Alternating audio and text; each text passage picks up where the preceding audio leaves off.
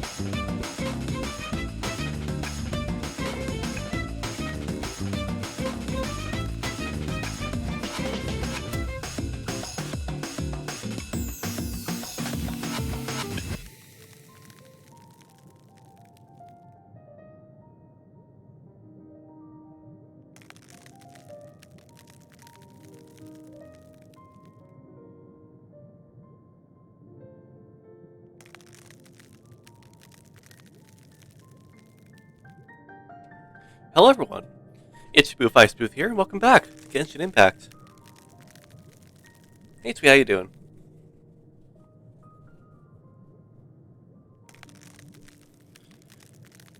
Alrighty, so today, it is time to do the Archon quest. And I'm trying to get a team together. Now Twee, I trust you. What elements do I need for this again? I forget, and I meant to ask you earlier. So I didn't look like a fool just sitting around trying to organize my characters. But, I need Electro and Dendro? Or Pyro? One of those? Hydro. What do I need? Because I'm about to run in there with just, like, the tried and true method.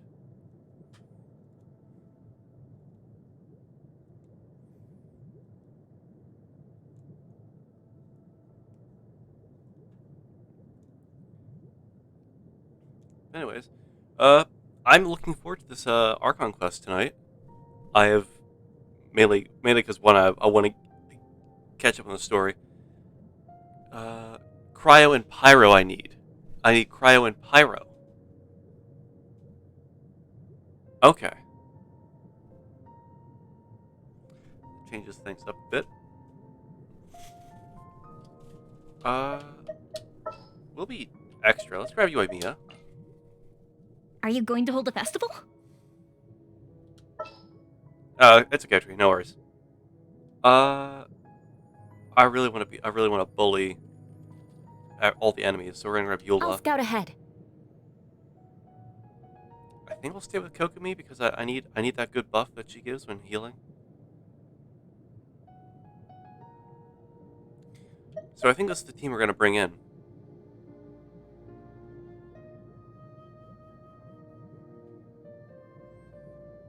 Okay, so Cryo, Pyro, we don't need to worry about Electro. I guess Electro is null and void because it is Scaramouche.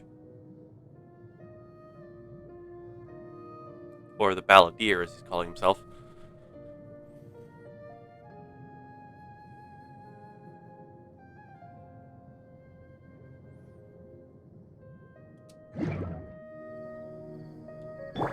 But we got our team together.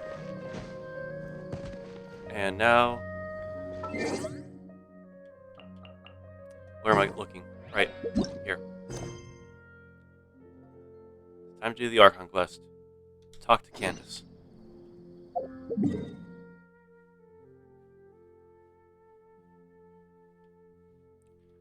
I was told this is going to be a long quest, so that's why I am starting early. Hopefully, I can get through all this.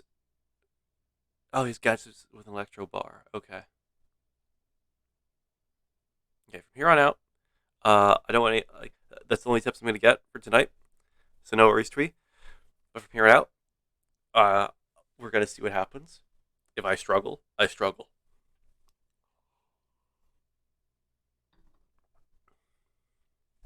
I'm not going to be funsy with things. No, Twee, you're perfectly fine. I'm just saying, I asked you. I personally was asking for opinions on that because you said you wanted to help me with that. That's really. I'm not trying to sound like I'm not trying to say. Uh, I didn't mean to sound like I was being like all up in your business. Uh, so I'm really sorry. I'm still a bit tired from this morning. I had to wake up early for a class and had to run campus just to find out it was canceled.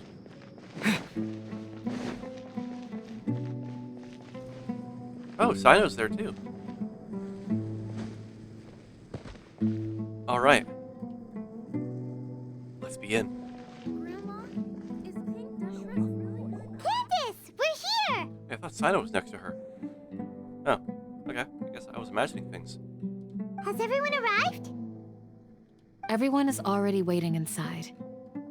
Well, what are we waiting for? Let's join them! Please, wait a moment. What's the matter? Before attending the meeting, I hope you can promise me one thing. Name it. What do you need?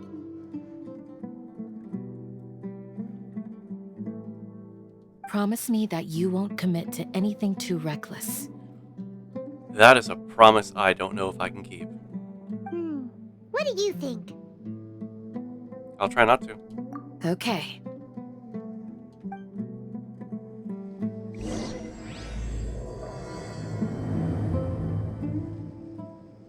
I suppose wisdom. They're all waiting for you. Okay. They're all waiting for me.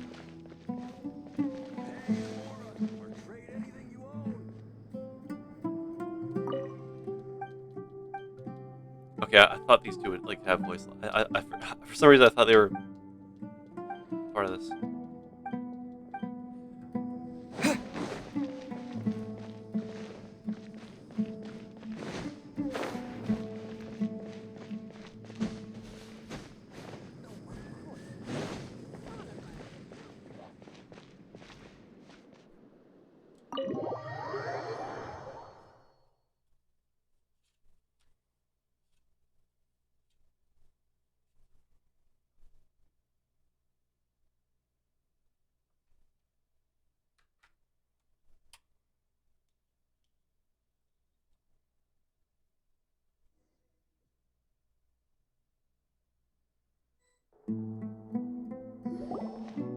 Everyone's here so early!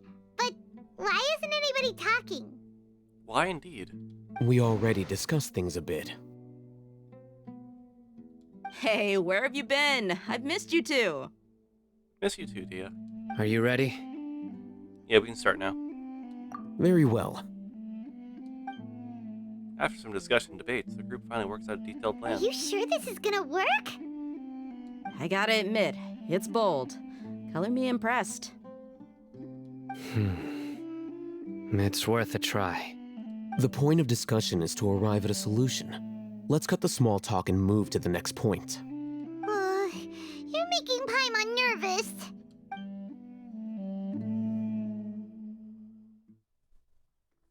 Cutscene?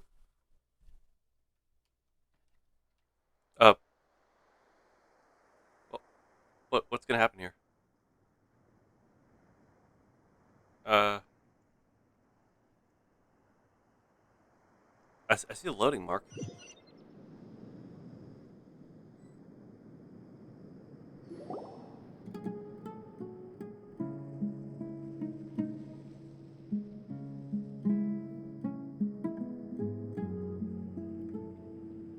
Is this the first? Oh, You're finally done. I have some other stuff to take care of. Catch you all later.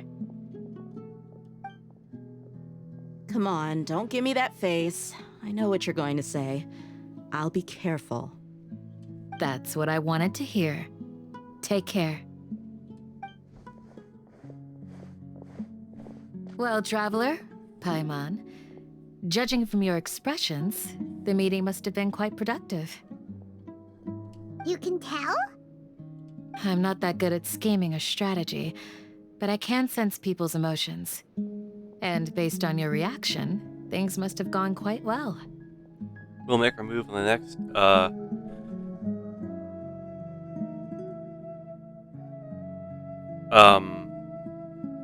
Is the J silent in this or the N silent?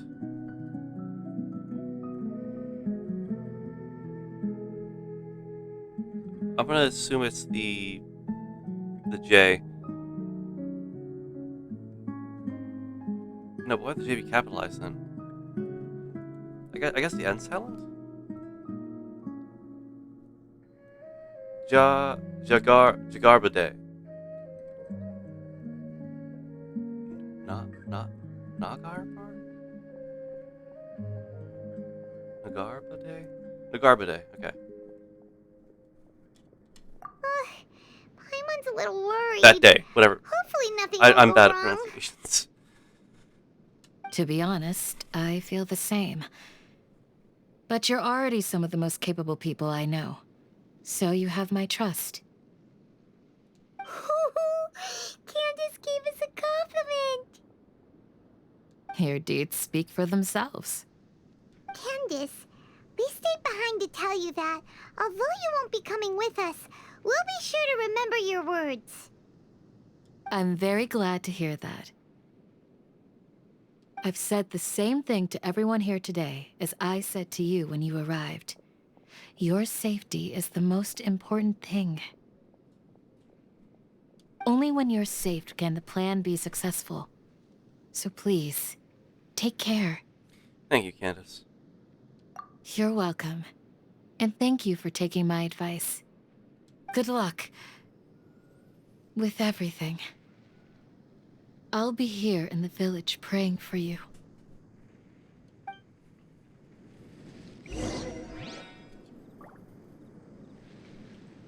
There's a Celia out there. Anyway.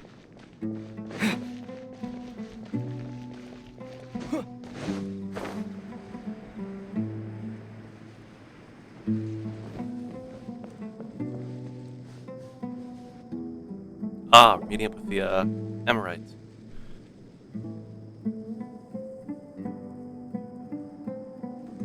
Sounds good. I'll go make some preparations. Okay. I'll hate them. Have you finished saying your goodbyes? Yeah. Also, Candace told everyone to be careful. Yes, she did. But I think my point also bears repeating. Our plan is not child's play. We won't be able to achieve anything if we're simply careful. We must go beyond that and fully commit ourselves to it. I hope this is clear to you. I understand, except be careful, but don't be afraid to take risks to get done what needs to get done the rescue. Huh? Shouldn't you be saying something more cheerful to boost our morale right now? Didn't we already do that during the meeting? You can never have enough words of encouragement. In that case, Candace can cuddle you to your heart's content while I continue to remind you of the seriousness of our situation. We all have our jobs to do, after all. It's like how some people can be put in charge of logistics while others will fight on the front lines. Yeah, that makes sense. Speaking of the front lines, you don't look anything like a soldier. Of course. Compared to the mercenaries, I'm merely a feeble scholar. But the advantage of not being a mercenary is that I get to stay in a safer place and offer my strategic insight. Just think about that mercenary who lost his mind. Mercenary groups are facing constant danger every single day. Well, being a scholar is also a high-risk occupation, and you are a scholar. I'm not like the rest of them. I'm Even not like among the rest of members them. of the same species, some will exhibit far more potential than others. I'm not your average, ordinary, everyday scholar. I am a super scholar. This guy. Paimon still remembers when those mercenaries in Port Ormos called you a lunatic. All intellectuals are lunatics in the eyes of fools. I'll take that as a compliment. That reminds me. Feeble scholar, said the buff man. Do you remember the record we saw in the King Deshret ruins? It mentioned forbidden knowledge. Yeah, I remember that. You have a good memory. Forbidden knowledge has the power to drive people insane, but this fact has never been shared with the public. Even I, who has worked in the academia for some time, was never once informed of this. I think those mad scholars and mercenaries we encountered may have all fallen victim to the corrupting qualities of forbidden knowledge.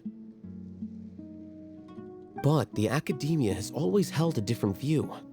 They have always believed that symptoms of madness are a side effect of human contact with divine knowledge as mere mortals. Come to think of it, perhaps the academia has also never understood the true nature of forbidden knowledge, and thus always approached the issue from the wrong direction. The Withering, Elazar, and the Sandstorms. Don't you think what is happening right now across Sumeru is rather similar to the forbidden knowledge pollution that occurred in the desert thousands of years ago? It's another occurrence of forbidden knowledge pollution. But Paimon thought that Irminsul's disease is what caused the withering in the sandstorms. At least, that's what Tainari told us. Wait a second. Could it be that... Ah, you've connected the dots. The cause of Irminsul's illness may precisely be the pollution from forbidden knowledge. But if that's the case, what should we do? This is huge! We have to tell Nahida about this as soon as possible. Wait, why do you think Lesser Lord Kusanali would have a solution to this situation? Well, she said the key to saving Irminsul is contained within the remaining consciousness of Greater Lord Rukkhadevata. You mean, it's related to the scene you saw when you passed out in the Avidia forest? That whole, the world forget me thing? Yeah, that thing. In that case, it's imperative that we rescue Lesser Lord Kusanali. Only by working with her to save Irminsul can we completely resolve the problems Sumeru currently faces. That's right. To make sure we're still on track, I would like to check on the state of some of our preparatory work. Okay. Where are we going? To an Eremite base. We're gonna check the supplies or something, or are we gonna... do what exactly?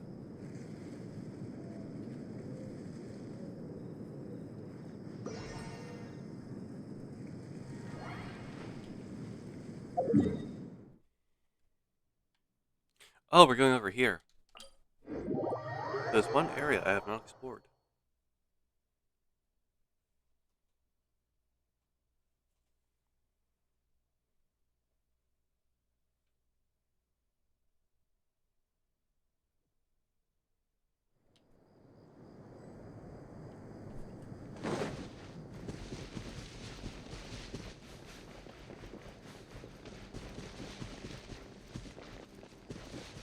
Excuse me. What? It's all good. Okay, Whatever the boss says. seriously? Game? It's a ladder. It's not that hard. Oh, you made it. Huh? What are they doing here? I gave them some technical work to do. Ah, it's the scribe. And is that the traveler I see? Mm-hmm. How's the work going? What is that? Ah, yes! We have fixed the devices according to your instructions. One of them is already ready for use, while the others are still under repair. Aren't those devices for canned knowledge extraction? What are you doing with those? Look here. Huh? More canned knowledge? Are you going to put more weird stuff into his head again? Oh boy, it's time to do some knowledge. What's that look on your face? Are you scared? Oh, he's smiling. This isn't good. Paimon's a little scared, but very, very furious. That's an interesting response. Anyway, we're not going to use this just yet. As I mentioned during the meeting, this knowledge capsule contains a decree I drew up in the past. The academia should also have their own copy. And according to the plan we just came up with, Traveler, I want you to record something into this capsule. Why me? Do you believe we can save Lesser Lord Kusanali? Yes, I do. Good. Conviction is the most important part of all of this. Now, please get ready and put on this device. Okay. You want us to record our conviction into the knowledge capsule? Yes, Paimon is still really worried. I understand. But trust me, Paimon, this is something we have to do. It's best if you can do as I say. Okay then.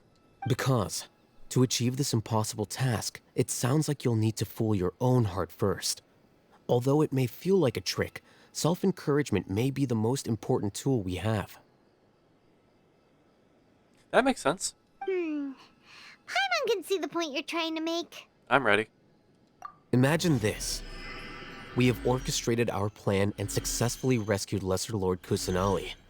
As a result, we have changed Sumeru's entire political landscape. Everything went without a hitch, and everyone recognizes and praises our achievements. Okay, sure. Now, open your eyes. Here, What's this? read it out loud. Some stirring words have been written on the notes. Inquire seeing the purpose of the recording. It's done. What a fascinating experience. Is your head okay? Does anything hurt? No, I'm fine. It's just a recording. There should be no negative effects. But what was the point of doing this? Paimon doesn't get it. And that's perfectly fine. In any case, these capsules aren't meant to be used by you. Okay. Huh? What do you mean? Have you forgotten? Our plan needs to account for those who have long relied on the Akasha. You may find it hard to believe, but for those people, everything the Akasha transmits to them is nothing short of absolute truth. We're spreading false information, but in a positive way. Imagine if you've been using a device like the Akasha since the day you were born, and this device has always supported you during times of need. After all that time, what do you think you'd become? A fool? A machine? Dependent? A slave to orders. And that's why rules are so important. In addition, those who understand the rules can delineate boundaries and identify gray areas. But why would you need to identify the gray areas? You could say that those kinds of ambiguous zones can be very interesting. One might even say they're advantageous in the right hands. Like lawyers. Things you're interested in are really out there. Are all Sumeru scholars like this? I have no idea, Paimon. Anyway, that's enough chit-chat. I'm going to take those two to work on some small projects. You can head to Caravan Rebot and start preparing for the next step. Right. Small projects? We're going to tinker with the Akasha terminal and make a few modifications. Okay, then.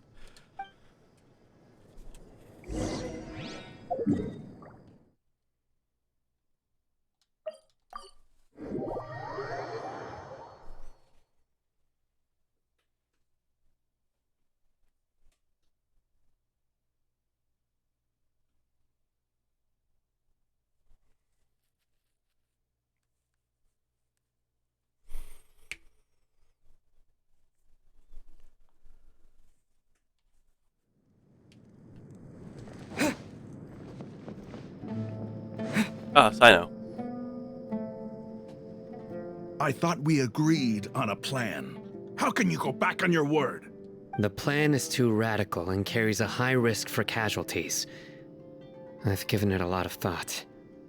And in the end, I still can't agree to it. But it's still the best plan we have. As a former Matra, you of all people should be able to see the bigger picture and recognize the innate advantages of our plan. I did. And that's how I saw the danger behind these so-called advantages. Al-Hitham's plan is even more radical than I imagined. Huh? Why are you guys arguing? My friend, you're just in time. Why don't you help me persuade Sino? He's turned against our plan. We agreed to work out a plan at the meeting. As mercenaries, you're familiar with the local environment, so you'll take care of the specifics. But then, you went to Al-Haytham for suggestions. Had I known Al-Haytham would give you those kinds of suggestions, I would not have agreed to the plan. Oh boy. Look, you already know that we're all on the same side here, don't you? Mercenaries place a lot of importance on their bonds of friendship, but also will not hesitate to make sacrifices if they deem the situation to be sufficiently dire. I'm sorry, but as things stand, I can't accept your principles. Seems you really do understand the ways of the desert. Traveler, Paimon, this is also something you should know. Okay. Rahman's plan is to have me work with the Caravan Reebok guards in my capacity as a Matra. We will arrest the mercenaries and escort them into Sumeru City. Wait! Okay. How can we work with the guards? We can't get through that wall easily, remember? Caravan Rebot would never let so many unregistered members of the Eremites enter Sumeru City. My plan will clear us of any possible suspicion, and also let us enter the city as a big group. There is no better way. What is it? That also sounds like something Al-Haytham told you. Am I right? Doesn't Al-Haytham know how dangerous this plan is? Of course he does. He told me, there is no perfect plan, but this can get the job done. He also said that with the help of Sino and the Traveler, our chance of success would increase significantly. I never blindly trust anyone, and I've always had a good eye for people. I think he made a number of valid points. It's my own choice to trust you. If I make the arrests alone, I can control myself and prevent you from getting hurt. But I can't guarantee that kind of discipline from the guards. To make the whole thing more convincing, you'll need to resist to some degree. Casualties are inevitable once push comes to shove. Oh, damn. I'm okay with the deaths of enemies. But now that we're allies, I'm against the meaningless loss of our own. I can't believe a Matra would actually care about us. I've lived a hard life, and I can say that people like you are hard to come by. I've always treated my allies with honesty and respect. They have the right to know important things like this. Now you're making this hard for me. Hey, is there something we can do to help? Look, I can help. I know what I'm doing. I knew you would say that. We can help fight some of the mercenaries, which should reduce the number of times you'll have to struggle directly with the guards. That should help at least a little bit. We should respect the determination of Rahman and his guards. Well, I mean, his comrades, not guards. Sino, on behalf of my people, I thank you for your kindness. But this is a mission we cannot turn our backs on. We strongly value the lives of our friends, but the goal we are about to achieve is even more important. We have no fear of casualties, because we crave the spoils of victory. So please, lend us your support. We will show you the determination of us desert dwellers. Well, now that you've put it that way, I can no longer refuse. But remember, you need to follow the plan and not do anything reckless. Candace made it very clear that we can only achieve our goals if we can ensure our safety. Exactly. Since you and I both recognize the significance of this operation, there should be no more animosity between the followers of the Dendroarchon and those of King Deshret. Everyone's life is equally important. Okay, you have a deal. Let's do this for our shared dream. The guards should be stationed in the courtyard nearby. You can find them there. All right, let's go.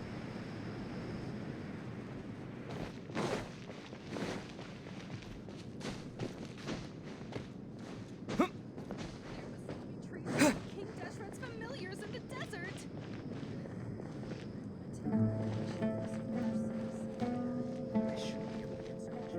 Hello, guards.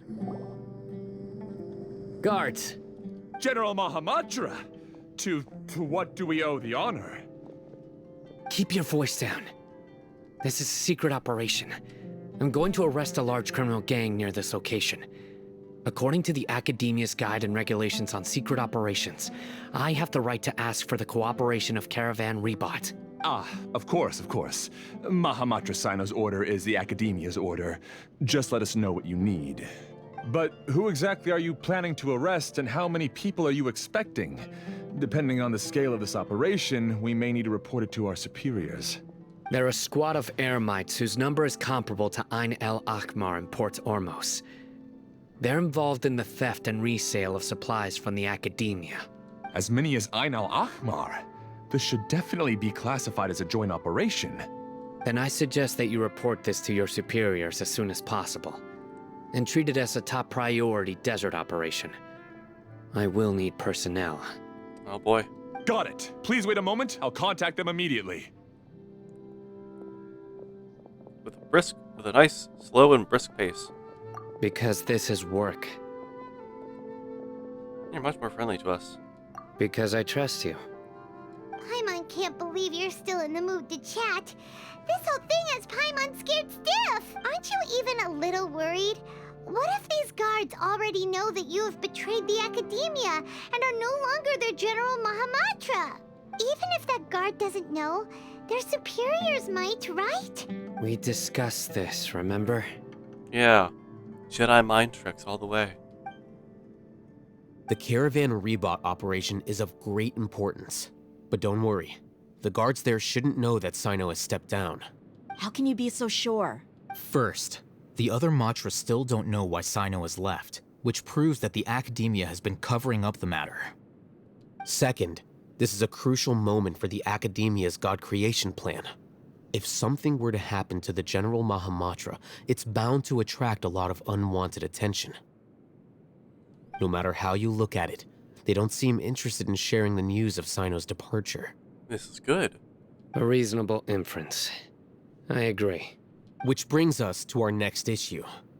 I'm sure some of you have been wondering if the prediction function of the Akasha will affect our operation. The Akasha is still in operation, so I must remain on high alert. Actually, considering the power of the Akasha, it's quite strange that it hasn't already tried to interfere with my actions. I've given that a lot of thought. For now, I don't think you'll need to worry.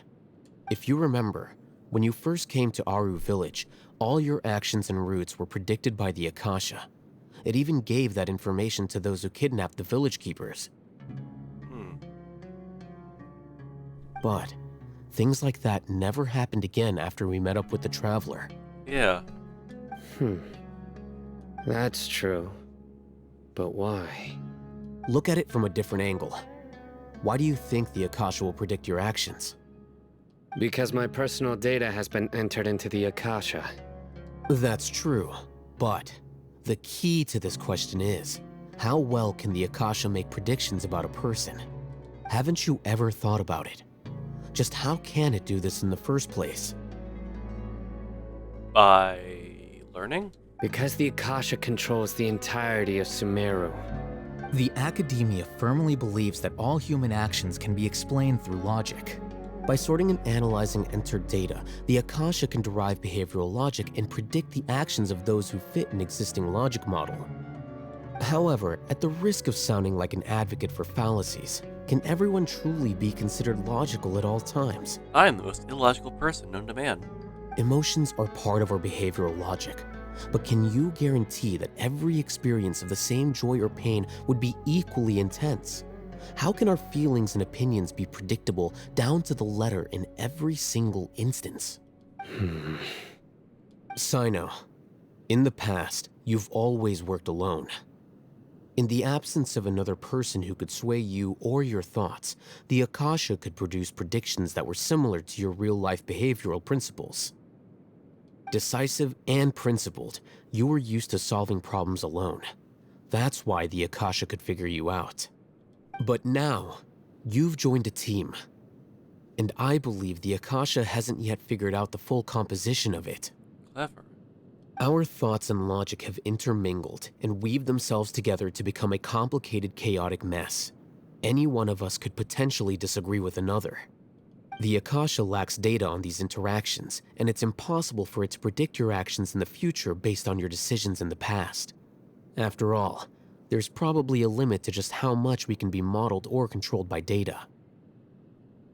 So, in my opinion, you're probably safe for now. Makes sense to me. I agree. Me too. The Akasha is not alive, and I don't think we can be completely controlled by something without a mind of its own. Is that so? I guess there are things that even the Akasha cannot calculate, and people will not be forever trapped by the past. Paimon's so glad that this is settled. Yeah, thank goodness for that flashback. Next time, pay attention during our meetings. Will do. I'm confident that we can do this. I really wrote that broken. I'm so tired. Just remember to stay vigilant. I'm gonna power through this. Footsteps! General Mahamatra, we were not expecting your presence here. I'm the security officer of the Grand Deshret Desert District. My name is Luxembarbo.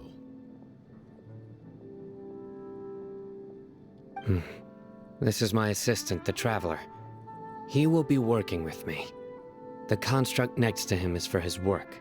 Beep! Construct! Beep! I'm so happy she's going along with the bit. What a great honor to meet you. Your golden hair is as bright as the sun. And, is this the latest technology from the Academia? Fontaine, actually. Nice to meet you, too. Have you made a decision regarding the matter I mentioned to your subordinate? It seems to be a dire situation, so of course you will have our full cooperation. To be perfectly honest, I've always longed to go on a mission with someone as well known as yourself.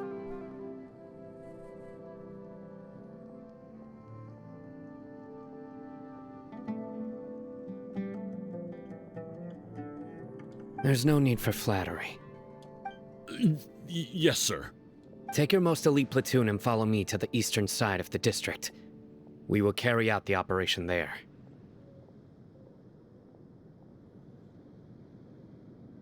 Understood. Map. Hurry, bring the map!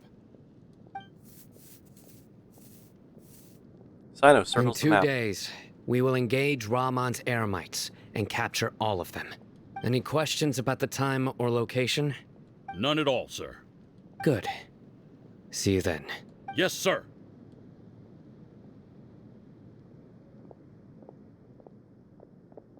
Maybe hanging around the General Mahamatra isn't so bad after all.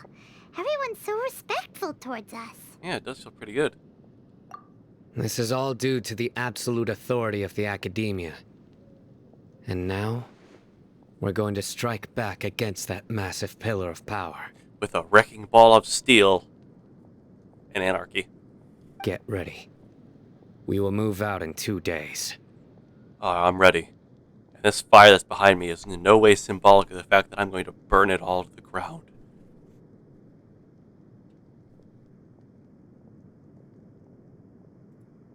Seriously, this fire behind me really does kind of look half ominous for the fact that it's on the other side of my face, and I got the Dendra earring on the other side.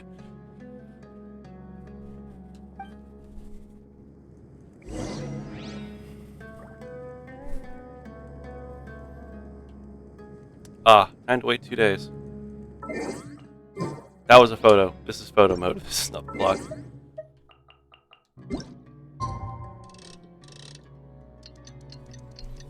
Two days later.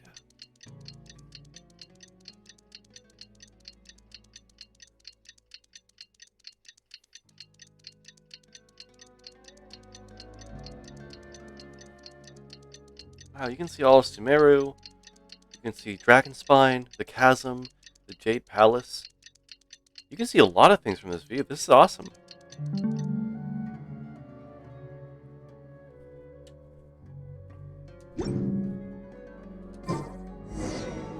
time for the operation. Let's go meet Sino in the desert. Oh. Excuse me, pardon me, coming through emergency. How far out is this? Oh, that's really far out. I'm not running that whole distance.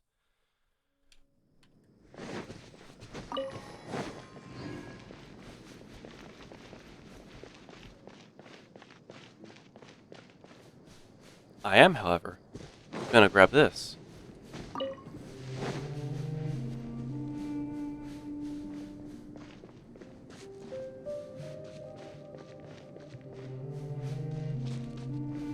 Alrighty. Look, over there. Our helpers have arrived already. Let's hurry over. Wait a moment. Yeah? Oh, it's you. You're my assistant, remember? Yes, I remember. Being my assistant, you must stay with me. Now let's head over there. Right. It's General Mahamatra and his assistants. We meet again. You're here early. It's to show how important we think the operation is. Since this is a big case for the Academia, we are prepared to give it our best. Good. I'm glad to hear your sense of resolve. Remember, we must capture them alive. They are our only leads for the case. If they die, we will be unable to continue the investigation. Understood. Everyone! The Eremites are approaching from the west! Make preparations and be ready for combat. Non-lethally. Halt! Oh? What a warm welcome. What do you want? Judging from those shiny weapons in your hands, it seems like you're not interested in a deal. Rahman, the Academia has caught wind of your smuggling and illicit sales. If you value your life, I advise you to surrender.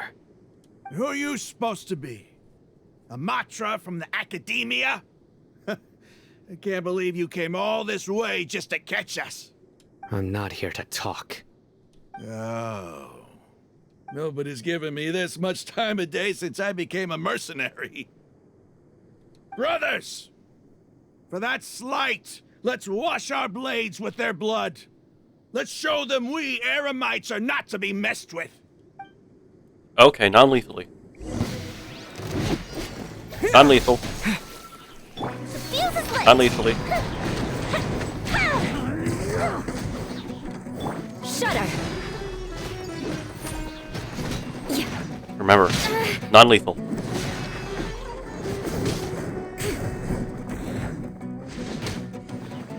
Rack and ruin. Non-lethally. Allow me.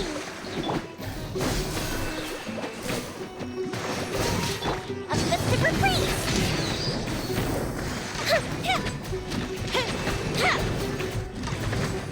Non-lethally.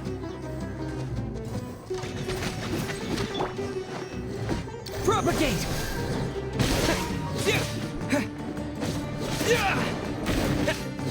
Non-lethally.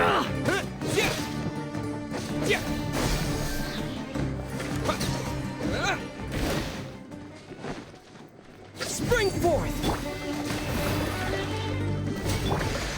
Beg for mercy. Vengeance will be mine.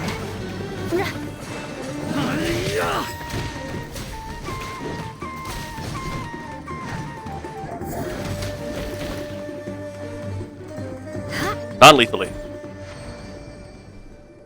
It's over.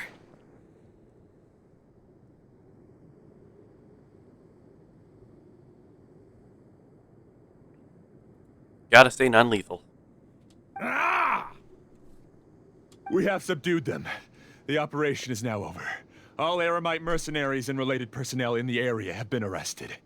Ah, you pitiful Dendro Archon dogs! You'll regret this! I'm afraid you'll regret it first. King Deshret will curse you, and you will all— Silence! Oh, Restrain them and take them back to Caravan Rebot. Count their numbers and send them to the Academia as instructed by the General Mahamatra. Yes, sir!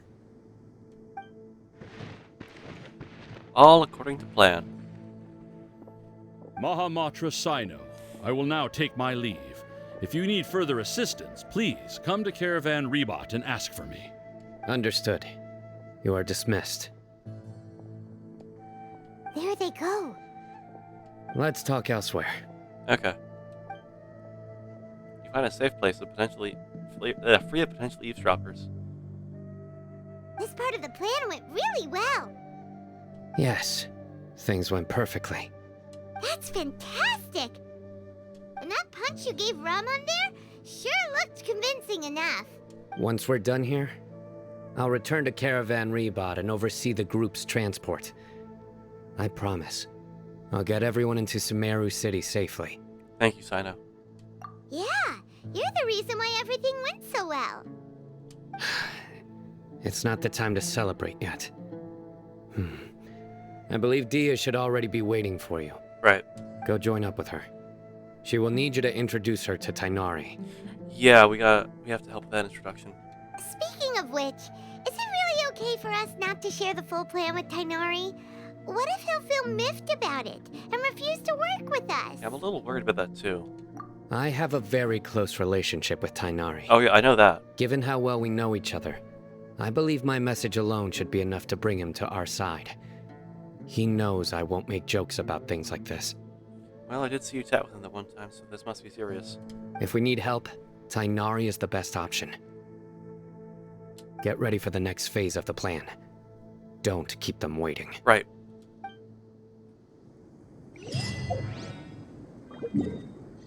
And I got an achievement.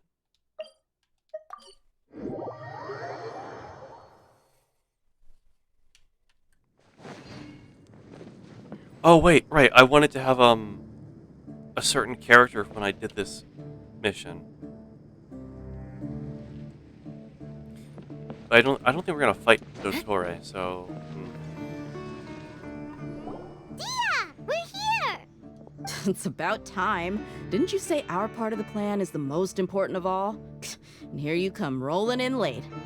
In the time it took you to get here, I already did 5 laps around the place, downed 7 drinks, and even did some clothes shopping. Sorry. We didn't mean to keep you waiting. I just wanted to fix your attitude and rub it in a little.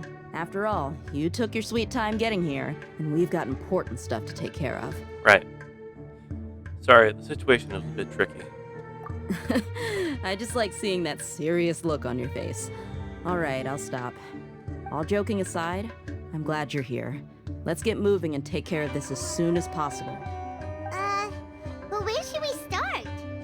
Our responsibility is to get a status update on the Fatui Harbinger known as the Doctor. We need to make sure he won't get in our way when we rescue Lesser Lord Kusanali. Right. Dealing with an institution that controls all of Sumeru is already hard enough.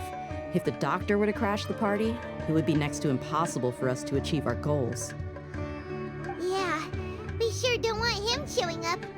Ooh, he really gives Paimon the creeps. Right? Hearing his name just reminds me of those stuffy old geezers in the academia. I'd rather not have to deal with someone like that. So, what should we do? According to the plan, we should first go to Pardis DI and ask for Forest Watcher Tainari. Party's DI. It's DI, okay. If all Hatham and Sino's sources are solid, then we can be sure that Tainari still has the Academia's trust. So, we'll find Tainari and convince him to get us the latest intel on the doctor. Then, depending on what we learn, we'll make any necessary adjustments to our plan. Hey, Tweet. I know this might be risky. Should I bring Kali on this as well? Just for the because I remember I said it like an earlier stream. I want to bring her like to take out the big bads, and I don't know if we're gonna fight the doctor. The sages have placed spies everywhere on the other side of the wall. I'll follow you as a bodyguard. Oh, I didn't expect you to become my bodyguard. You should be honored. I don't offer my services to just anyone you know. But Paimon thought mercenaries would do anything for Mora. That's certainly true. But when multiple employers are vying for your services, you should always go with the best offer. Let's see. If I were to charge you a bill, I guess I can apply a discount. Thank you. How much more do you want? Paimon's not sure we can afford it. Paimon, we have like 10 million Mora. How much do I want? Hey, how about paying me with a smile? What do you say? Huh? I haven't seen you smiling much recently. If you ask me, someone like you must look lovely when they smile. Why, thank you. Come on, give me a smile so that I can be less worried. Thank you, Dia. Looking good. I hope this pretty smile will become our lucky charm.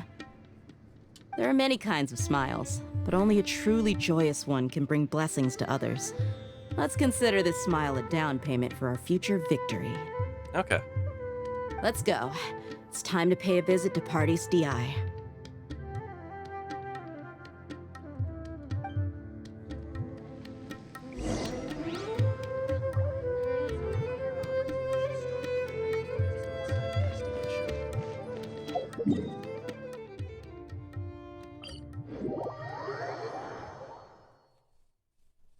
Yeah, I do kind of want to wish for Dia, honestly.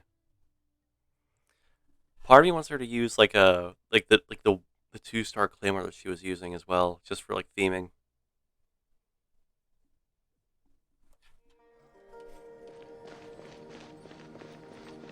There he is. He's over there. Let's go say hi.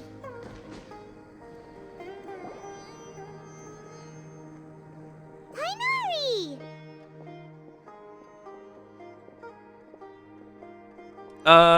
Nah, I'll wait to see. Ah, Traveler, Paimon. And you are? Long time no see. Hey there. This is our friend Dia. She's an Aramite mercenary. A mercenary? You must have some big news for me. Yep. Tainari, we want to ask you about something. It's something really important. Please help us out. All right, then follow me. Okay. Transition. This place is better. We won't be disturbed by any passerby. Okay.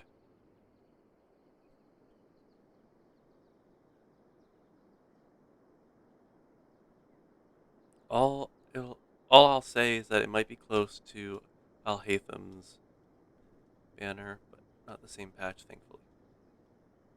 Okay. Okay, what is this important thing you want to ask me? Have you ever met the doctor? I want to know where he is. The doctor, huh? He's that strange-looking Fatui Harbinger with the mask. Paimon thinks he has blue hair. Yeah, it definitely looked blue. I couldn't really tell, though, because we were being swarmed by people.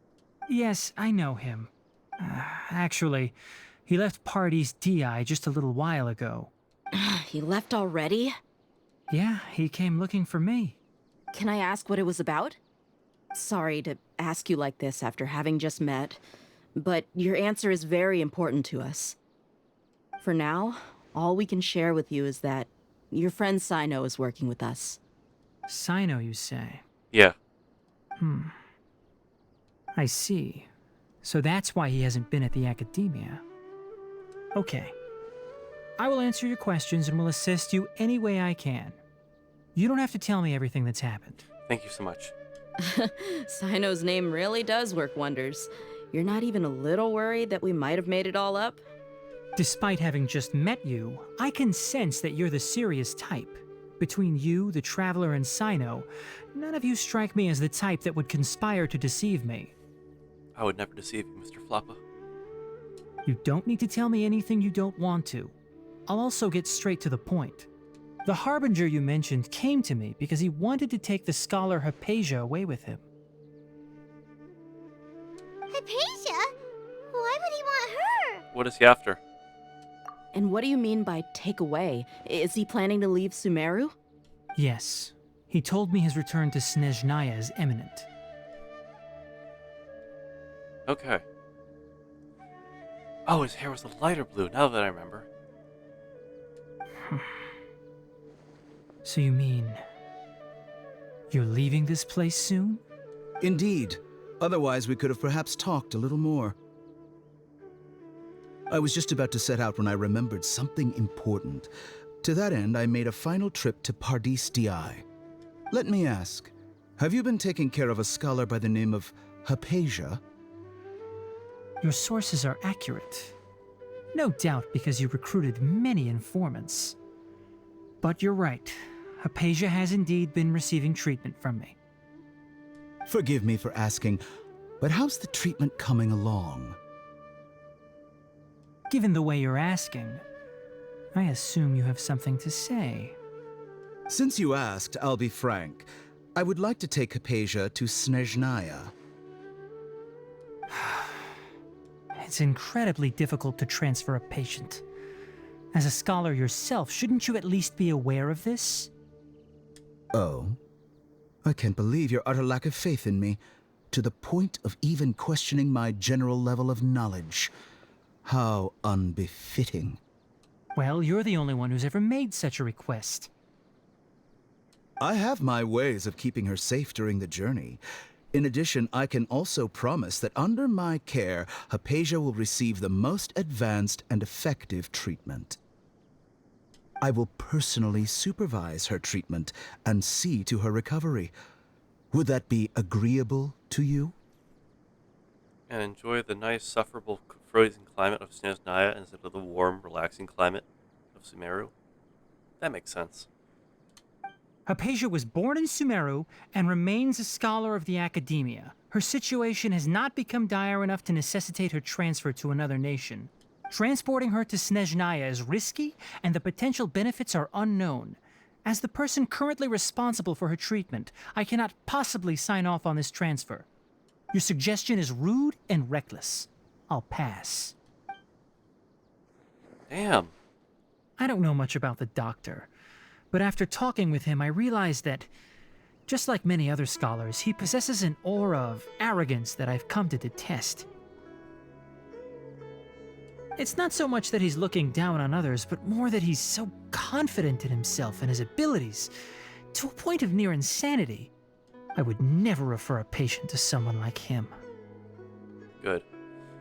Do you think he'll just give up on her? I prepared myself for a protracted battle of wits, and was really surprised to see him just give up on the topic. Still, his reaction really concerned me.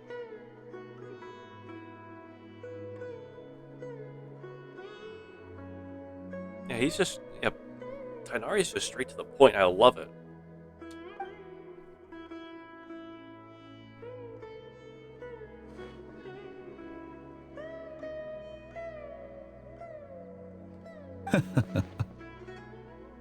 I see. Of course, your opinion makes perfect sense. You're still young, but already quite stubborn. I must say, you are not like what I had expected. Under normal circumstances, I wouldn't just let you off the hook like this. But unfortunately, I'm in a hurry today, what with Her Most Noble Majesty the Tsaritsa calling for our return. Luckily, there is still some time left for me to take care of everything before I leave. It's just as the Academia said, you're a responsible and gifted scholar. Sadly, even with all of that, you're still lacking a bit of shrewdness. And that's also why people like you can never realize that sooner or later, everyone must pay the price for what they've learned. Well, that was foreboding.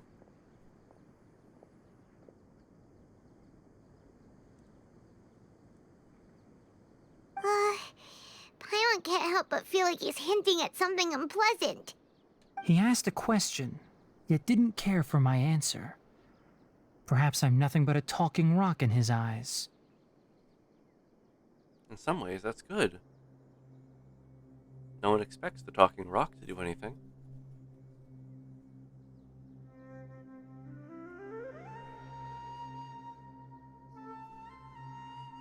When you least expect it, the talking rock is the one pulling the strings. He never came off as malicious, but an utter lack of compassion permeated throughout our conversation. From his tone, I can sense that he's always looked down on others.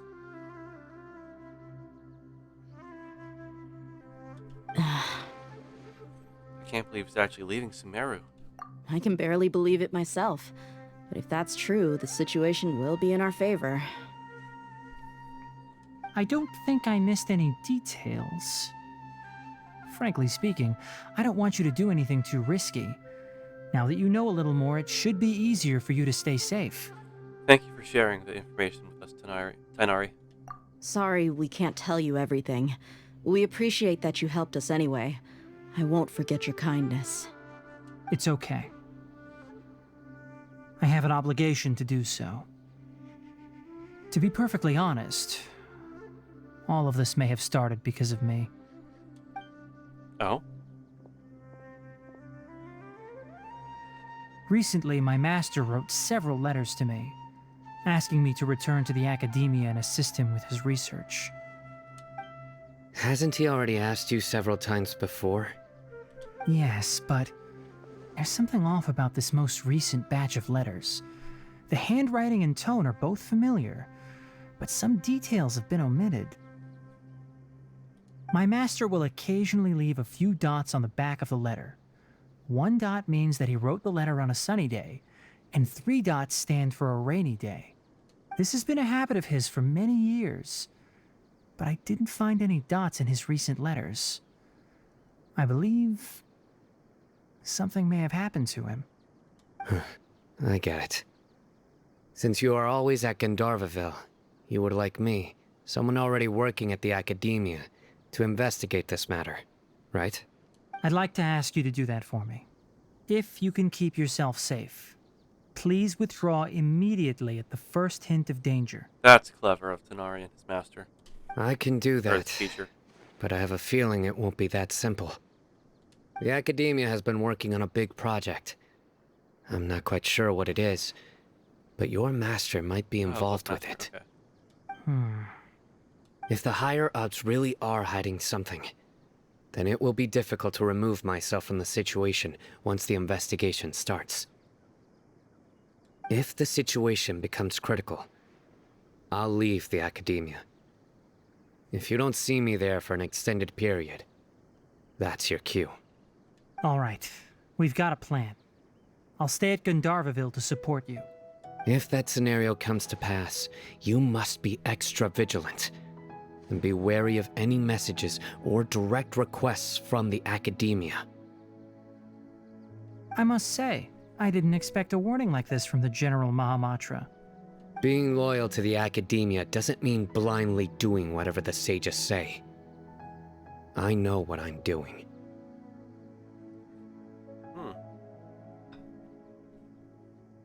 On that note, aren't you also being quite distrustful of your alma mater? The academia, yes, but my master is a man of integrity. Even when I was a student, I was worried he'd get in trouble for sticking to his beliefs. I suppose he's lucky to have lasted so long. But in the end, it still caught up to him. Transition.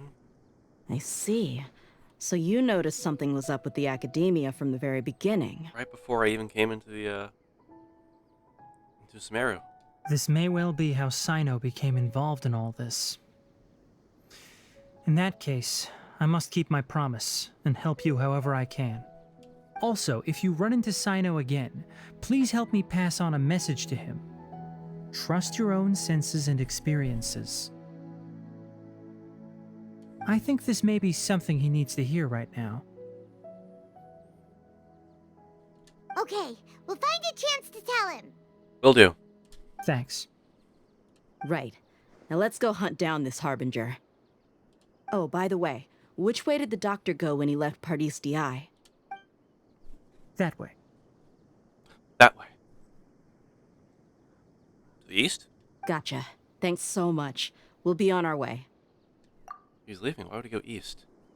At least to Liwa. It's quite a lot of distance before you get to Liwa Harbor.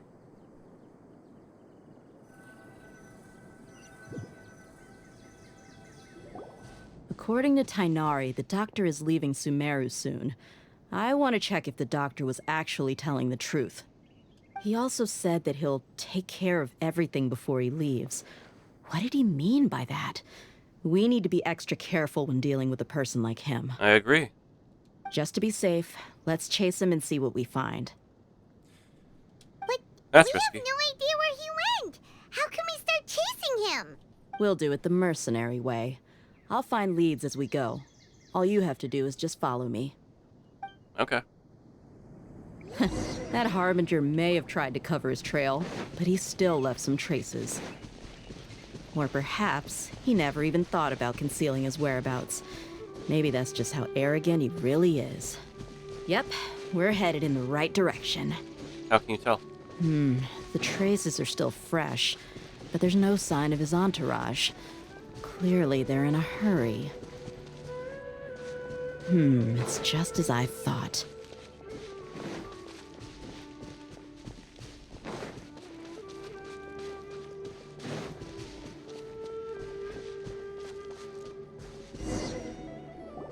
We can stop here. I think I know where the doctor went. Where? Is it through that little... Oh, there's a pig right there! Just chilling. To the south of here is Port Ormos, which seems to be where they're headed. That makes sense. Port Ormos? They're going to leave by boat? I don't know how else you get to Snezhnaya. That's right. Let's go to the port and have a look for ourselves.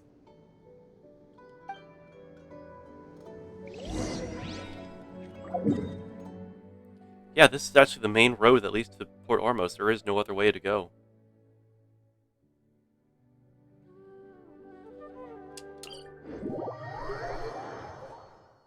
Unless you got a secret boat out a different direction.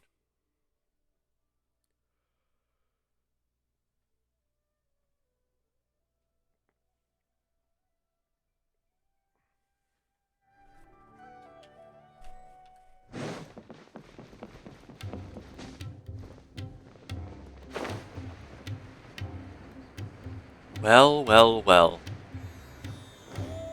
It isn't a bunch of Fatui lounging in the port. Look! Fatui soldiers! Paimon, be quiet. Thanks to Dia's tracking skills, seems we found the right place. Shh! Don't draw their attention. That's what I'm saying. The port is crawling with Fatui soldiers. Let's keep going and see what we can find. It's time to Now see. this is a proper farewell ceremony for a Snezhnayan Harbinger. The Lord Harbinger is leaving. I've still only seen him once or twice.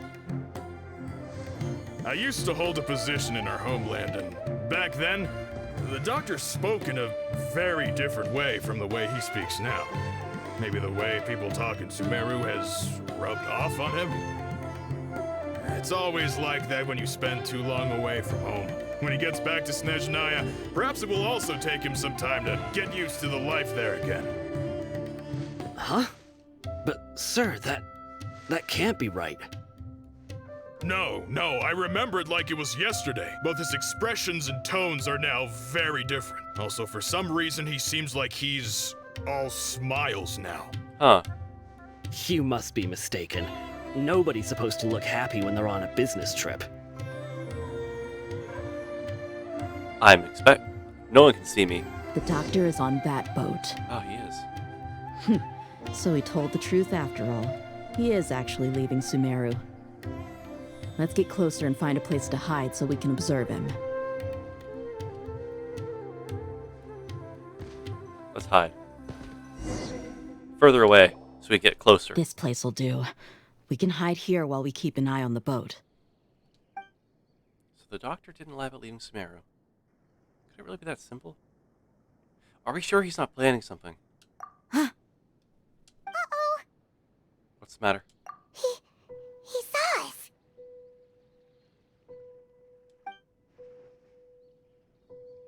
Huh? Is he waving at us? It's time to say goodbye. Wait, is he the only person on the boat? You mean there's nobody with him?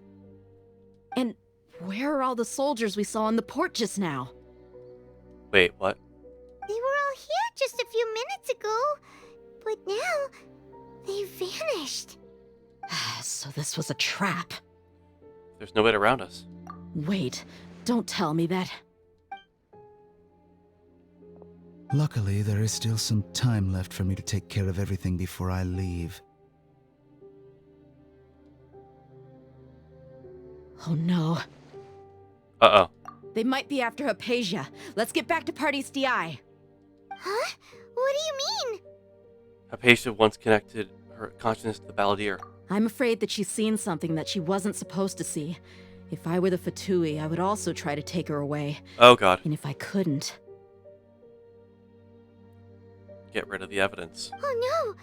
Are you saying they're going to kill her? Let's go!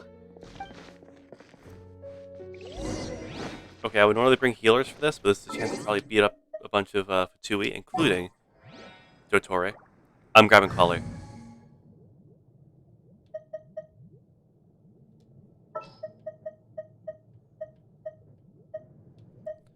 Unless this would be reckless. Sweet, would this be very reckless to do? Because I do need Hydro for getting Dendro off. And Kali's really weak right now.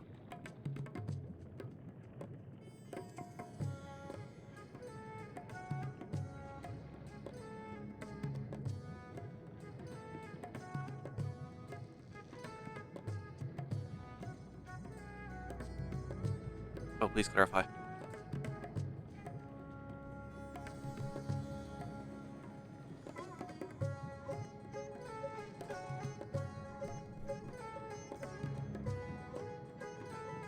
Okay, yeah. In that case, let's just grab Kali for this. I'll ensure your safety. We're going to ensure the safety.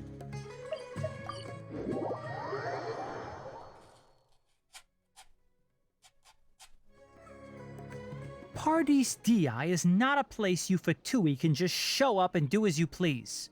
I believe we've already made ourselves quite clear. Our superior gave us permission to search for and collect medicinal herbs in Pardius DI for research purposes. But you've been in Sumeru for some time already. I find it coincidental that you chose to only come here today. Even the Grand Sage himself may not have the right to question our research, much less an ordinary scholar like yourself. I've done my duty to inform you. Don't make things difficult for yourself. It would seem that my words have fallen on deaf ears. You can keep trying to deny it, but coming to Party's DI now? I'm pretty sure you're not just looking for herbs. With all due respect, your baseless speculations will only lead to unnecessary trouble. Well, you only have your Harbinger to blame. He knows nothing about keeping a low profile.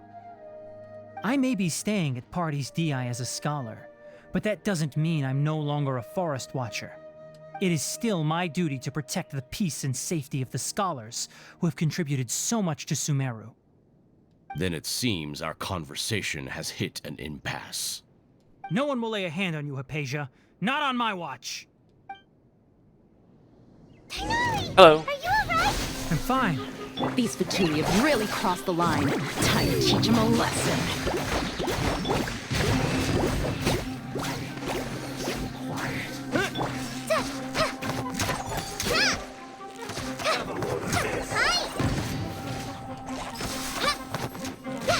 Detoxifying heat! Shut her! You need to hurry up! This one's well done! An unfortunate fault! There's no use resisting! Give us Hypatia! Keep dreaming! Yeah, Kainari, beat him up! Let's move! Germinate!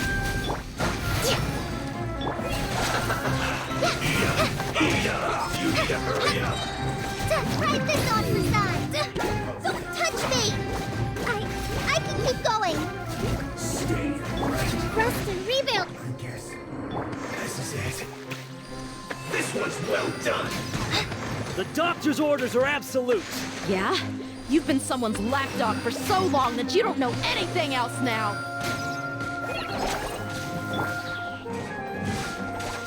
Crush! Prepare yourself. More speed! Shudder! No scar! Eye for an eye.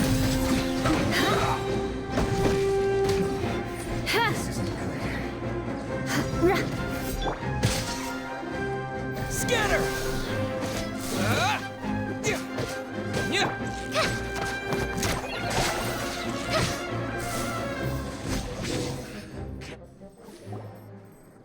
We're not getting anywhere. Traveler, Paimon, please go to Hypatia. We need to make sure they don't try to sneak around and attack from behind. Right. Got it! Hypatia's still here. Doesn't look like anyone's broken in. Are we sure it's not an illusion, though? She appears unharmed. Why is she so still? She's still sleeping. Okay. Well, how is she? Sleeping. She's sound asleep. Oh, that's good. Oh. Oh. So, you think this is over?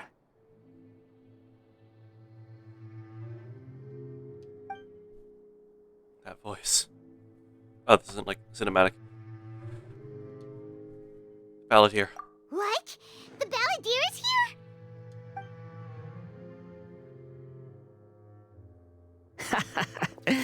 I've missed that look of abject horror. You've given me that look every time we meet. Every time. We met like once. But, where is he? I can't see him. Was he a spirit? Ghost? Wait. Has Piers made physical contact with Hypatia? Is the Balladeer in her consciousness? I can hear all of your thoughts, you know. Oh, then you'll probably hear this one. Fuck you. Don't you remember? I already saw you the first time you came to Party's DI and made contact with Hypatia. Oh, right. So that makes the second time we've met. Okay. So this is the third time we've met then. What did you do to Hypatia? I didn't need to do anything. It is her honor to be able to connect her consciousness with me. Who are you talking to? It can't be the Balladeer, right? That's impossible. I know you must be curious. I might as well tell you that I decided to enter Hypatia's consciousness the moment I sensed your touch. Why?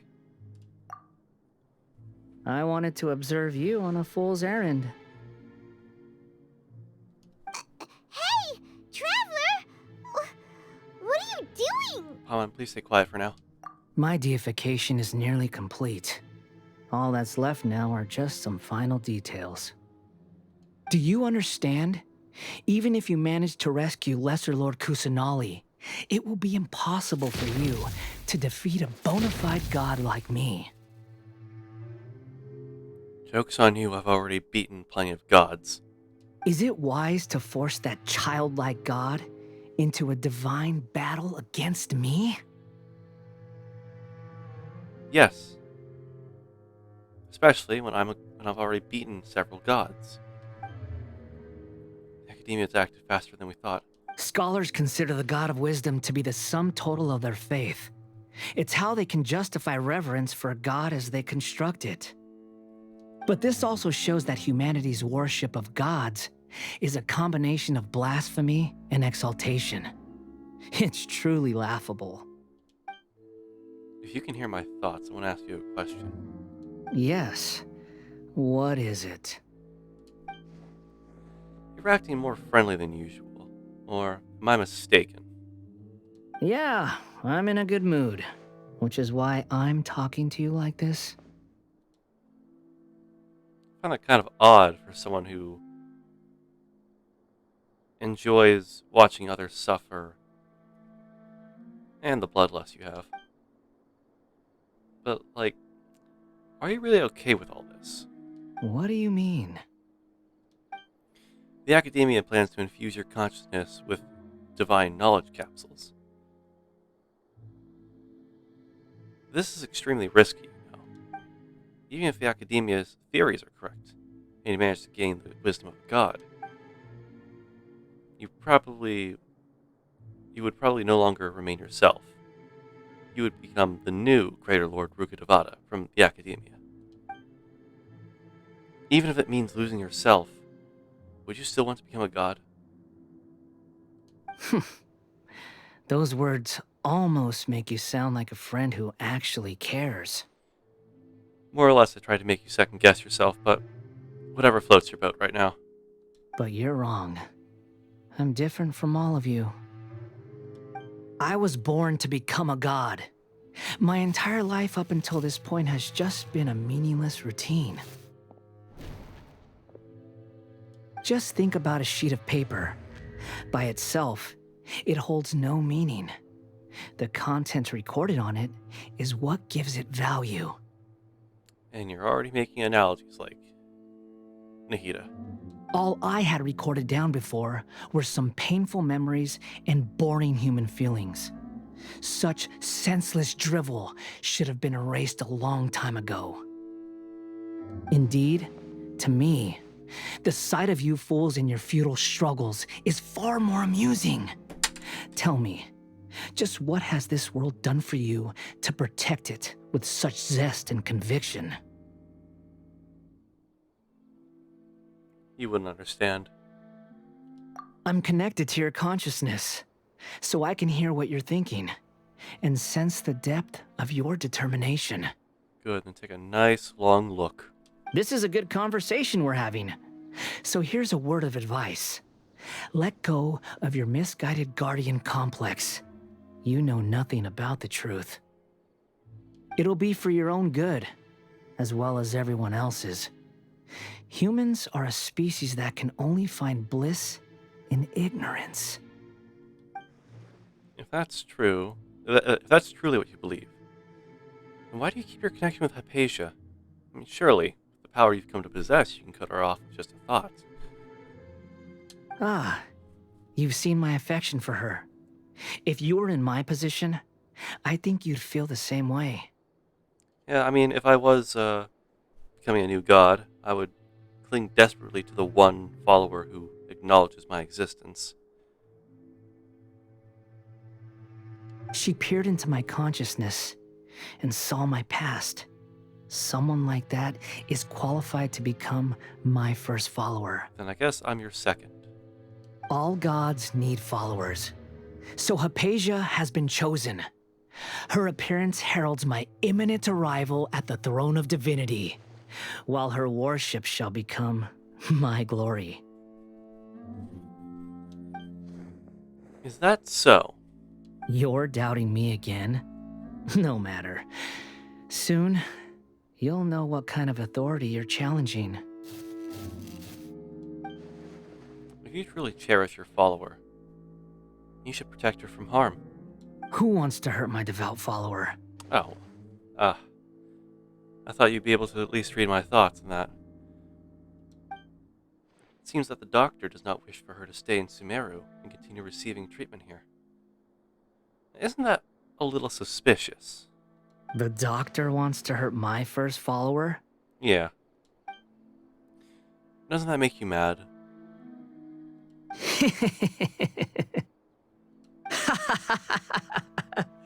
How very amusing. Has anyone ever told you that you're not good at sowing discord?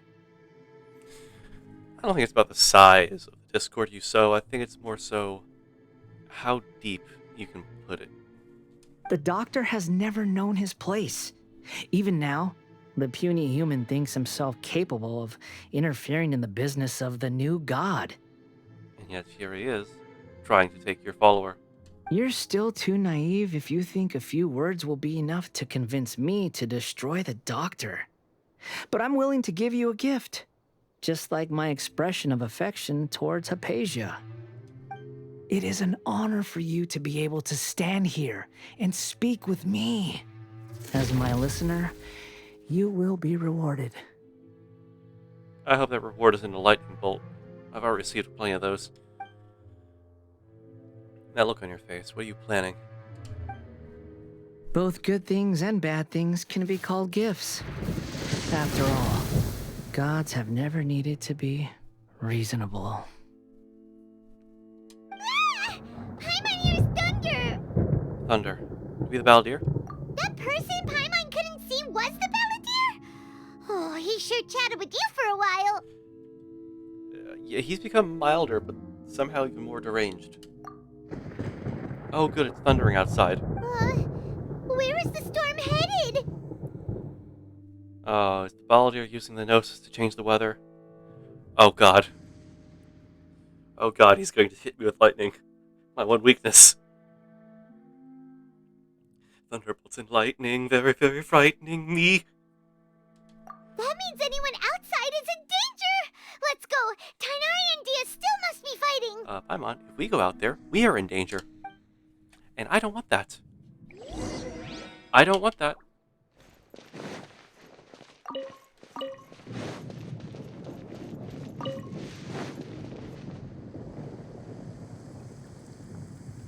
This is gonna suck. This is gonna suck.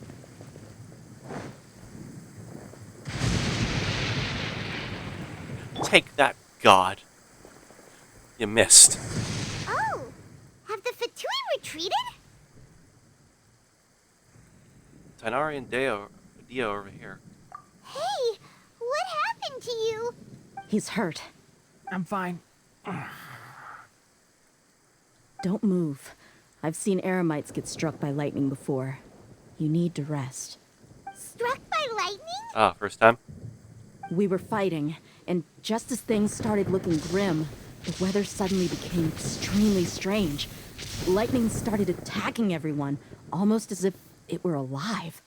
Luckily, there were only two of us, and both of us were nimble enough to dodge most of the strikes. There were a lot of Fatui, though, and they were being torn to shreds by the bolts of lightning.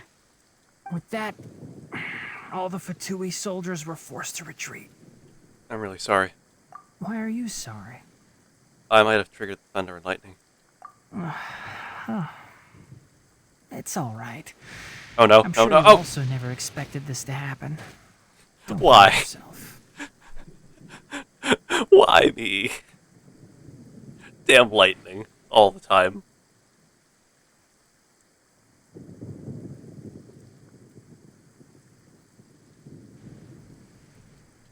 My wound aside, Oh, I'm back.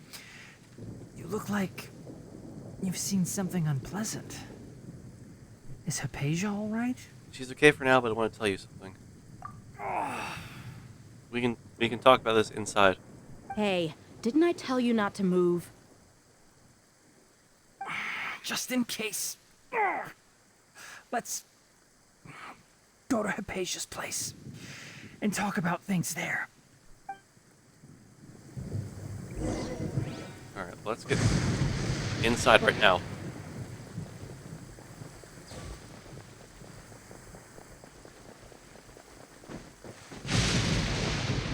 Okay, we can't get struck in here.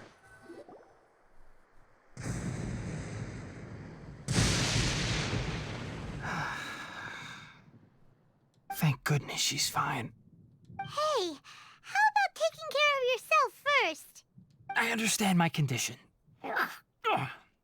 The wound is not fatal. I'll be all right. I can attest that it's not fatal. I've been struck plenty of times. Ugh. The more you understand medicine, the worse of a patient you become. Mm-hmm. I know. They always think they can push through the pain. Oh, he sat down. Let me rest for a bit. Sorry, Traveler. Now you may start. You recount everything from the meeting. Doctor, Valadier. So that's what you were talking to the Balladeer about? Oh, Paimon can't believe what he's thinking. The Academia's God creation plan. How ridiculous. That sounds, ambitious, I guess? Anyway, this is all way beyond me. Yep. As long as I can enjoy every day with a drink in my hand, tasty food in my stomach, and a good night's rest, that's enough. I'll only work when I have to. I must be the least ambitious person who's ever set foot in Party STI. Don't say that. I haven't even thanked you for your help back there. Don't mention it. Well, if nothing else, all this proves that the doctor really did have some urgent matter to attend to and left Sumeru in a hurry. Yeah, and I also have a theory.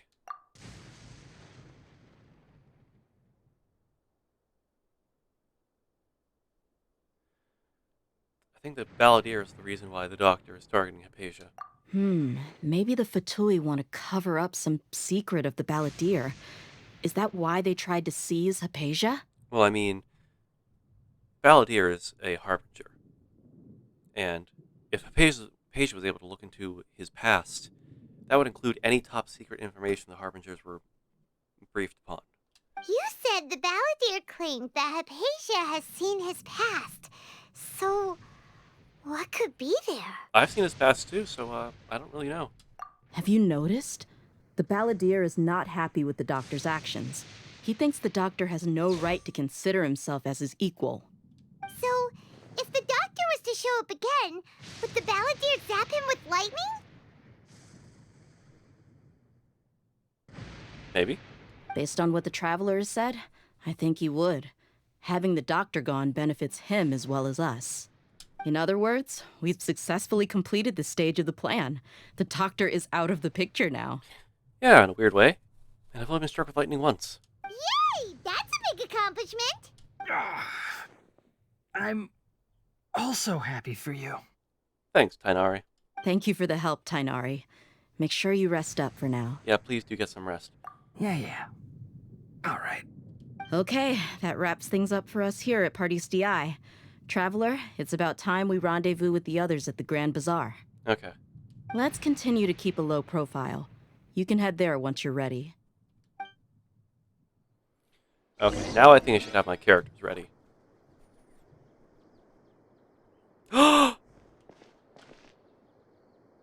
He's on the boy! Tainari on the mech. You can just focus on your plan. Leave Hypatia to me. My wound isn't going to get in the way. Carcata. Okay. Guess I'll sit still for a little while longer. Carcata, the best seat ever. Oh, good, the lightning stopped.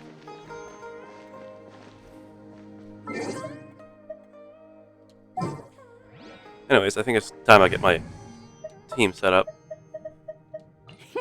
Let's go out and play. Hold the line!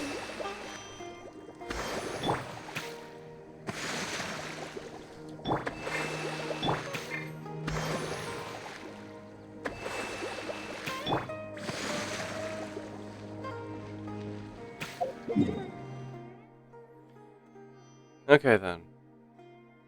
Where's the Grand Bazaar?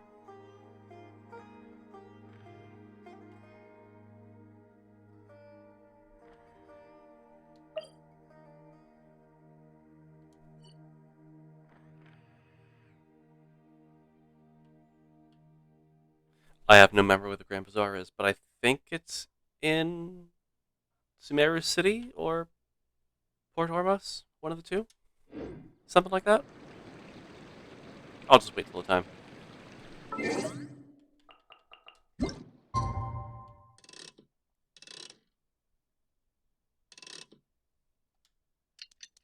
Sumeru City, okay.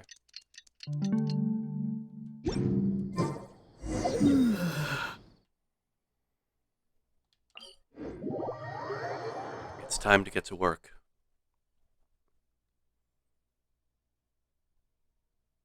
Where Nilu performs, okay. Oh, right, that's the Grand Bazaar. Man, I'm tired as hell. Man, oh man, you can really tell how tired I am. I'm forgetting where everything is.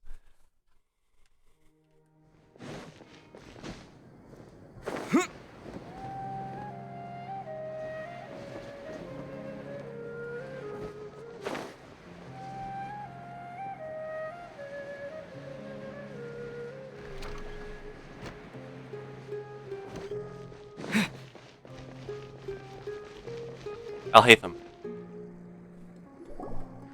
All right, everyone is here. Yep. How did everything go? Any luck with your missions? Let's report back one by one. I'll start first. We've made the necessary modifications to the Akasha terminal. In addition, the props required are also ready. I'll go next. The Traveler and I went to Party's DI. The situation was a bit complicated, but we found Tainari. Unfortunately, he was wounded during a fight. Who is behind it? Well, that's the tough part. What should I say, Traveler? The Fatui or the Balladeer? Let's go with the Balladeer. He controlled the lightning. After some back and forth, we confirmed that the doctor has left Sumeru by boat. He has something urgent to attend to back in Snezhnaya. So, we've successfully removed the doctor from the picture. Also, Tainari's already resting, so he'll be okay. Good. Oh, Tainari also asked us to tell you this message. Trust your own senses and experiences. All right. I'll remember that. Sino clenches fists. Who hurt my boo? Everything also went smoothly on my side. The Eremites should have arrived at their destination by now. Alright, that's good. To avoid alerting the quarry, they will stay there for now. I can't believe you actually got so many Eremites into Sumeru City. It's all thanks to Rahman and his brave team, as well as their bold strategy. It appears to have been very effective. I'm glad to hear it. Well, is that everything? Okay, this meeting is adjourned. Huh? Wait, you mean that's it? Well, what else is there to discuss? Shouldn't you end with some words of encouragement? You know, to fire us up now? Personally, I'd rather we all go home and get some rest. I'll hate them, Ugh. Oh, and if you wanted someone to say something to that effect, then I must reiterate that I'm here to strategize and not to lead. So you should find someone more suitable to do that. But I thought all of you academia big shots were great speakers. Then I should remind you that I'm the scribe. I know that. So what? A scribe is responsible for recording meetings, not speaking. Fine, whatever. Well, Sino doesn't seem to be much of a talker either. I guess that leaves it to my employer.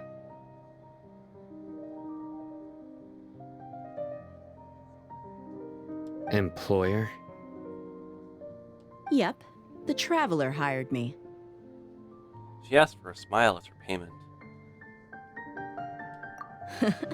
That's right. So come on, boss. What do you have to say for the team?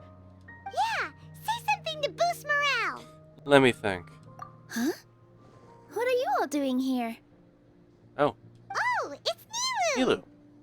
Hey, everyone. I'm not disturbing you, am I? Not at all. I was actually just about to go find you. Judging from the group and all your serious faces, you were discussing something important, weren't you? But you also look like you're up to no good.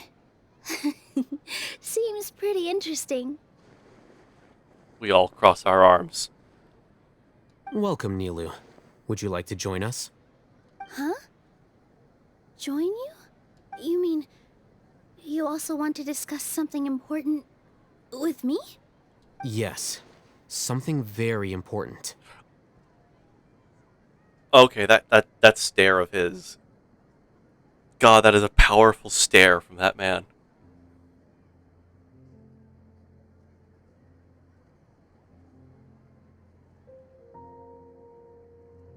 I kind of don't want to hit continue. I want to just kind of like have him. I want to keep staring at him, staring at me. My God. Nilu, are there any breaks in your performance schedule in the upcoming days? Huh? Wait, you're seriously inviting me? Hatham tells Nilu the plan of that day. She is shocked, but first bubbling with excitement. I can't believe my ears. You are truly the bravest and most passionate people of Sumeru, well, that I've ever met. Oh, right. The Traveler and Paimon are not from Sumeru, but you are awesome as well. That's right. I must admit that I'm a little scared. But I'll try my best for Lesser Lord Kusanali. If I can somehow use my abilities to help you, then count me in. Remember, believe in yourself. Okay. I'll get my friends at the Grand Bazaar to help us tomorrow. Wonderful. Just remember not to say too much. Be discreet. Yep, you got it. All the preparations are done.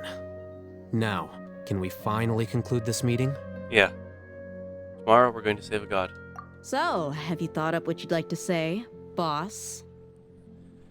Well, it's hard to believe everything that's happened till now, and our actions will bring change to many things tomorrow. Yep. It's a grand plan and we're all super awesome. That's right, so. Just get a good night's sleep, everyone. Well said. A good night's rest before an operation can be the difference between success and failure. Thankfully, I've had my place to myself recently. It's been nice and quiet. Huh? Oh, nothing. Alright, let's all go home and get a good night's sleep so we can be up early tomorrow. Okay. So I guess that means it's time to say goodnight now. Yep, good night, everyone! Victory Road.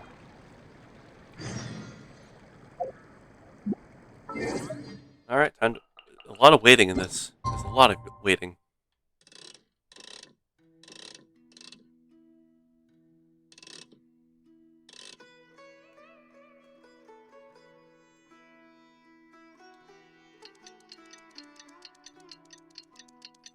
It is time to get to work.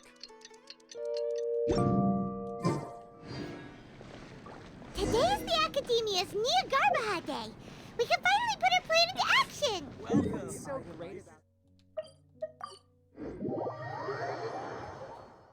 Alright.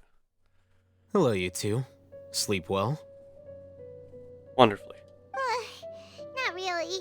Paimon got too nervous thinking about today and didn't fall asleep until the sun was almost up. What about you all, Hatham? Naturally, I slept just fine. After all, a good rest should be considered part of the plan, since energy is an important resource. You just want to show off how calm you are. It's crucial to dissipate any tension before we execute our plan. The only thing you're doing is being annoying. Anyway, do you need me to go over the game plan again?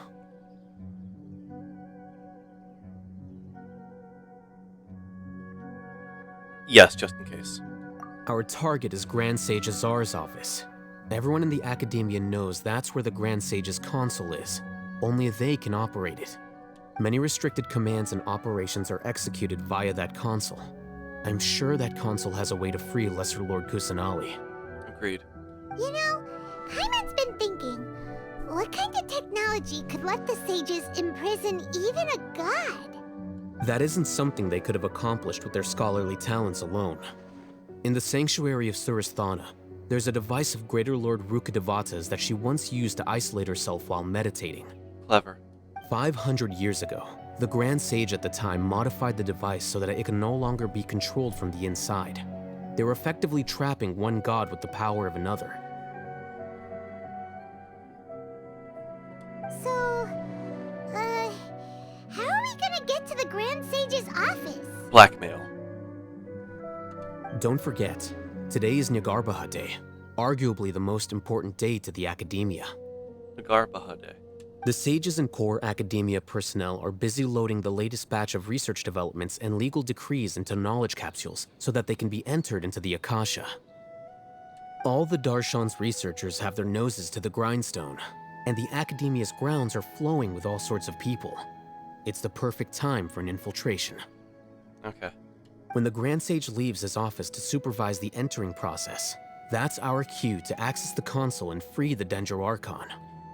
When you put things that way, the plan feels a bit unrefined. Well, yes. That's just the visible side of our plan, after all. True. If precedence holds, the Academia should have already started preparing for Nagarbaha Day. Everyone should be in position. All that's left is for us to lead the charge. Let's go. So are we just gonna walk in through the front door, or...? Yes. Were you expecting a stealthier approach?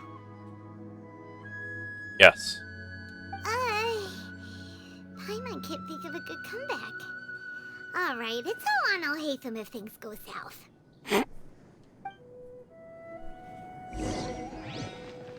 Don't mind me, just a average everyday citizen walking into the Academia for the second time in my entire life. Sit.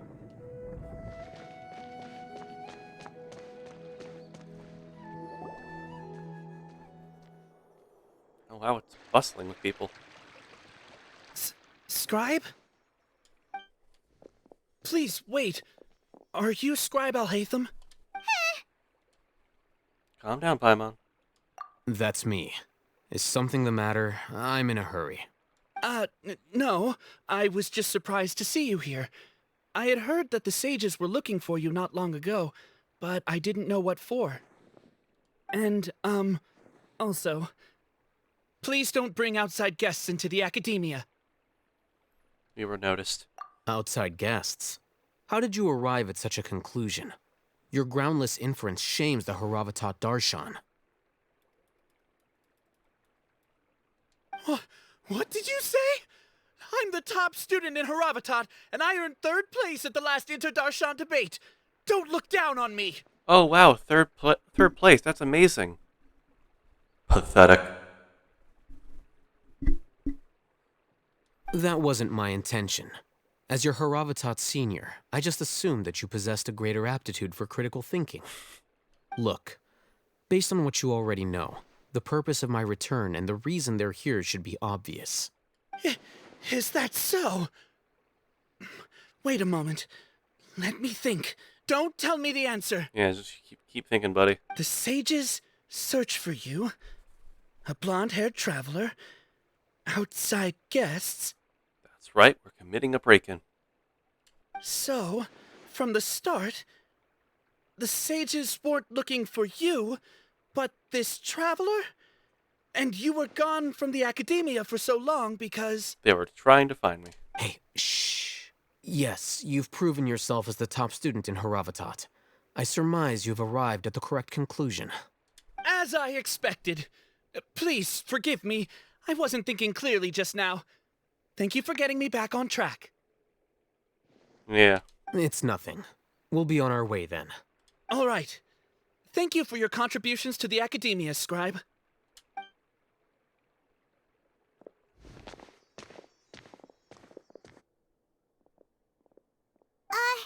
What the heck just happened now? What did he just guess? Man, that guy had a stick up his ass. I'm afraid I don't know either. You have no idea? Mm-hmm. He convinced himself of whatever truth he came up with. That is the so-called pride of a scholar.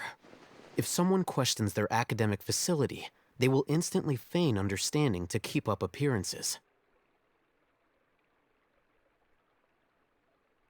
I like it. Nowadays, the academia is rampant with this type of scholar. Their obvious farces of intellect only serve to highlight themselves as fools. I'm I'm not actually dumb. I know the answer completely. I understand exactly where you're going. I was just a little confused at first. You have to understand. I just didn't understand the context of the situation. I understand completely what's going on here. Wow. So there are special ways to deal with smart people. We don't even need to make up our own excuses. They come up with the excuses for ourselves. Man, it's so good to be dumb. We shouldn't waste any more time. It would be problematic if we missed our window of opportunity. Let's go. Because I'm dumb, I'm clearly smarter. Because I know I am dumb, while they pretend to be smart. By being dumb myself, I'm already the smartest. Because I understand.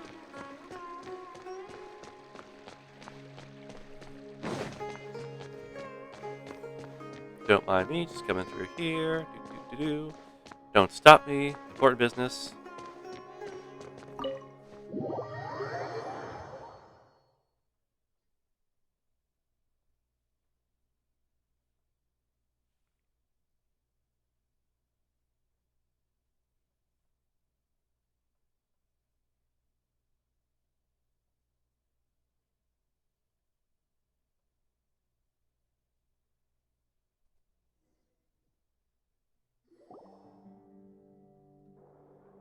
Is this the Academia's library? Indeed. Known as the House of Dana, it is quite possibly the most extensive special collections library in Teyvat. There are a lot of students going through here. Is it really okay just to waltz right in? Just act like we belong. The Academia marches to a fast beat, especially since it's Nagarbaha Day. They're all occupied with their own matters. Just act natural. Now, hurry along. Oh, okay. I do have my party. I forget if I have I think I have joined me at my party right now. How far back is it? Oh, nope. Okay, it's not far back enough, so I can't check. Well.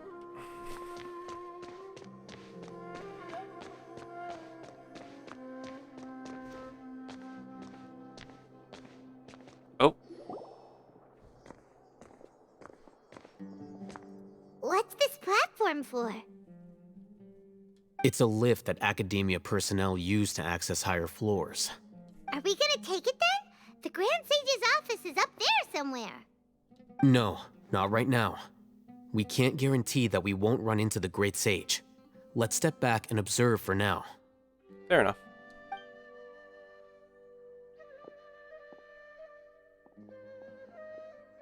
You think the Grand Sage will exit from there? And after he does, we'd sneak past him? Oh, Paimon thinks that's really dangerous. Who knows? However, if we can confirm Azar's current location, our operation will be much safer if we... Allow me to offer you a hint. If you wish to know his location, look behind you. Busted. What's Grand Sage Azar doing here? Ah, shit.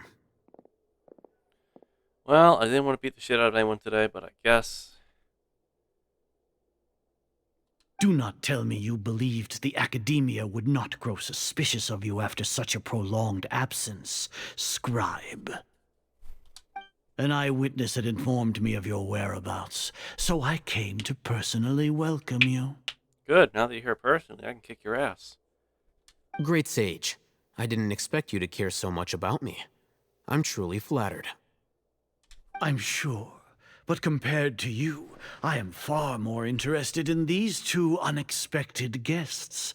You are the Traveler and Paimon, correct? That would be correct. It's a pity that only now have I been afforded the opportunity to formally meet two of Sumeru's most esteemed guests. I do apologize for my lack of decorum. Let's talk. Excellent. You immediately initiated discussion instead of attempting to prepare some perfunctory excuse. You clearly understand the situation at hand, and have no intention of making a reckless stand. Oh, I definitely intend to make a reckless stand of myself. But first, talking. The foot traffic here renders this place unsuitable for discussion. Please, follow me to my office. Okay. This is easier than I thought.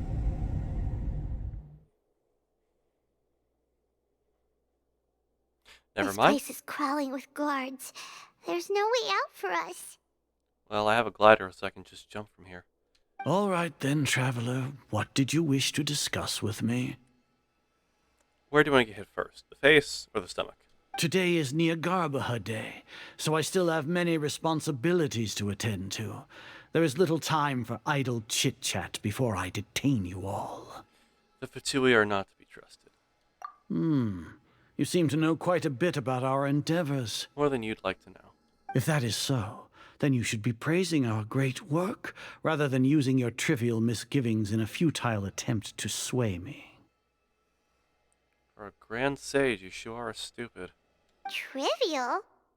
Then tell me, what do the Fatui want from me?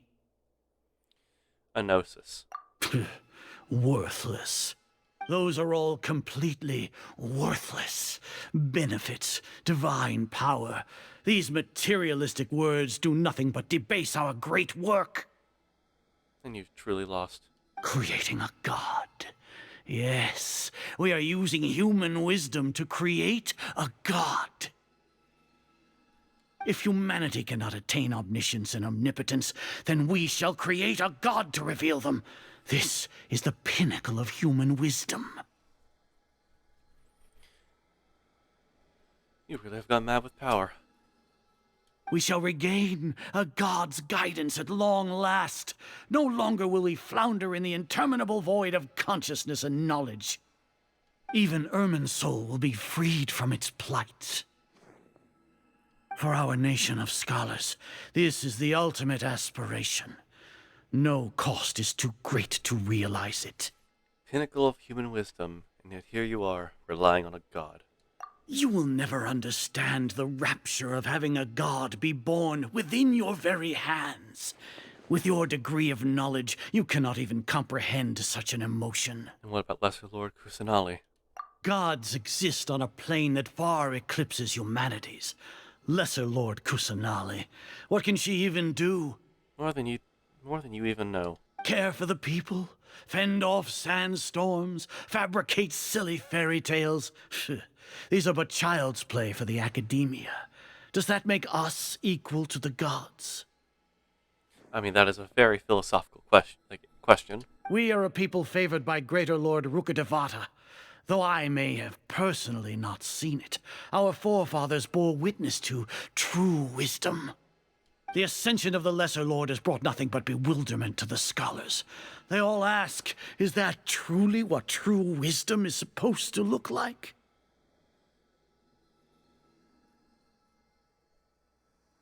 With that in mind, it is better to keep her isolated in the sanctuary of Suristhana, so our academy will not become embroiled in turmoil. What a pathetic justification! Do you really think that only the super smart or powerful should be able to call themselves gods? The arrogance of the scholars. As per your judgment, Grand Sage, they are indeed dangerous individuals. Not only are they acting against the academia, but their ideologies have the potential to lead scholars astray. Looks like there really was merit in my assignment. Hatham? Are you talking about us? Anyway, I've brought them to the academia as ordered, but it took some time and trouble. Oh, that reminds me. Here's the investigation report you had requested. It's a summary of my time spent with the Traveler, an array of information about him ready for your perusal. Hatham? So you're still on the academia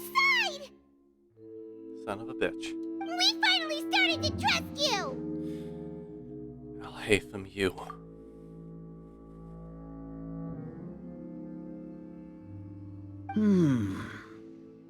Excellent.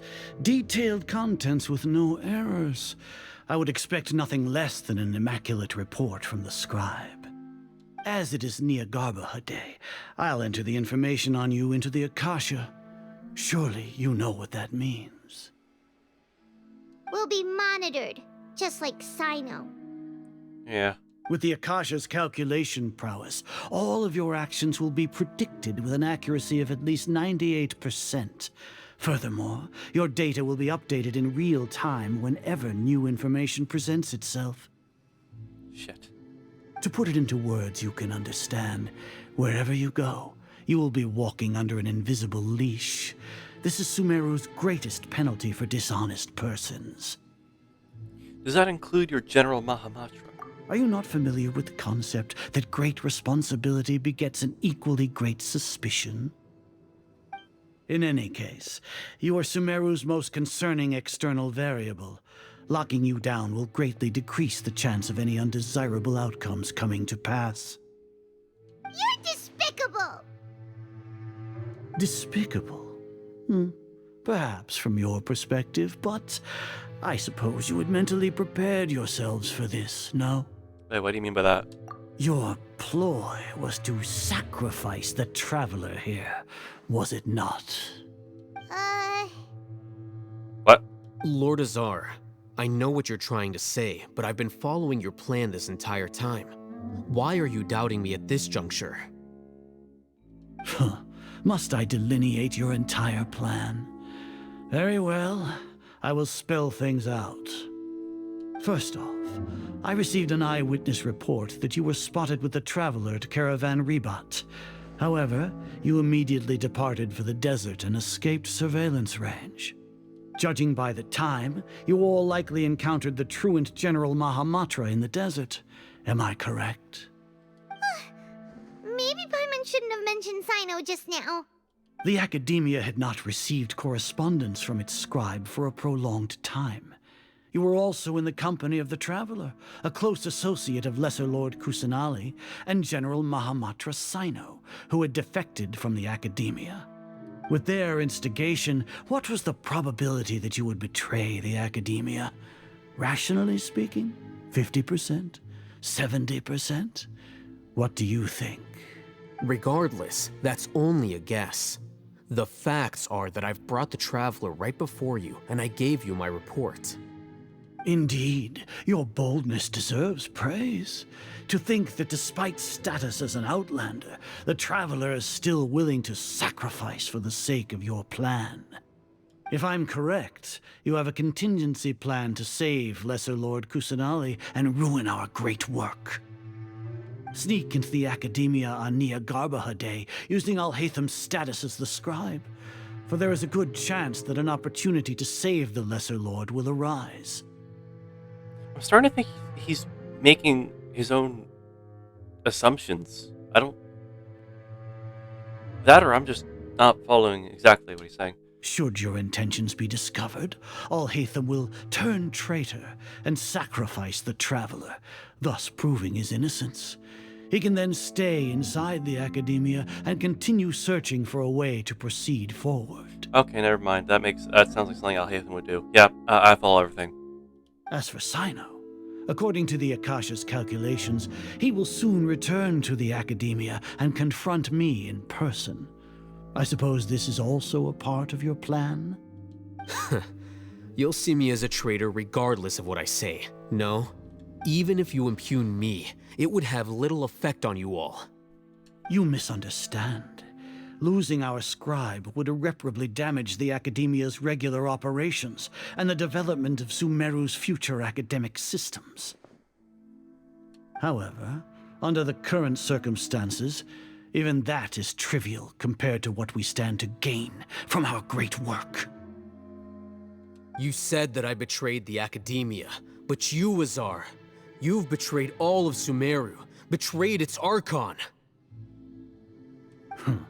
So flight has turned to fight at long last. Guards! This ought to be fun.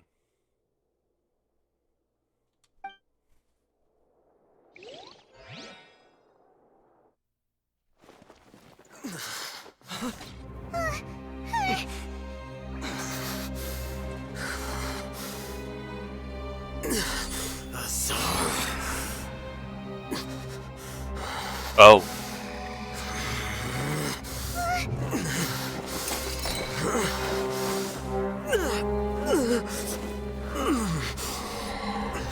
Well, what do we have here?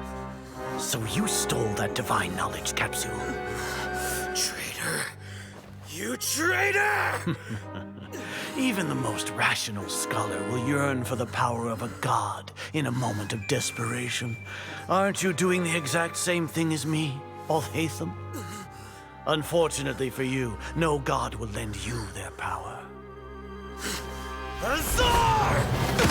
Oh, shit.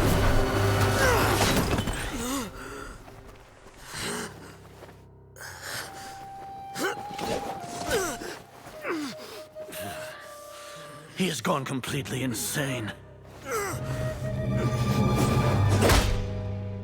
Oh.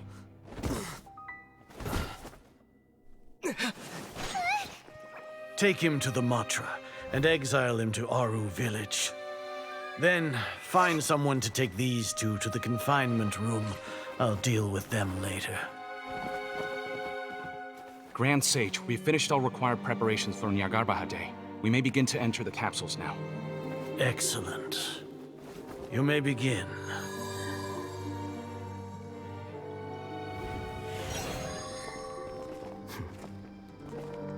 That was his plan.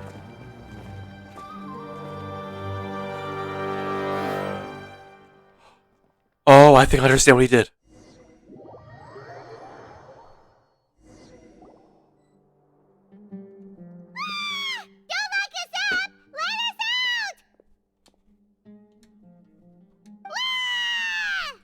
It's no use, Paimon. Though you could probably fit through his bars. I think it's enough. Yeah. Paimon got a bit carried away there. How was Paimon acting just now? Great, huh? Marvelous. Everything's going according to plan so far. We made it into confinement, and Alhaitham's probably done with his part too. Yep. That was close. We even managed to trick Grand Sage Azar. Alhaitham sure knows how to cook up a plan. I will be very honest. I didn't think we'd actually make it this far. I thought we would have been skewered. What are we doing next? Paimon has trouble remembering things when she's worked up. Let's review what we discussed during our strategy meeting. Right. Paimon thinks it went something like this. Flashback. Apart from that, we still have yet another goal in the first stage of our operation, which is to send the Traveler to the confinement room. What? Why do we want to get him locked up on purpose? He's always been the person the sages are most afraid of, as well as the greatest obstacle to their successful implementation of their plan. They are very aware of the risk he poses to them. Once the Traveler is imprisoned, the sages will likely think that everything is under control. And with their guard down, the next phase of our plan will have a much higher chance of success. I can already see the pompous looks on their faces. Oh, that's a super tricky plan. But Paimon still thinks it's not really worth it. We just Oceaned 11'd them. That isn't the only reason, of course. He has a more important task once he's in confinement. According to the Academia scholars in Ramon's custody, Lesser Lord Kusanali has sealed off her consciousness in the Akasha ever since she was captured by the Doctor. That way, they can't pry any more information from her. Even if we break into the sanctuary of Suristhana, it will take time to awaken Lesser Lord Kusanali's consciousness. We need to do that in advance. So our job is to wake up Nahida! Okay, totally worth getting thrown and jailed for. Yep. The confinement room is inside the Academia, close to the sanctuary of Suristhana. It's a completely enclosed space, and you won't be receiving any visitors. I'll work with Ramon's scholars to make some modifications to your Akasha terminal. Once you're in, get as close as you can to Lesser Lord Kusanali and try to connect to her consciousness. However, as for whether she'll actually wake up, that will depend on our luck. Like, at first, I thought he was betraying us. And then I thought he gave up the betraying act and went back to just being with us. Then I thought he actually went fucking apeshit.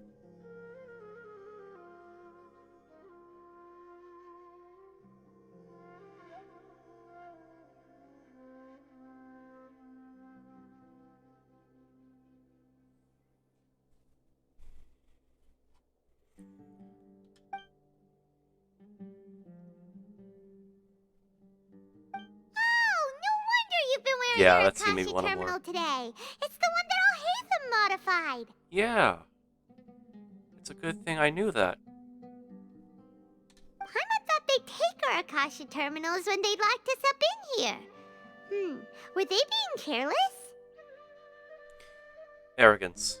Paimon, I believe it was their arrogance. Alright, so what now? We first need to find the place with the best signal in this room. Get the full 4 bars. Sounds easy enough. We can finally talk with Nahida after all this time. Let's do it. There's a light flashing on your Akasha terminal. It's almost like... the faster it blinks, the better the signal.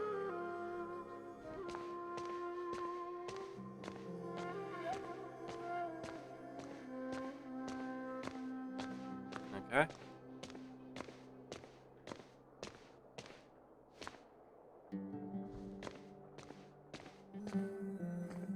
Oh.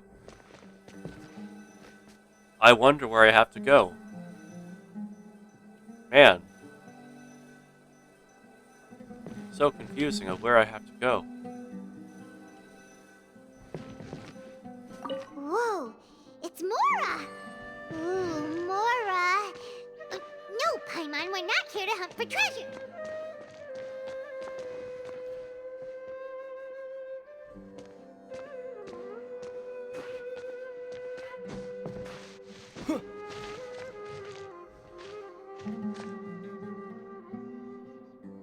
Okay, now over here.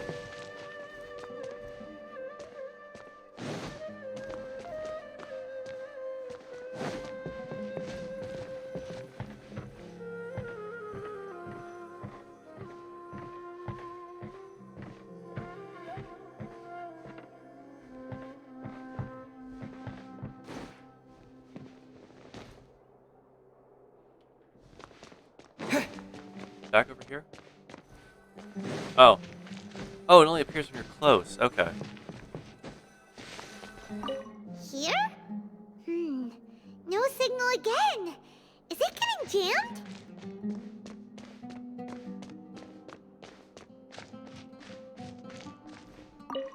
Here. By this tree. Oh. Perfect. Huh? Is this the right spot? Are you getting anything? I'm getting something. I have a signal. Please work.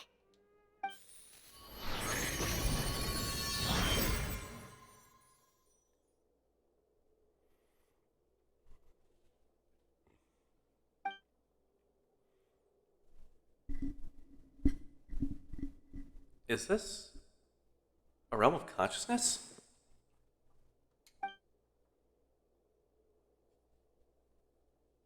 Nahida! Nahida's not moving. She really has sealed off her consciousness. I need to think of a way to wake her up.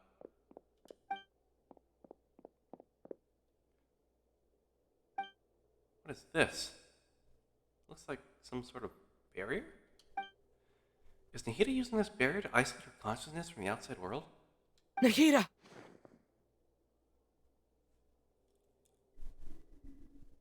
Okay, I guess I'll do the talking. Hey, Nahida!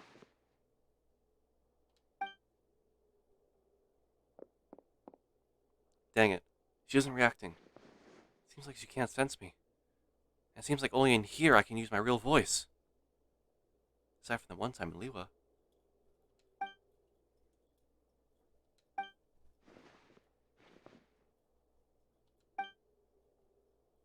Oh, I guess I ran out of voice lines. When did it first start? Oh, right. It started from the moment I was born. I want to become a worthy Archon. So I've kept studying. Kept listening to my people and their hearts. Kept looking for a way to save Irminsul. So I can catch up. Catch up to Greater Lord Rukkhadevata. But I'm stuck in the sanctuary of Surasthana. The sages are creating a god to replace me. And I'm forced to lock my consciousness in this boundless darkness. Nahida! What now? Is there really nothing I can do? But she's right in front of me. I can't just give up like this. I've already left her behind once when the doctor first appeared. I can't do that again. Nahida!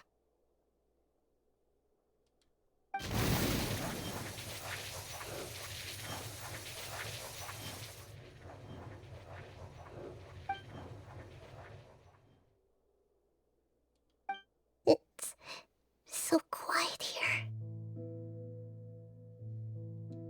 Now that I think of it, I don't think I've ever actually listened to my own inner voice. Do Archons have them? Should Archons have them?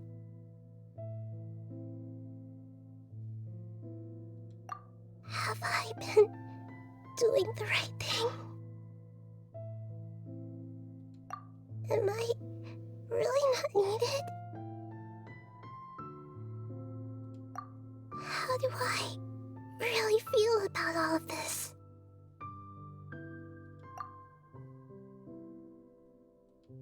It's so quiet here. Since you're the god of wisdom, you've known the answers to all these questions since the very beginning, haven't you? Who are you? Whose voice is that? It sounds familiar. You're right, though.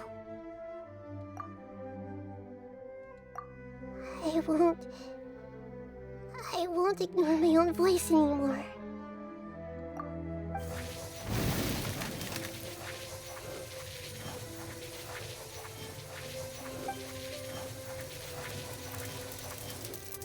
Nahida!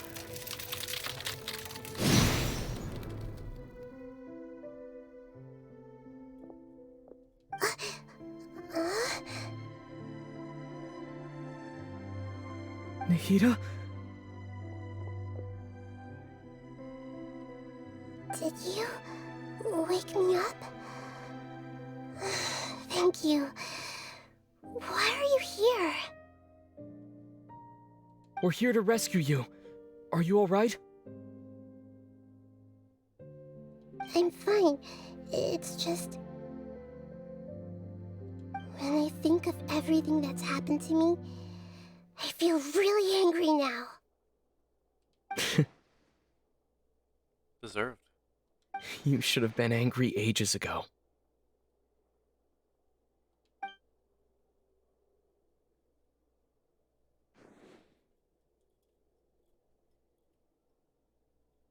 Huh? Oh, you're back! How's everything? Nahida's awake. I'm back to talking with this voice again. That's wonderful news! Great! We weren't locked up for nothing! Yep. When you went to wake up Nahida, Paimon was listening for any sounds outside. You were out for a long time. There are fewer and fewer scholars going about now. You think everyone's done with their Nyagarba Day stuff? I guess they're finished entering all the knowledge capsules. Yep, so that means our next act is Nilu's performance! Perfect. Hup.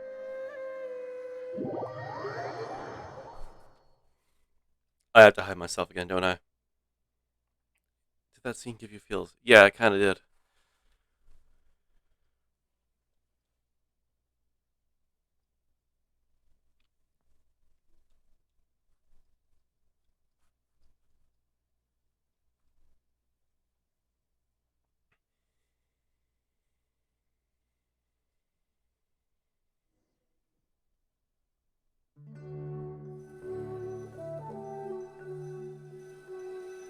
Nilu, are you sure about this? You're taking such a great risk for them. I'm sure, and I'm going. You know that I don't like to pass up any opportunity to dance, and this one is especially important. Oh, I can't wait to see this. All right. You seem to have a lot of trust in them, so I won't say more on the subject. But if anything happens, the few of us here may not be able to help you. Don't worry. They've been through worse. Everything's going to be fine. All right. You know, if you really do get arrested, we'll do everything we can to get you back. Be careful, even if it's only for our sakes. Nahida's been mistreated for too long. It's time to rage. It is time to go insane. It's time Thanks, to go Mr. batshit fucking Zubair. crazy. You're so very kind.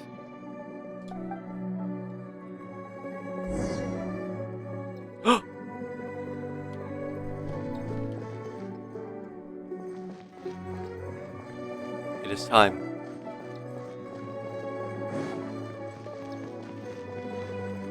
On a grand performance.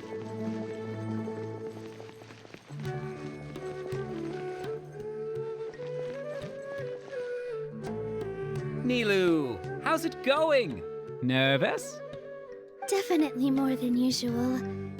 But it's because I'm worried I won't dance well enough. It's okay. Just focus on your performance. We'll take care of everything else. You sure know how to talk. Taking all the credit, even though we came here together to help out. Well, thank you both. I'll have to treat you to a meal after all this ends. I really, really appreciate all of your help. Ooh, that sounds great. Ha! How can we say no to that? All right, let's get back to business. Nilu, we'll be here to keep people from going to the academia so they don't interrupt your performance. I was planning on telling them something like, the Academia's been conducting a weird experiment, and some of their test subjects escaped. It's really dangerous there, so stay away. Oh, you couldn't think of anything better? Oh well, I guess it does sound like something the academia would do. Yep. I think it sounds great. I'm counting on you guys. Don't worry, it'll be a piece of cake.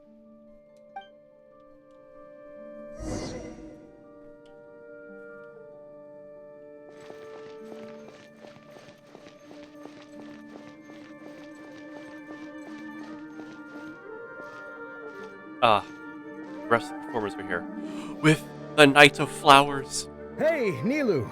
Sorry, it's great to see you, but I'm really busy right now. Our Bait People Away with Yalda Candies plan is working beautifully. Do you want some candy? We have more than we can give out. VR, thank you so much for doing all of this.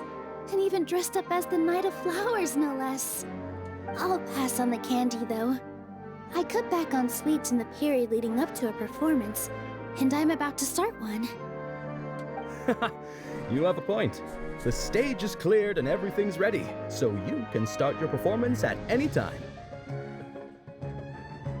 Yeah, thanks to you. I'm really grateful. All right, time to hit the stage.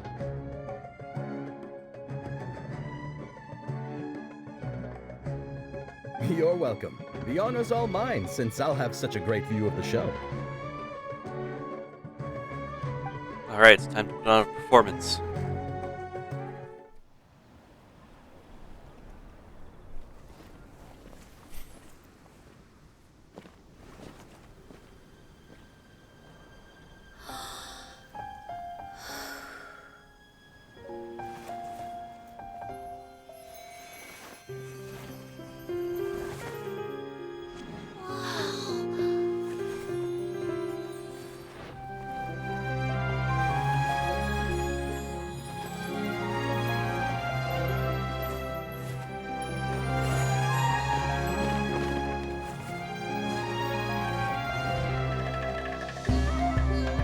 I've never seen a performance like this. This is incredible. Yeah, But I heard that public performances like these have been banned. I can't believe she's doing this here.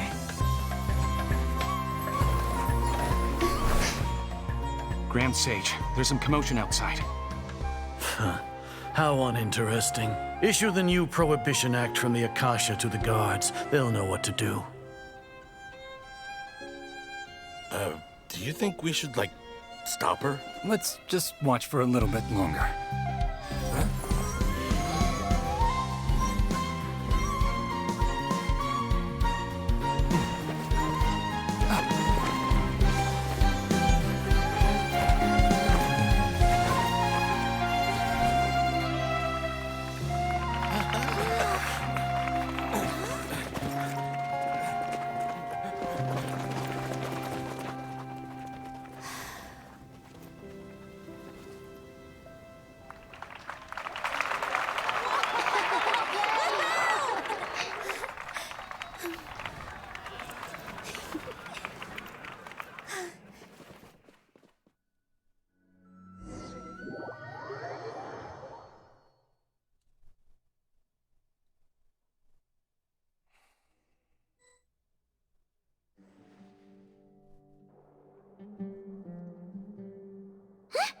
Did you hear that? It sounds like a lot of guards just ran by. Okay, so I'm gonna go on YouTube and play that whole cutscene because my family just came upstairs to just kind of ask a bunch of questions about things. So we're gonna rewatch that whole thing because I just basically didn't get to listen or watch any of it.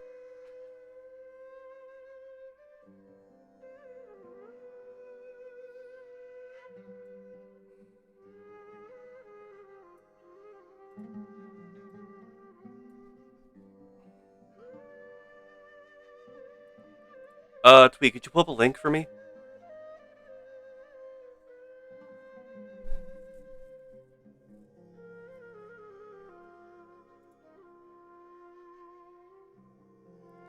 I'm really sorry. I'm saying I'm gonna watch it again, but like, I really should put up a sign that says I'm live stream in progress. Nothing against my family, but like, hmm.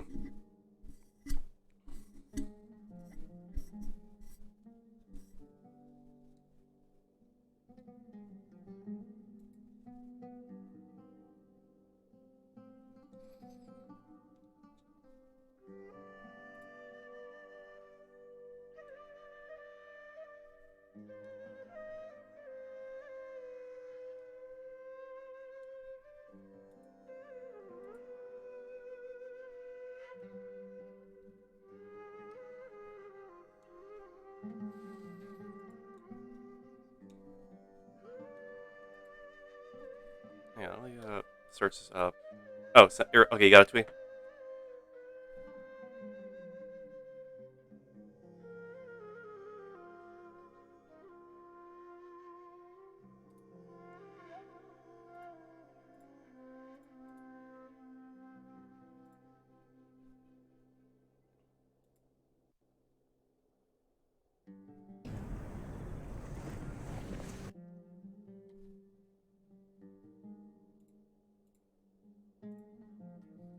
Okay, let's get that, and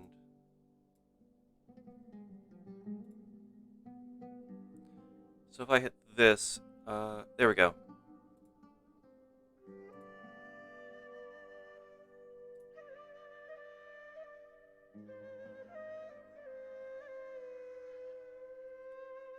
I'll keep it at this size. I'm just gonna, because it's full screen for me. So, let us rewatch the whole thing. Actually, first and foremost, let me...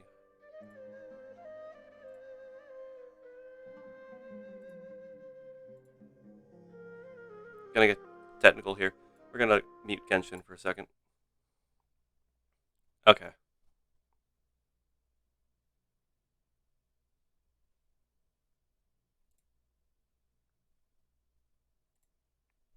Here we go.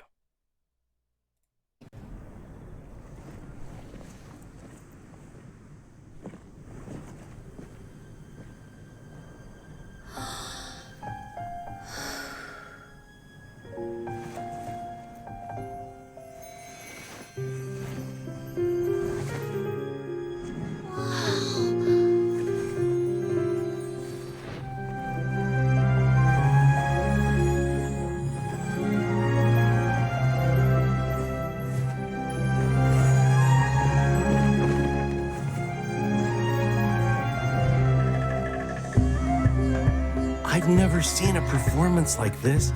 This is incredible. Yeah, but I heard that public performances like these have been banned. I can't believe she's doing this here.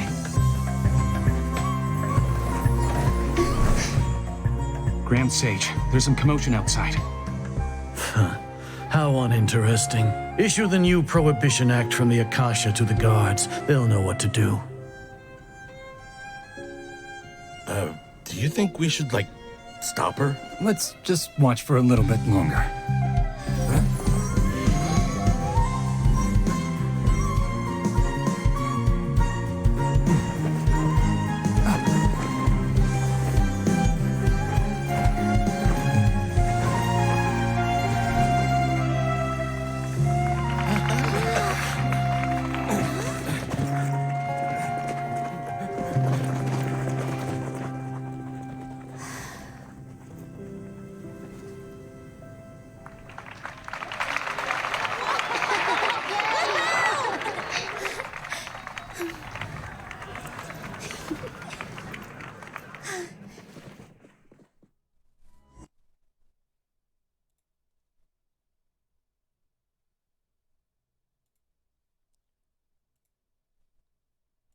Okay, that was awesome.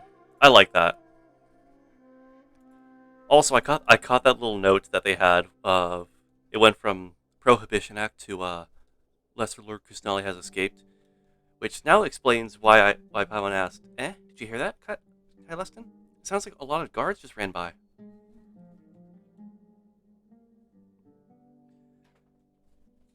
That explains it now. So I have an understanding of what that was. Also, I made sure to unmute the game, right? I'm gonna double check.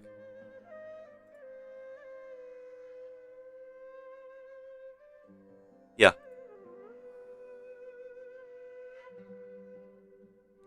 Yeah, I think this is the false info that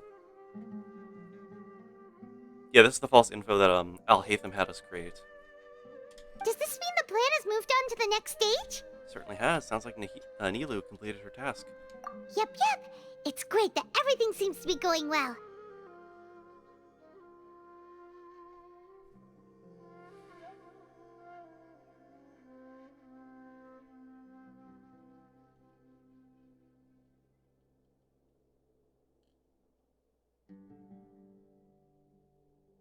Come to think of it, when did Al-Haytham replace the knowledge capsule that was about to be entered into the Akasha?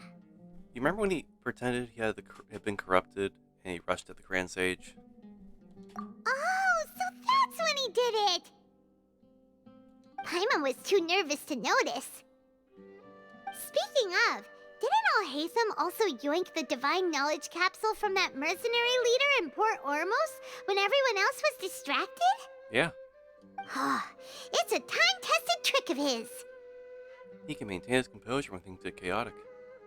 Why are we complimenting him?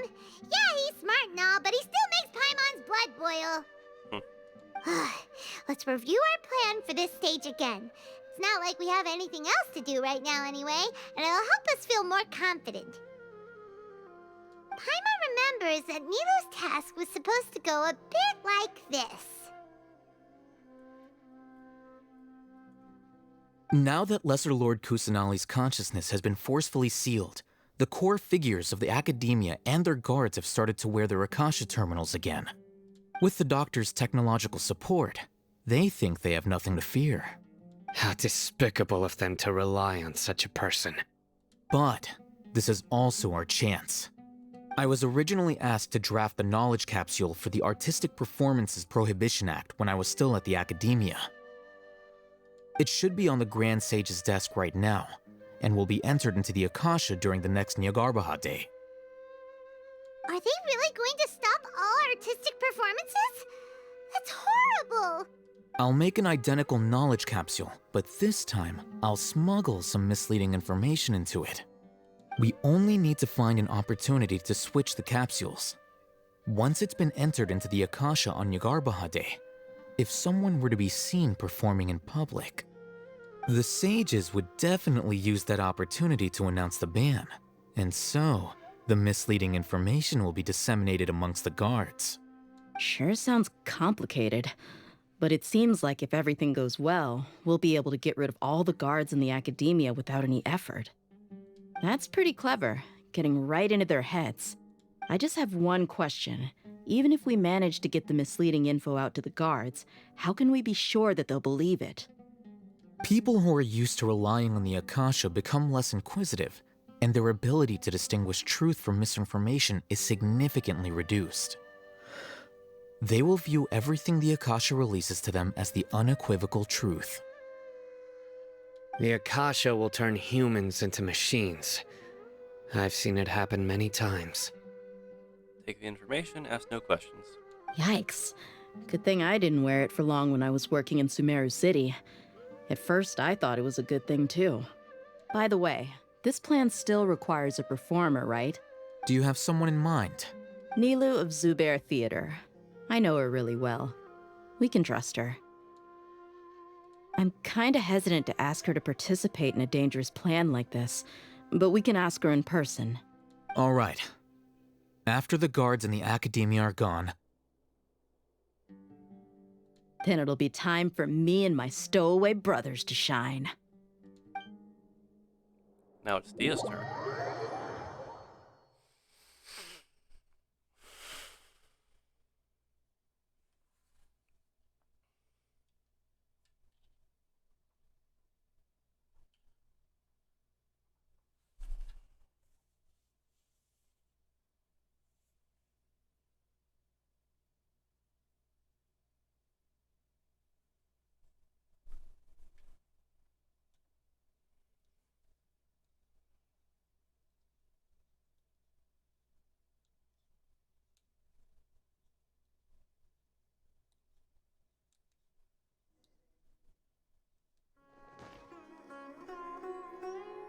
So do I play as Dia now?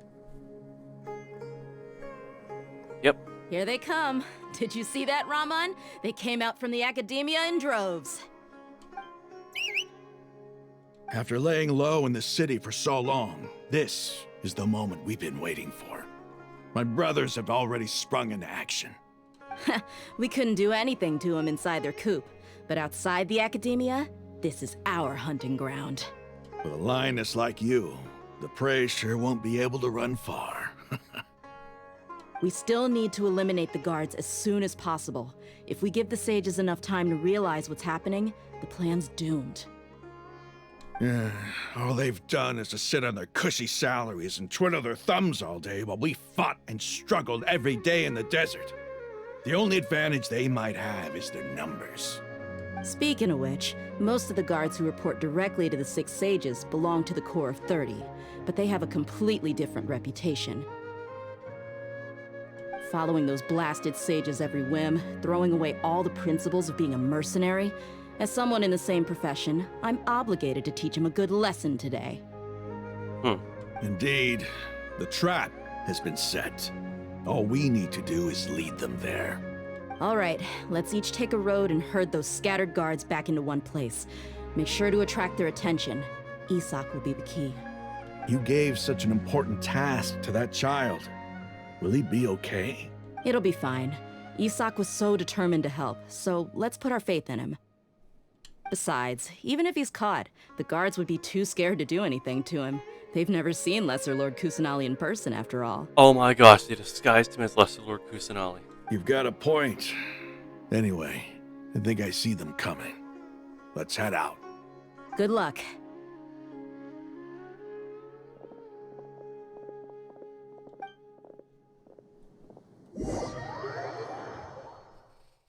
This ought to be fun. It's gonna be a wild goose chase. Cutscene?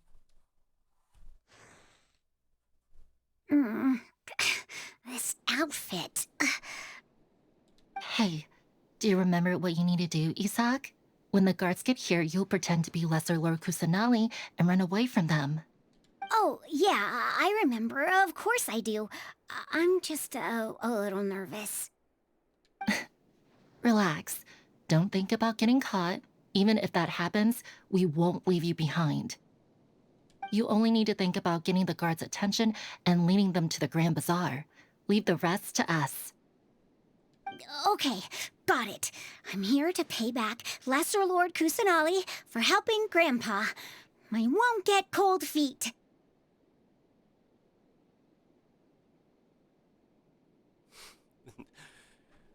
I want Nahida. Me. We already have Nahida. Nahida at home. Hey, they're here. I can see the Academia guards. All right, it's time, Isak. Take a deep breath and go. You can You can do this. Wait, am I playing as him? Oh, this is cool. This is a cool perspective.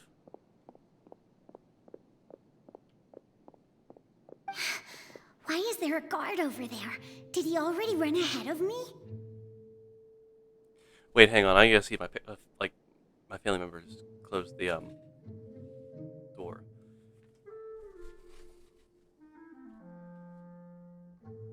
Not really.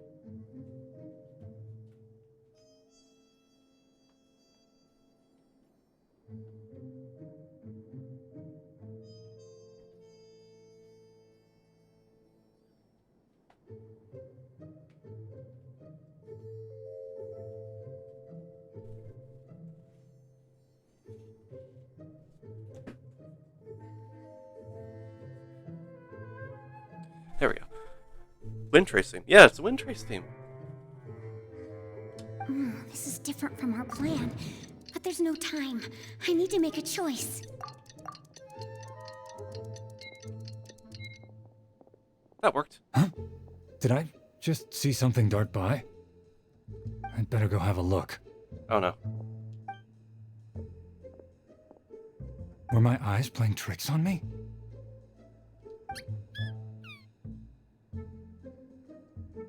I should go check to see if someone's hiding over there.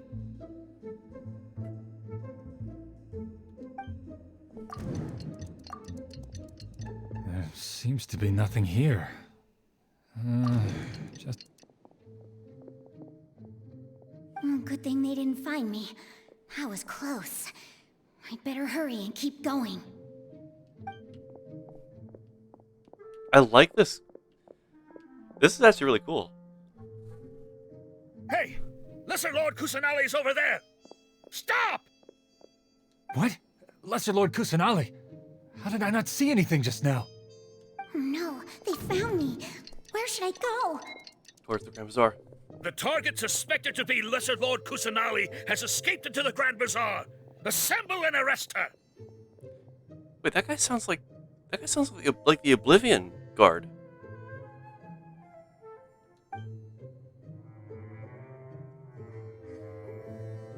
That sounded like the Oblivion guard voice. Where did she go? How did she disappear? Did we lose her? Hurry up and find her! Hey, why is your team here? Didn't we say to split up our search? Hurry! Hurry! This place is... Why are you all here? I like that. That sped up walk cycle was so funny. Yeah, isn't it one heck of a coincidence? Everybody's here. What on earth is going on? I suppose that's all of you? Who are you? Did you set us up? What are you planning? Phew, that was rough. I almost got caught. Little brat! So you're not actually Lesser Lord Kusanali. Who exactly are you all? Eremites from the desert? Just some colleagues. Think of this as a business competition, or a personal grudge. After stepping into our traps, stop thinking of yourselves as hunters. Behave like the prey you are.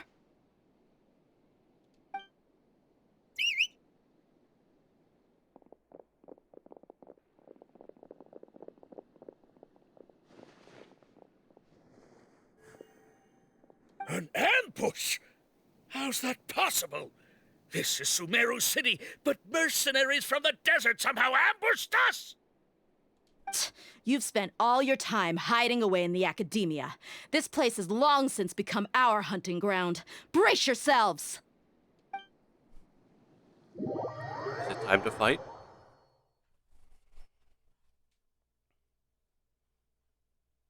Is it time to fight as Dia?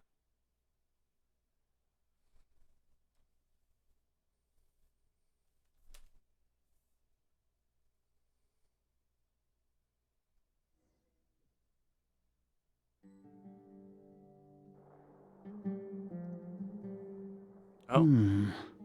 This is odd. The Academia has quieted down after the conclusion of the Niagarbaha Day ceremonies, but it's much quieter than usual. Oh, okay. Where are the guards? Why have I not seen a single one? Guards? Guards! Grand Sage, how may I be of assistance? I called for the guards. Why did you come? My apologies, Grand Sage. Right now, all Academia guards have entered the city to perform the ordered arrest. I thought you knew. Arrest? Who is there to arrest? I have an ominous feeling. Arrest Lesser Lord Kusanali, right? Is that not what the order was? Lesser Lord Kusanali? You mean she has disappeared? Yes. I wouldn't dare make up something like that. Right now, everyone is in a panic, and many are saying that Lesser Lord Kusanali will take revenge on us. What happened? Just what is going on? Lesser Lord Kusanali somehow escaped? Was it Alhaitham and his party that freed her? That's impossible. The Academia is heavily guarded today, and any order to release Lesser Lord Kusanali would be strictly confidential. Besides, Alhaitham and the Traveler are already in our hands. What manner of trickery did they employ? How could Lesser Lord Kusanali disappear into thin air? Disappear? Wait. How was the arrest order distributed to the guards? It was issued by the Akasha earlier today. Only you have the authority to send messages like that, so I thought it was your order. Let me check.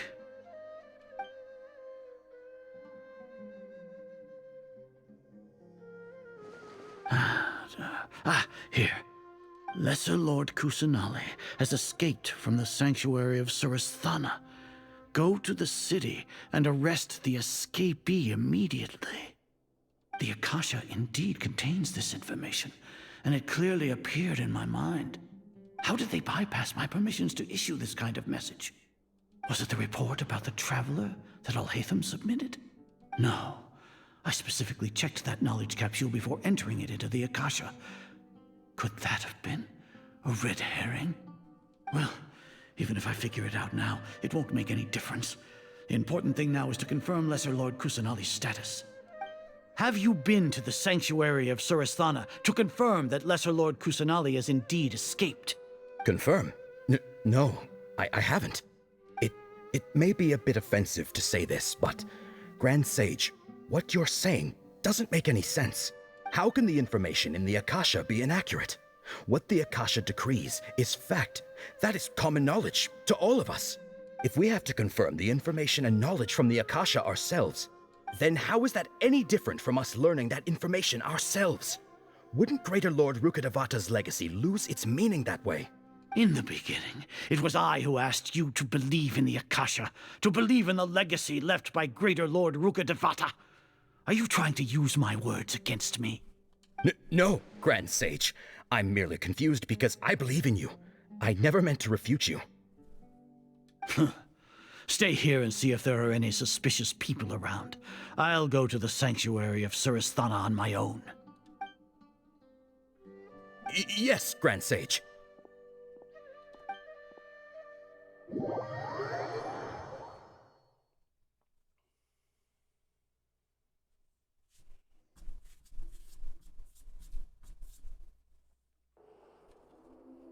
Lesser Lord Kusanali has escaped from the sanctuary of Surasthana. Go to the city and arrest the escapee immediately. How can that be? Stop thinking about it. Stop. It must be a trick of theirs. As long as I personally confirm it. Ah! Impossible. That's impossible. There must be something wrong with my eyes.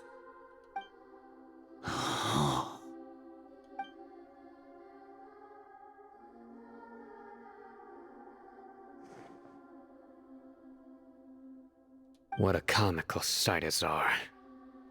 Oh. Once the Akasha has put certain thoughts into your head, even the Grand Sage can no longer see what's right in front of him.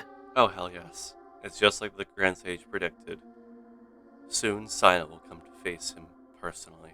You all can only see the world in your mind, the one you think you know.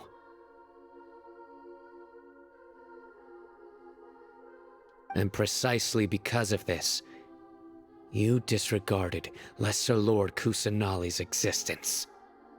She has been a wise and worthy Archon.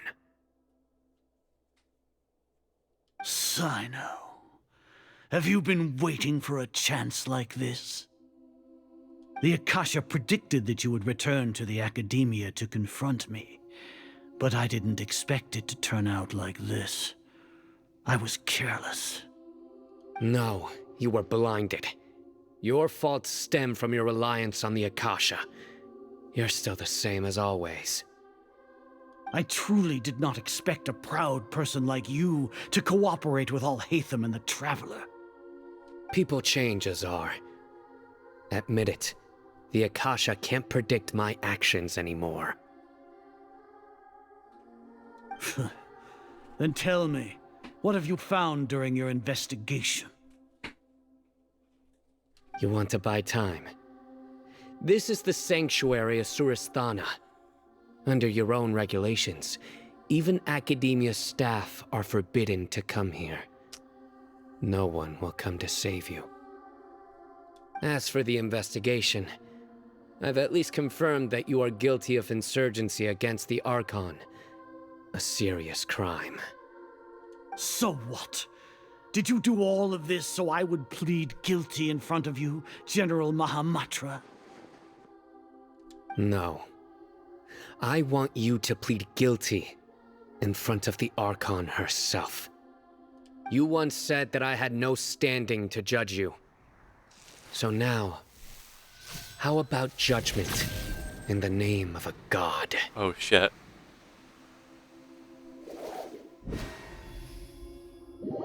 Oh, shit, here we go. Oh, okay. How long do we have to wait? Paimon wants to know how things are going out there. Yeah, it feels like we've gone through, like, several cutscenes with other people. Paimon hasn't heard any sounds outside for a while.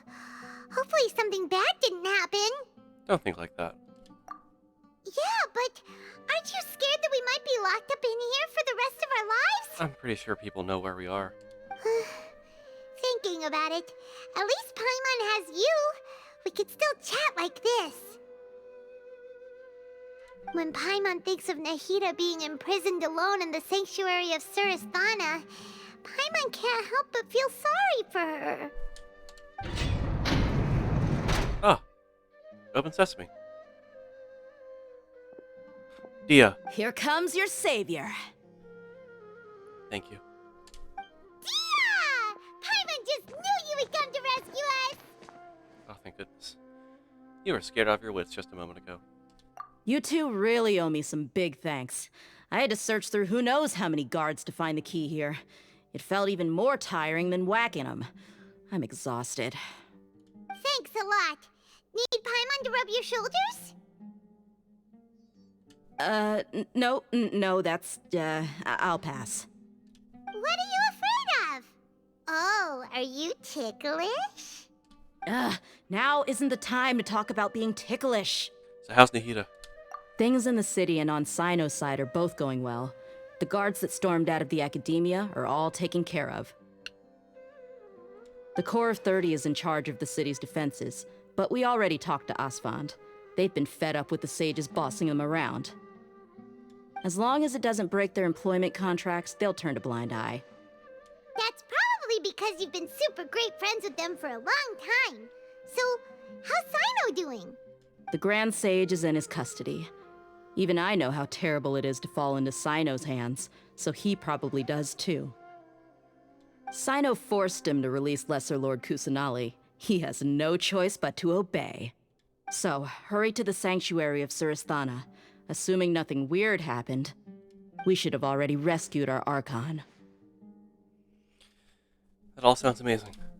Honestly, I didn't expect our ragtag bunch to do this well. We just came together last minute to save the Archon, you know? Mm-hmm. All right, you two better go. I still have to clean up some messes in the city. See you around.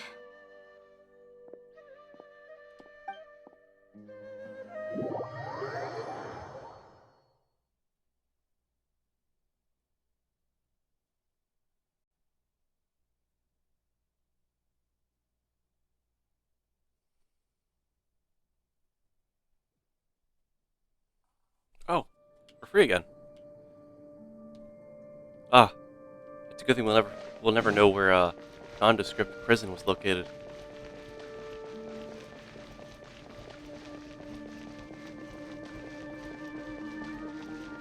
Coming to the rescue.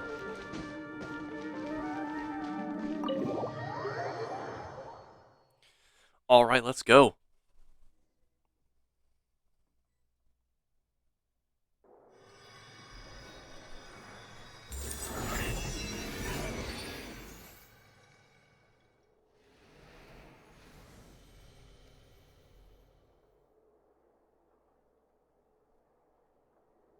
Nahida! Should I say it's nice to meet you? This is the first time we've met in real life. Before, we've only met in dreams, consciousness, or when I was in someone else's body. We finally meet, Nahida. Thank you so much for coming to rescue me, but I also need to apologize. During this time, I did some self-reflection.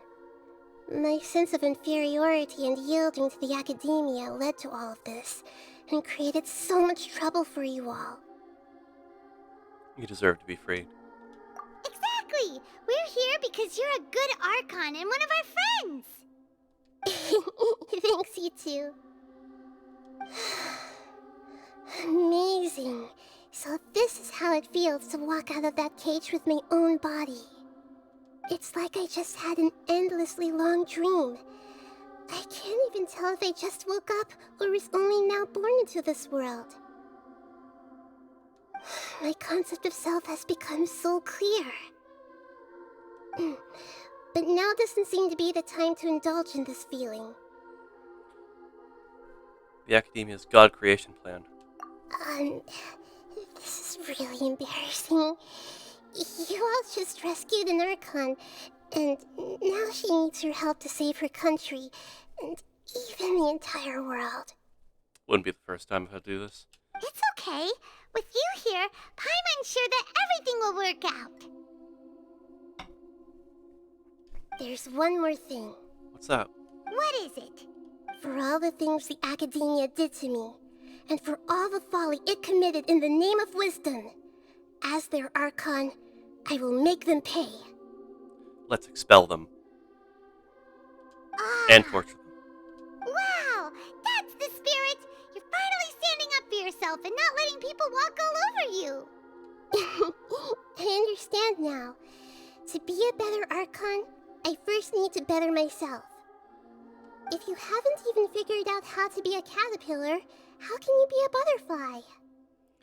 This is knowledge that only you yourself could have discovered. Yes, true. That reminds me. I wonder how far along the Academia is with their God creation plan. We need to hurry and prevent the birth of that false god. Right. I need to make some preparations. Since I'm now free, I can establish a direct link to the Akasha and control it. Alrighty. First things first, I need to remove the restrictions that the doctor put on me in the Akasha.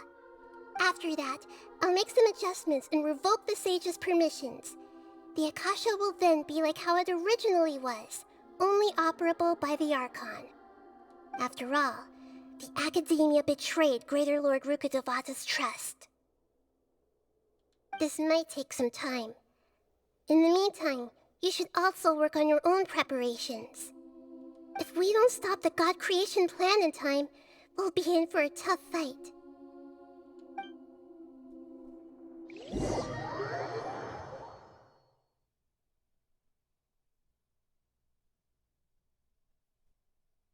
as well prepare for a fight. When we're done, we can take a walk around. After all, we missed out on a lot of stuff when we were locked up. Alright, let's wait until like 16. Actually, before we do this, it's probably gonna lead to a big boss fight. I'm gonna give myself a drink of water, go to the bathroom, just real quickly. If anyone else needs to do that, go ahead and do that real fast.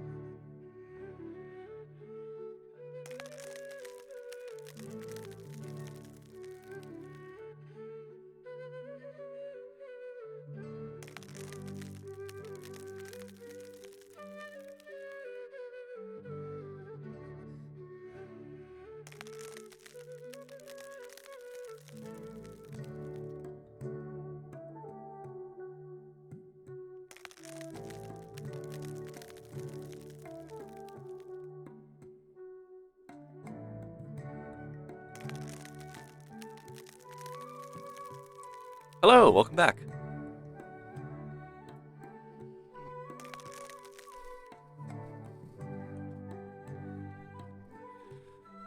Okay, where's my tweet to get back? I'll just check my achievements I have.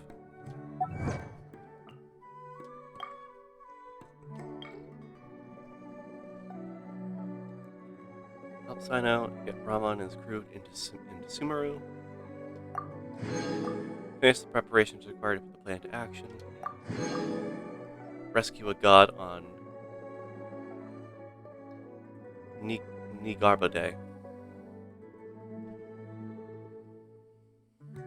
Nigabara Day? Nigarba Day. Nigarba Day. I think that's what it is.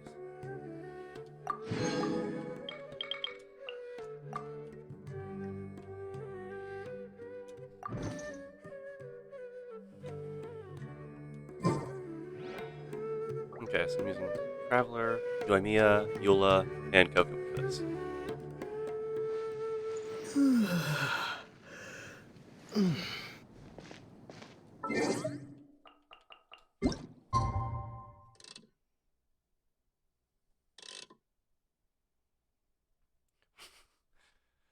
Oh, I like that she's like, oh, just wait like wait a while. It's gonna take me a while to get all the restrictions off. I look at the time. It's like, give her 30 minutes. She'll have it all solved. Could watch an anime of episode. Wait. Could watch an episode of anime, not anime of episode.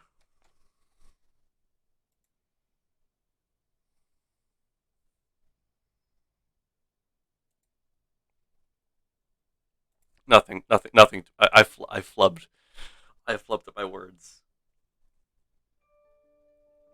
I said, so tweet, currently at the time it says it's 15:30, and we have to be back to meet with Nahida at 1600.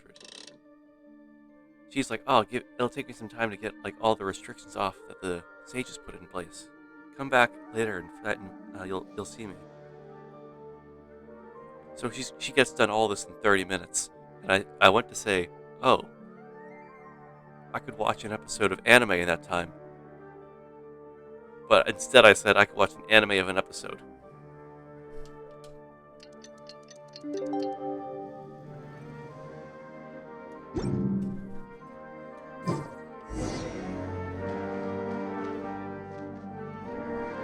Alright, let's go.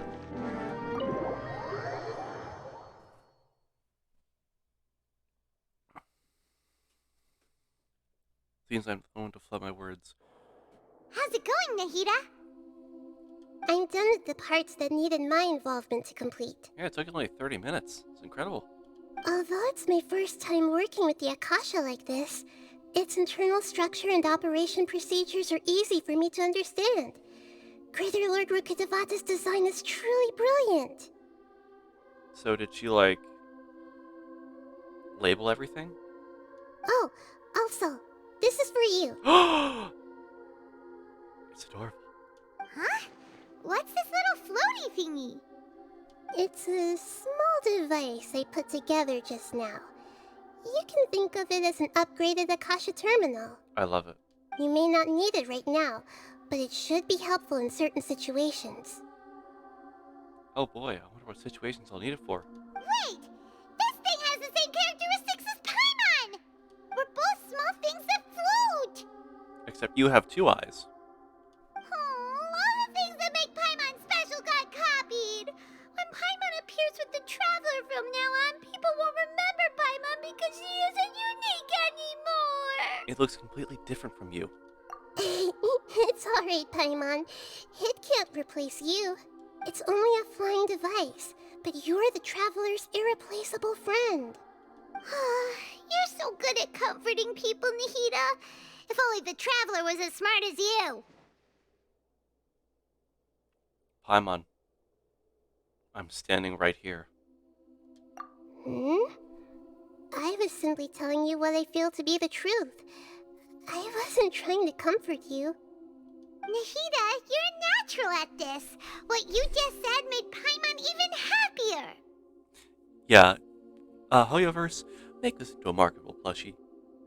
Please. Please make this into a marketable plushie. Think of how much money you'd make from this. By the way, there's something I need to confess.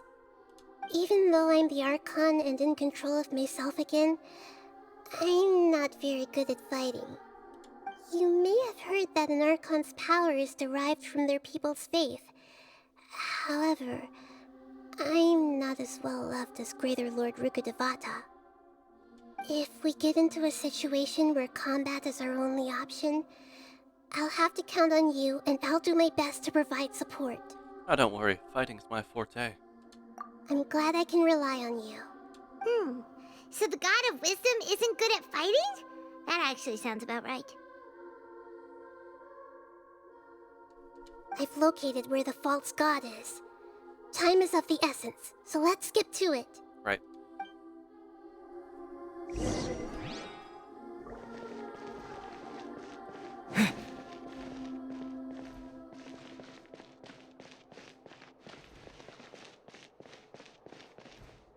Wait, can I go to other places here?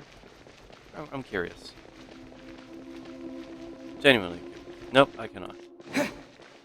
Well, we have figured out that mystery. Rather fast. The Deus Foundry. Oh, here we go.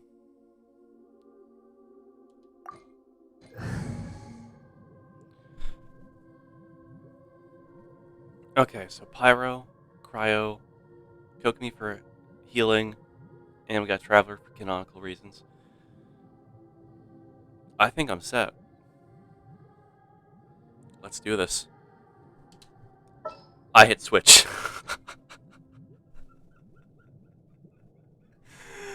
Of all the times when B is supposed to be the confirm button, it's this when it's switch.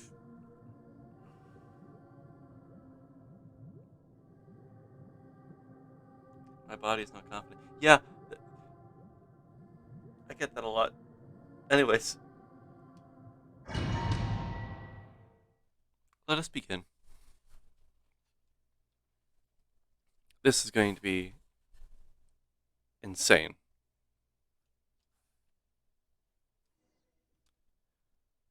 What is this place? Is this really the way we need to go? Wow. Who would have thought there'd be a place like this hidden right slap bang in the middle of the city? Right? Slap bang. Not smack dab. Slap bang. Paimon, that sounds incorrect. But I also like how it sounds. The sages wanted to realize their god creation plan without being discovered. The safest and most convenient way would be to build within the academia itself. That's true.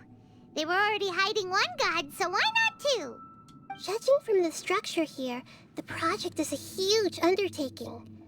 The sages really saw the god creation plan as their ultimate goal. I can see that. But this place doesn't look like it could have been constructed by the academia alone. Reeks of Fatui. The Fatui under the Doctor sure didn't hold back. They provided a lot of technological support. It's to help one of their own harbingers become a god after all. Yeah, or else they wouldn't have been that generous. Santa Morale.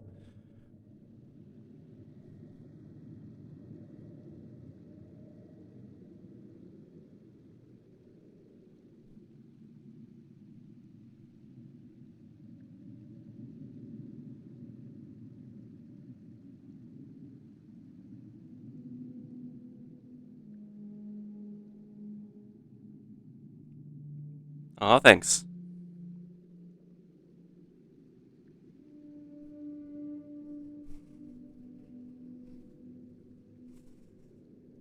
Is that it, though? I've always felt that this doctor is different from the academia sages. He doesn't seem to share their sense of urgency. Instead of being interested in the end product, it's like he's enjoying the experimental process. The Fatui Harbingers are all such weirdos. So, the doctor being weird is actually normal. Him only being interested in what happens and the effects of things rather than the end result are interesting, to say the least. So, this Fatui that they're trying to turn into a god is called the Balladeer? Yep. We had previously come into contact with his consciousness. He harbors particularly strong obsessions. One is the desire for a gnosis, since he was created to be the vessel for one. The other obsession is probably related to his past. I can't quite explain it. Paimon knows that he was a prototype puppet for the Raiden Shogun before he became a Fatui Harbinger. That's why he wants a gnosis so badly. There's no way he'd willingly be a test subject. Not with that temper and ego of his. Yeah, It sounds like you know the Balladeer quite well. we've had a few encounters. I see. Tell me more about him and what he's like. Now, do you want actual history or my honest opinion? The more we know now, the better we can plan for and react to any future situation. Okay, so it all started in Inazuma. About the downfall of Tepe. Ah, I see. How fascinating.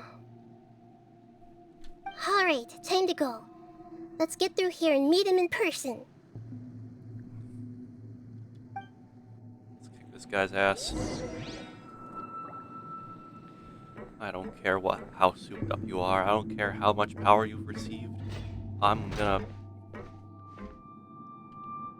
beat the shit out of these and have a gloriously fun time.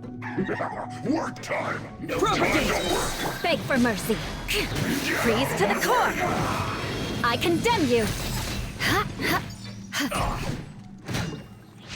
Put your back into it! My work. Stay right there. Fire hazard.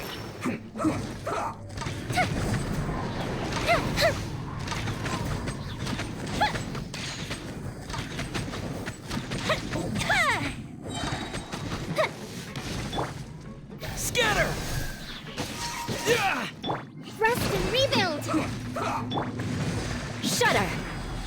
I guess this is it. Ah. Any chest in here? No chests? Okay.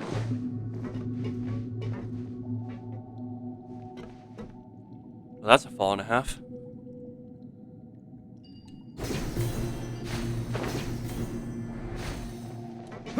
It looks like we can climb up these pipes. Oh! Clever. Kind of like this, like have design like the environment to like show what you can and can't climb. I always like the type of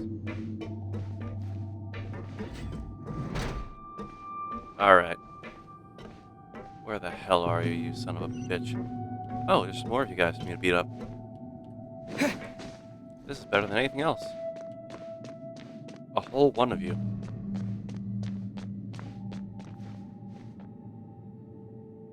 The pattern on the ground seems all messed up. Let's go around and see if there's a way to fix it.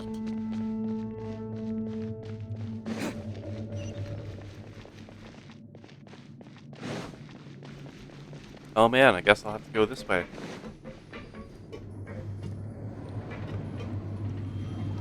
It seems to have stopped. Let's continue.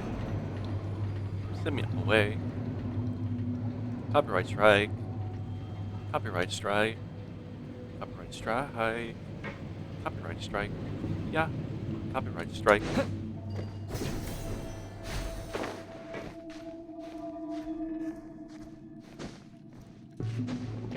Oh man, he doesn't even know we're here. We're gonna prank this guy. Let's begin. Spring forth! Hold the line! Goldfish him down! It's always time.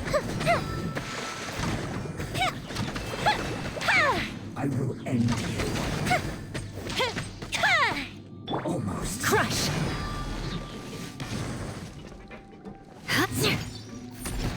Beg for mercy.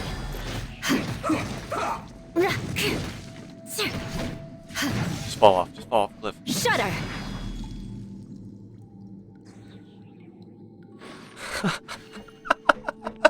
He actually fell off the cliff! He actually fell off!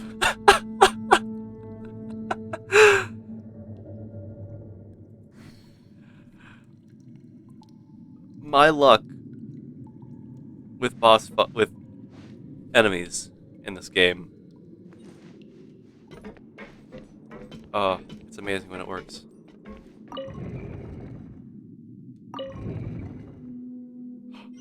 It glows. Oh, hello.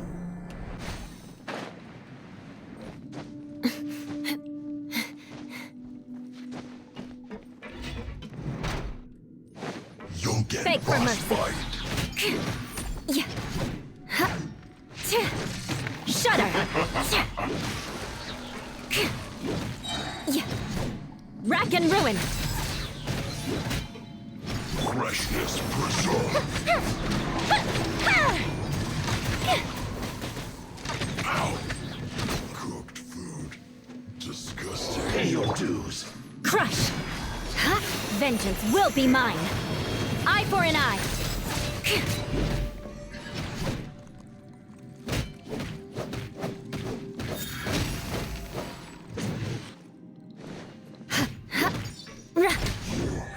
Can't run from death.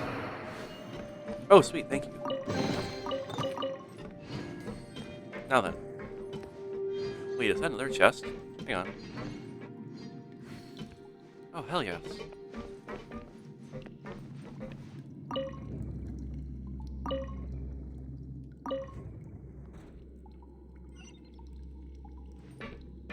I think I'm starting to see the pattern here.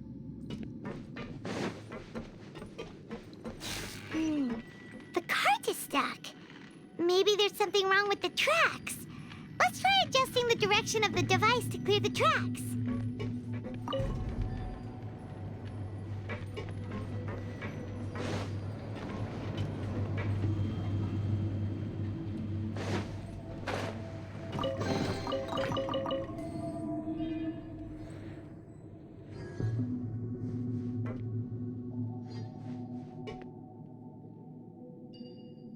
Now, could I go down there? I'll probably get stuck, but like, you gotta admit, the curiosity is killing us. I'll pass for now.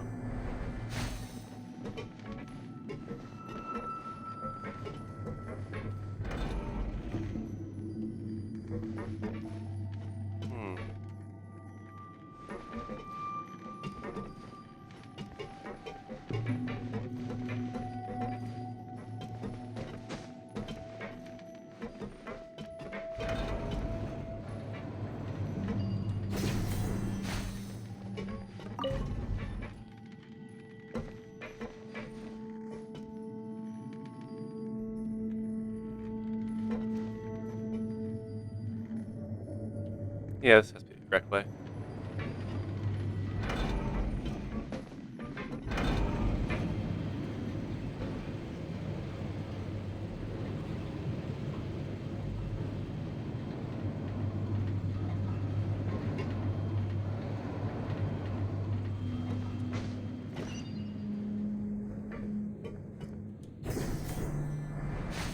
Prepare to meet God. I'll put you on high heat. Oh, that's so close. That was so close. Can I get him off?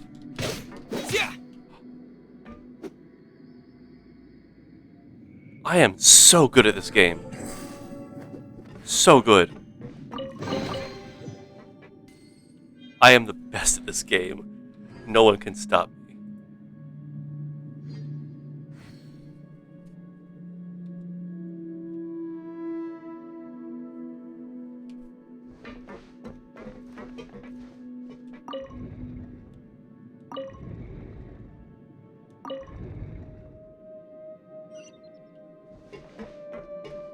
Look, if there's one thing I'm good at, it's creating certain occurrences in a game that really benefit me.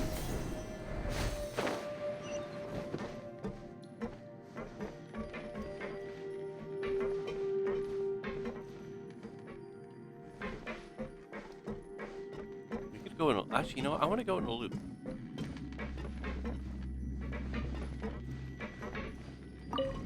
I would like to go in a loop, please, and see what there is to see.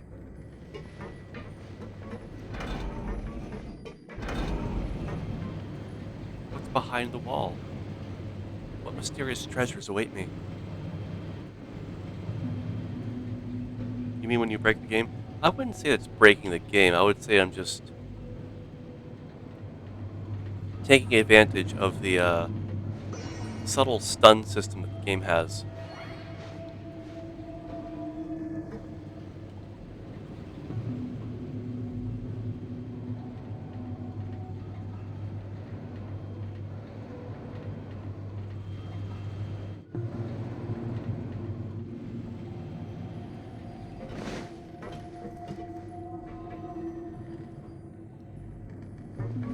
I'll wait for it to come back around.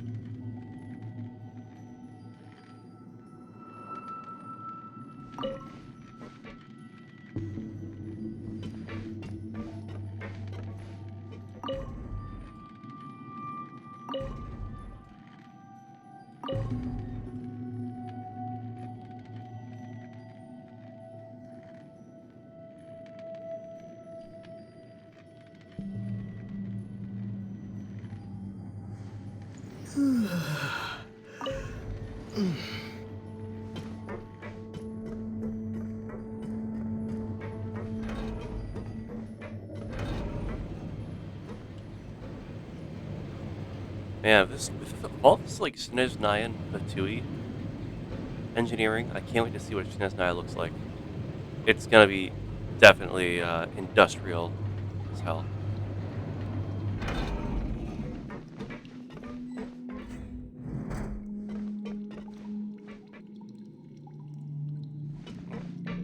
Oh. No more words. Comes trouble. Allow me! Billowing surge!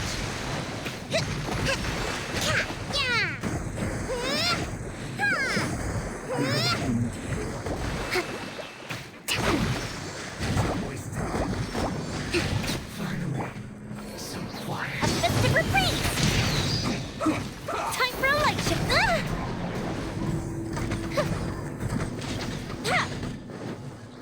Let's end this quickly. Shudder! Yeah. Huh? Yeah. Beg for mercy. Rack and ruin. I slipped up. Scatter! Yeah. This isn't good. Come at Oh me. boy, more of it. Have a load of this. Germinate! Don't be a killjoy. Hold We've the only line. just begun. Let's move. You can't run. It's time here. Looks like I went too far. You need to hurry up. Allow me! Yeah! Flood of frost!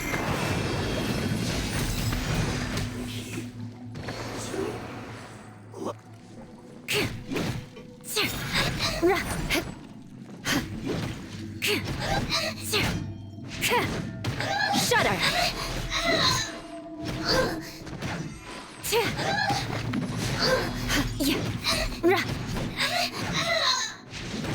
I condemn you!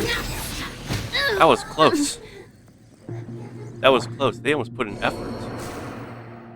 They almost put effort into that fight. I got worried for half a second. Hold the line. I didn't think I steamrolled the entire thing.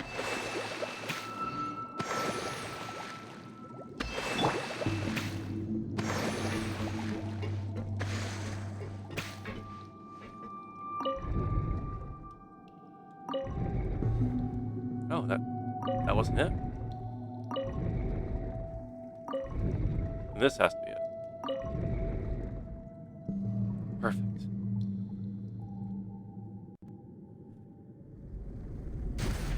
Oh. That was abrupt.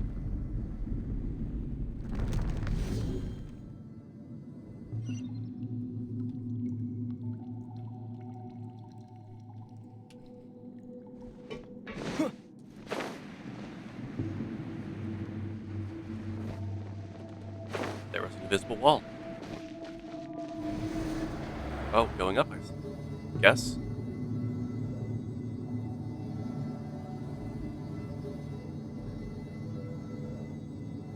Does this make anyone dizzy?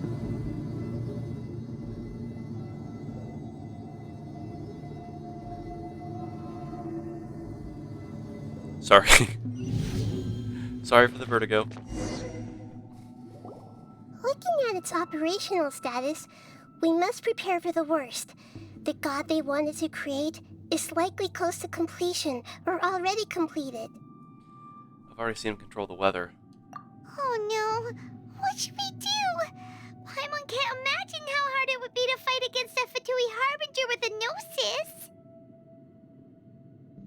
Are you nervous, Paimon? If you really want to know, of course Paimon's nervous! Aren't you too, Nahida? Yes, I am. This is probably the first time I faced with a calamity of this degree since my birth. I feel not just nervous, but curious as well. Curious? Curious about what? Curious about our fate. To me, everything we perceive in this world, everything we learn, and everything that happens to us is considered knowledge. And if it's a form of knowledge, then it can be understood. That's a sound way of looking at it. However, only fate is about that which has yet to occur, so it has always drawn my curiosity. So to me, fate is the ultimate knowledge. That's also why I love observing humans and all the things that happen to them. It all brings me great satisfaction. And now, at long last, I'm not just an observer anymore. You're taking fate by the reins. I will personally experience my own fate with you by my side. Isn't this such a wonderfully exciting thing? I guess it kind of is. Ah, so that's what you mean. Paimon thinks she understands what you're feeling. I'm also looking forward to it. Agreed. Okay, let's continue on. I can sense his aura from here. Alright.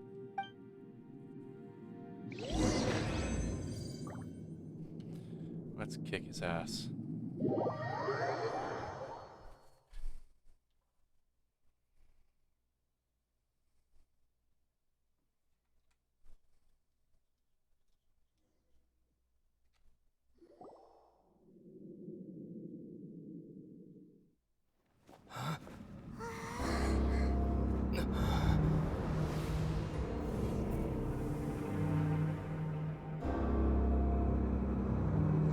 Well, he's still asleep, so I think we can probably just cut him out of that thing.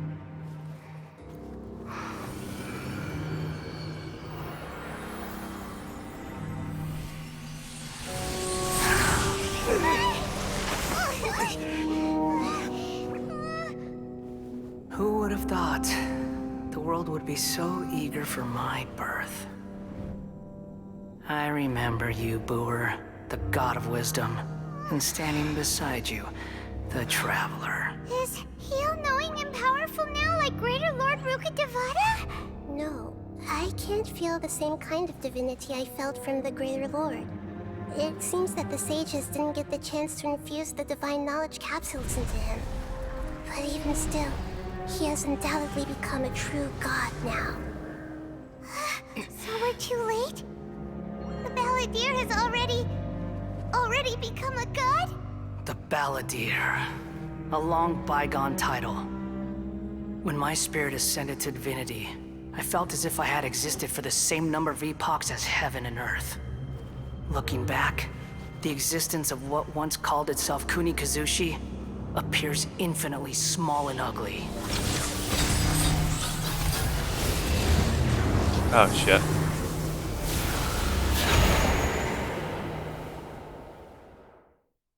This imposing aura. It really feels like a god's. That was such an impressive title, I didn't even get to read it.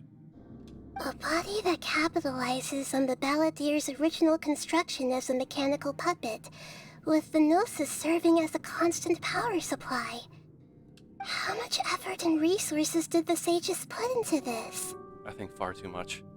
From a purely technological perspective, it's a commendable achievement indeed. It's no exaggeration to say, this is the culmination of human wisdom. You sure are something! Dishing out compliments at a time like this? But I don't think he's reached the spiritual height of a god. I'm not sure if that's a good thing or a bad thing. Strife is engraved upon every god and every gnosis brought forth into this world. Okay, the everlasting Lord of Arcane Wisdom. Thank you. Name tag. Can you feel it? The exhilaration of such power, and the thrill of anticipation for our contention. Nahida wouldn't feel the same things as you! Do you not realize that you are interrupting a conversation between gods? Lowly creature, know your place! Still the same Balladeer we know. The strife engraved upon a Gnosis. You're talking about the Archon War. Tevat's current peace was not easily won. I didn't personally participate in the Archon War, but the way I see it, all those losses were meaningless, driven by the demands of the laws. There's no point in bringing it up again. Is that so? Yet I am deeply disappointed that I was never allowed the fortuity to personally participate in the Archon War. This is a first. Encountering a god in this world who does not crave power. No wonder your own people have abandoned you, God of Wisdom. Nahida's followers will only continue to increase in number from now on. Your judgment is as your existence, unsubstantial.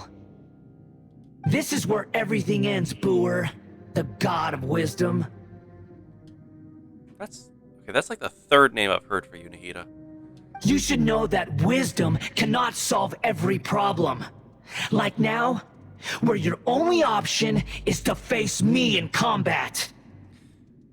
Wisdom can still hold in battlefield. Come!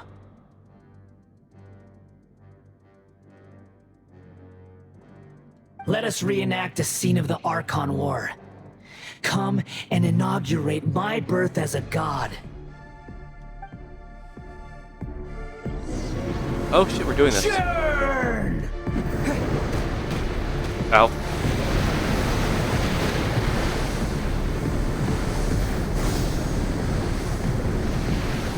I have no idea what I'm supposed to do.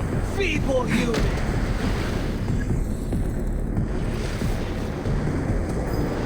Oh, I see.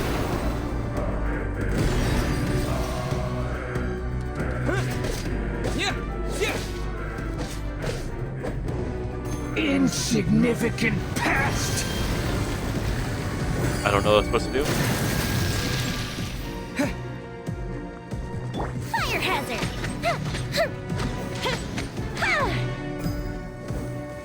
My endless cycle begins!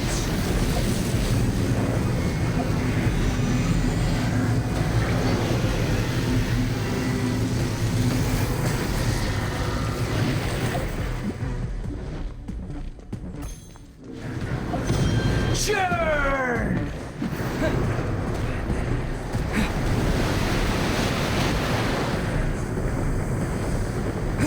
I don't know what I'm supposed to do with this. I don't know what this thing does. Insignificant past.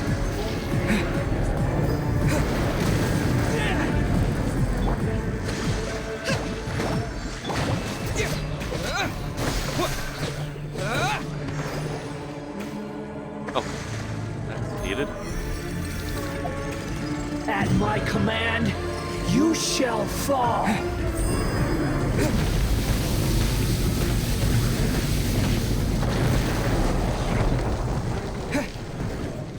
Okay, is there like a quick tip to this thing?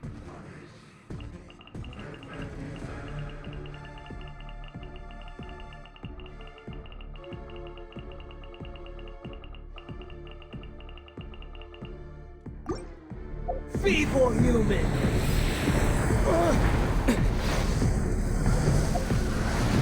Okay, so it doesn't work during abilities. Oh. I think I'm starting to understand. I'm understanding now.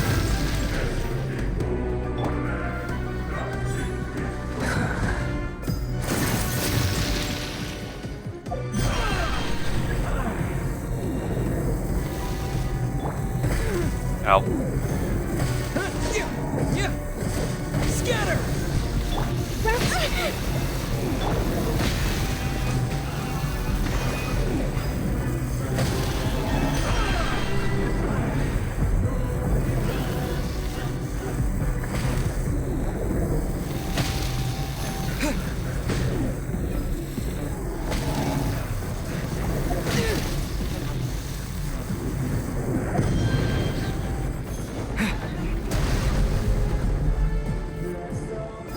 My endless cycle begins!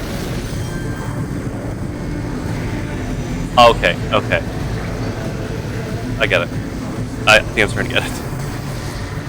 Took me a second. Insignificant past!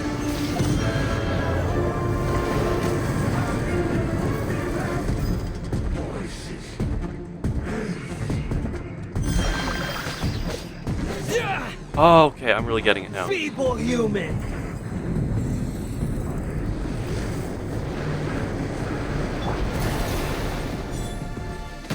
Ow. Here come the fireworks!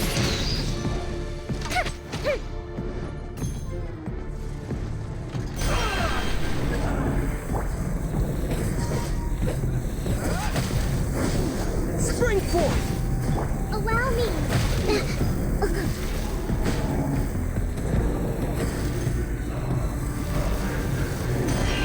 More power! Crush! Freeze to the core!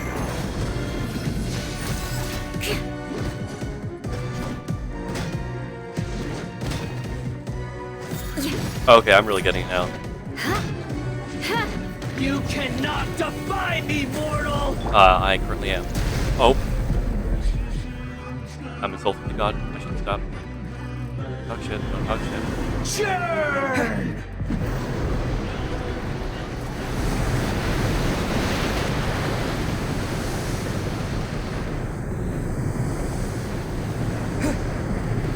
My endless cycle begins!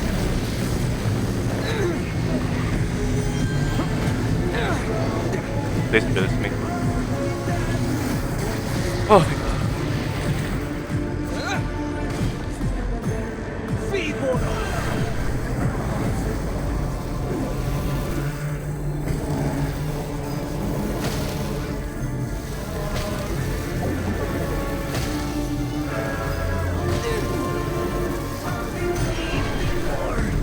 Power! Rust and Revan!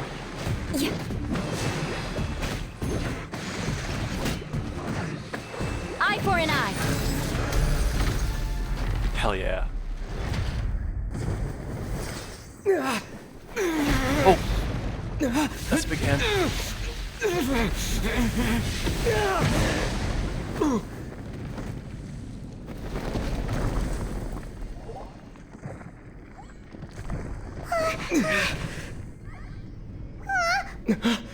Oh.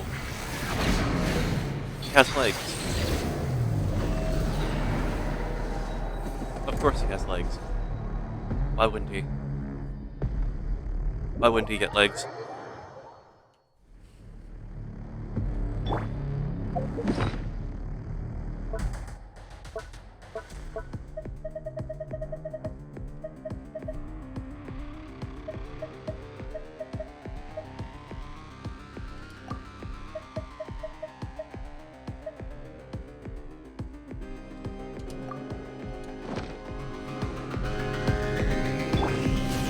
Oh.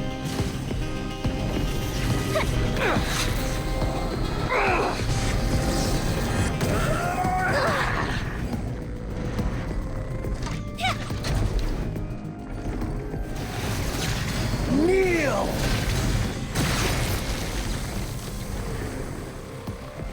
No.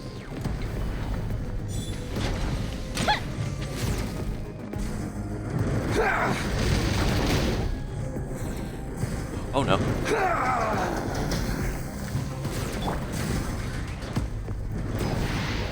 Burn to oblivion! Those are important. Oh. Kneel! Shudder! Good grief! Rack and ruin! Reality? Okay, I kind of understand. Pain! Wait.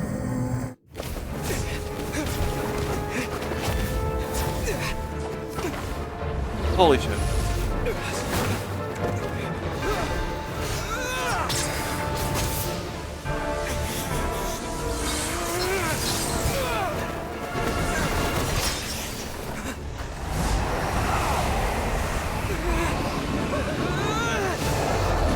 Oh.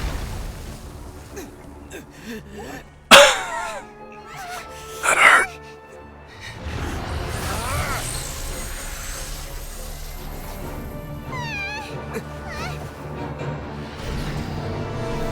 Oh.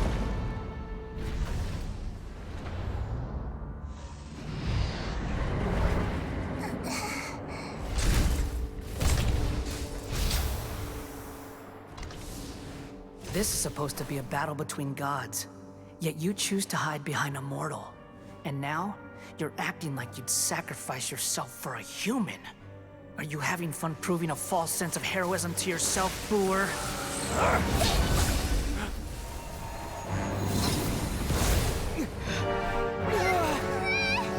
Oh shit. The What? data collection is almost complete. Do you even know how many times you've tried to take my gnosis from me? What?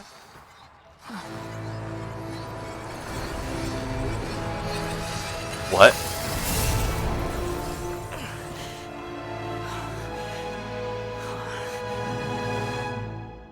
We just concluded the 168th loop. Did you know that in the effort to create you, the people of Sumeru were forced to live through the exact same number of Sub-Zerus festivals and Samsara cycles? The power of dreams. When did you use it on me?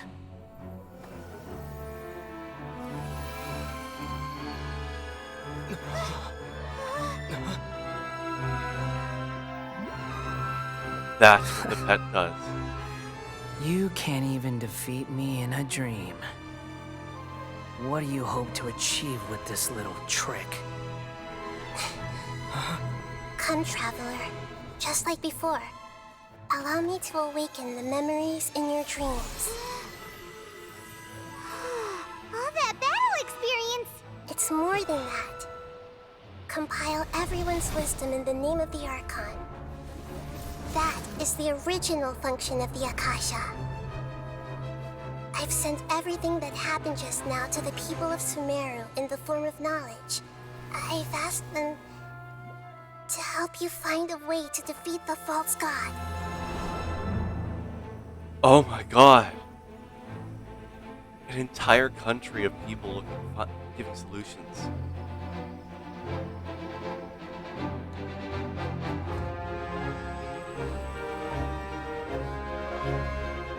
Now, all of Sumeru's wisdom is at your disposal. Holy shit. We have a supercomputer. Meaningless tricks won't save you.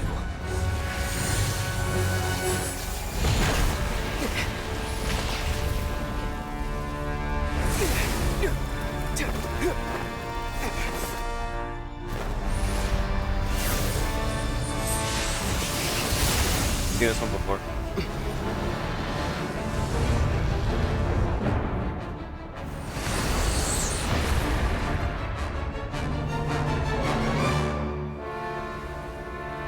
That was loop number 35.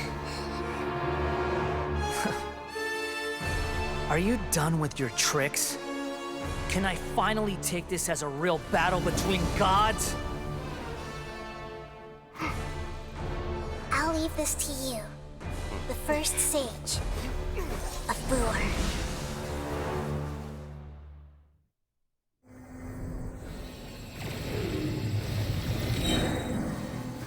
1,000 eons, mine to dominate!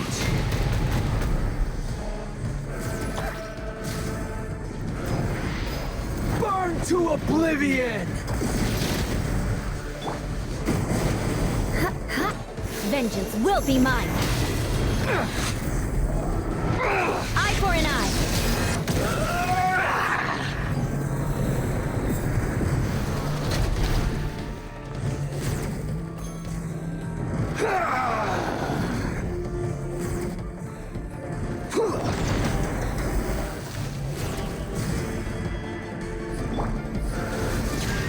Kneel!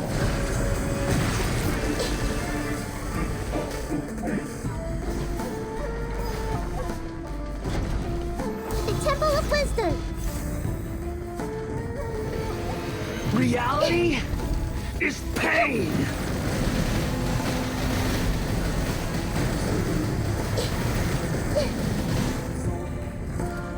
I see everything. Good riddance, cruel world. Oh, that's a death ball. Time for a light show.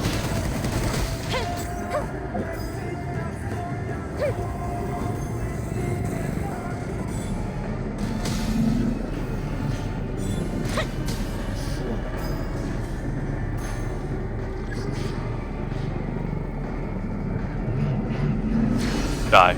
Not possible.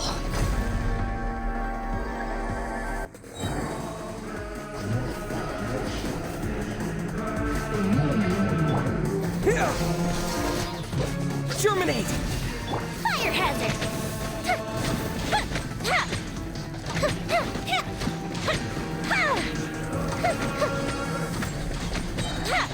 A festive reprise. Beg for mercy.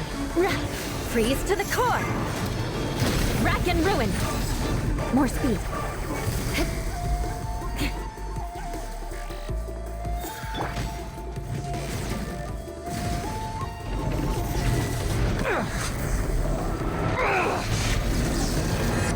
Everyone hold me.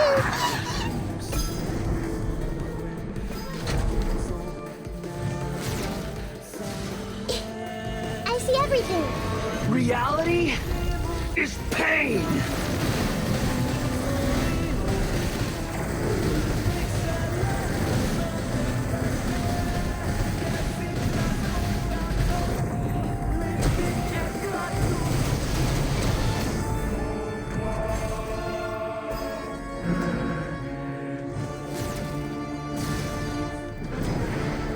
Burn to oblivion! You first.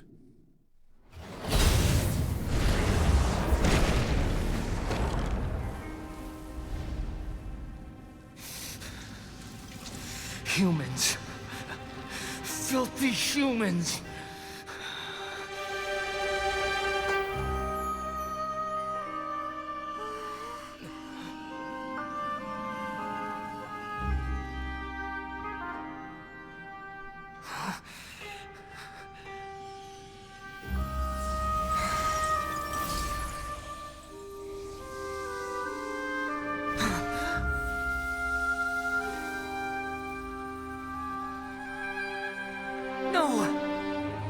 Please! Please! Anything but the Gnosis!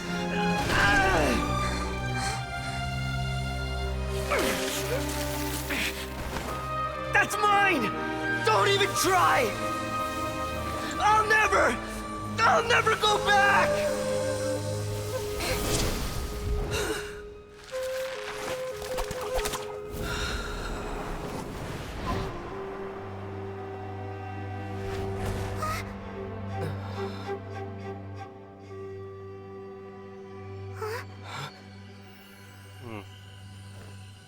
We haven't yet found the answer to the most important mystery.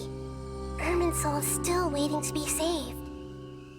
With the power of another Gnosis, we may now finally understand the last memory of Greater Lord Rukkhadevata.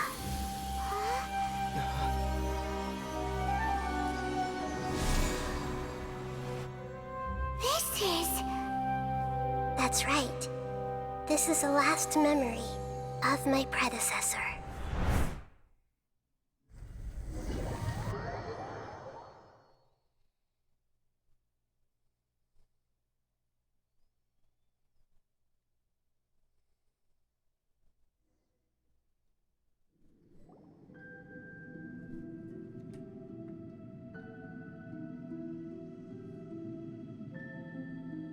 Huh.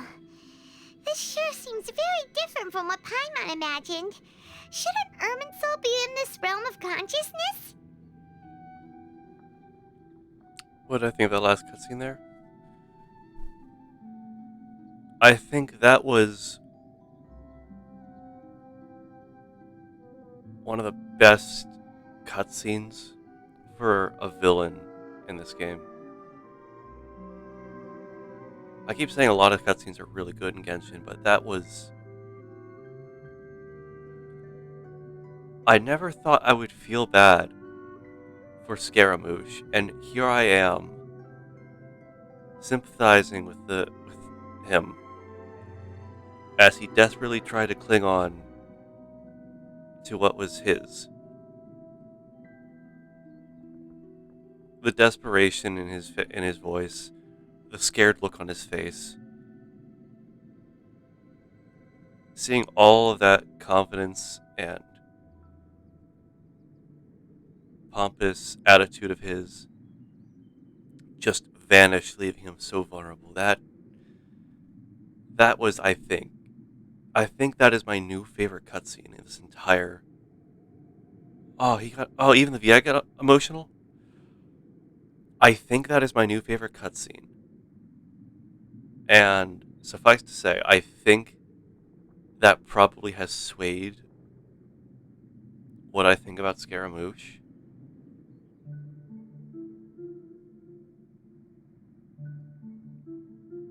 Just enough.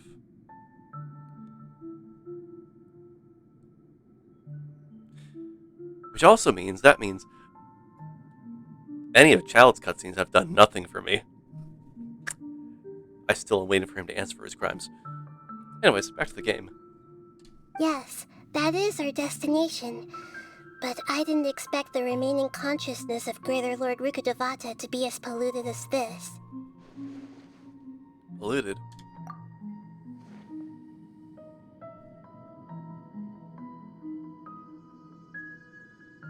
Must be due to forbidden knowledge. Forbidden knowledge? It seems you know about a concept that even I don't completely understand. Could you tell me what you know? I tell about what we learned in the desert. Your inference seems logical enough. Forbidden knowledge once polluted the desert thousands of years ago, but was successfully repelled thanks to King Deshret's self-sacrifice, and Greater Lord Rukkhadevata nearly exhausting her power. Then, a second instance of forbidden knowledge pollution occurred during the Conria Cataclysm 500 years ago. But I'm afraid it is much more serious this time, with Irminsul itself already in danger. So, if we're in the remaining consciousness of Greater Lord Rukkhadevata, and it's also been affected by forbidden knowledge pollution, then does that mean, in order to save us, Greater Lord Rukkhadevata? Yes. It's very possible that she sacrificed her life in the fight against forbidden knowledge. She didn't completely eradicate forbidden knowledge, but if it weren't for her actions, the pollution would have been far more rampant over these past 500 years. The way that everyone, including me, has forgotten everything about forbidden knowledge may very well be due to her restoration of Irminsul. Aww. Do you feel sad, Nahida? I'm just sharing her pain. The pollution of her consciousness here is severe. There is madness, chaos, and pain all around us.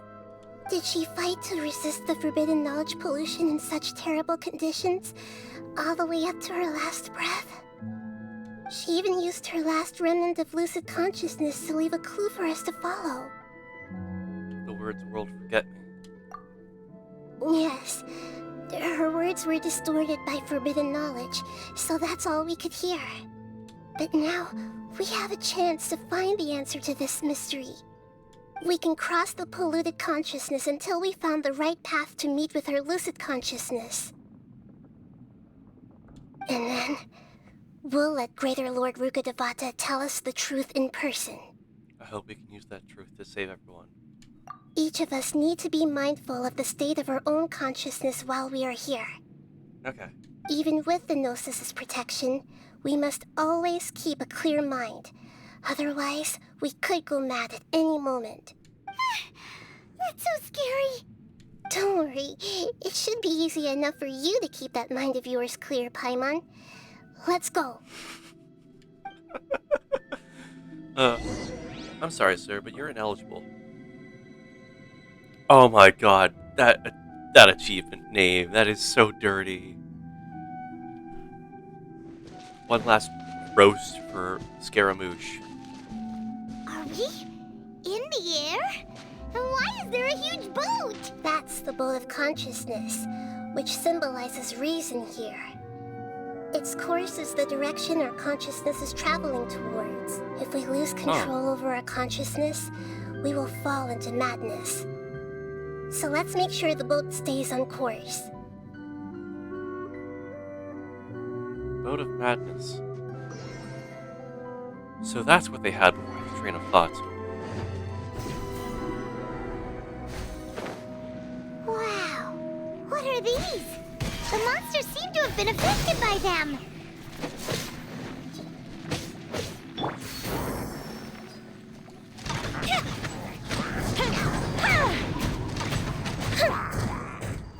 Hold the line.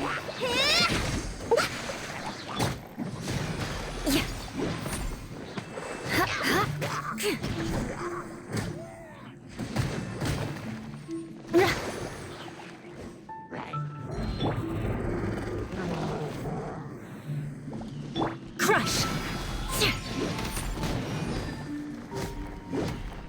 Eye for an eye!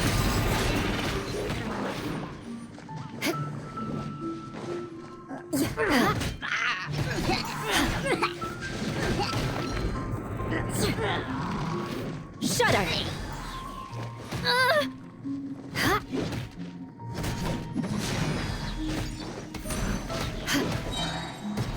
Flood of frost!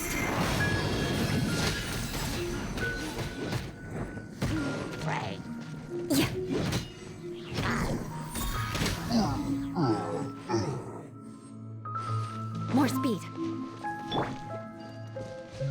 Oh, we go over here.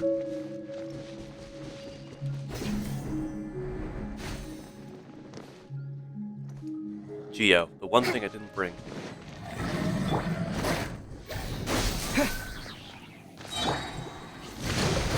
Covenant of the Deep.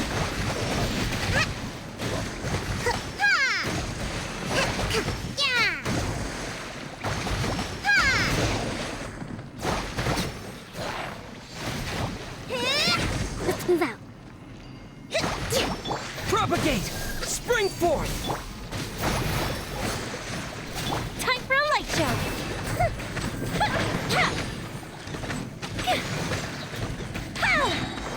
Go bishop down! Beg for mercy. Huh?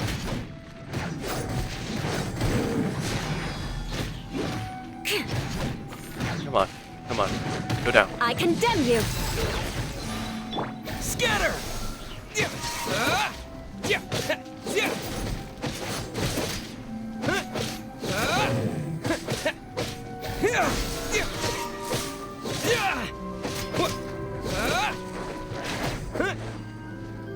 Allow me.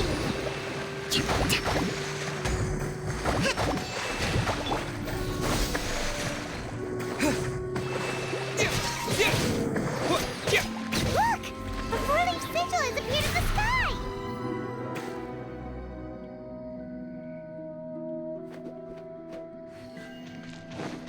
Oh, first I gotta heal. Hold the line!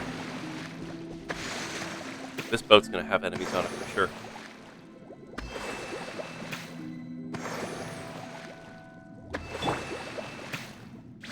Also, I know it's already 12:30. We are gonna keep going until we beat this. We might go until 1:08, like probably 1:30ish, give or take. We might be here for another hour. Just let you guys know.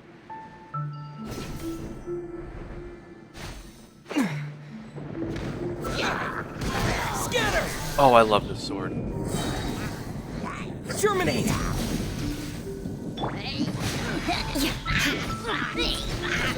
Rust and rebuild! Fire hazard!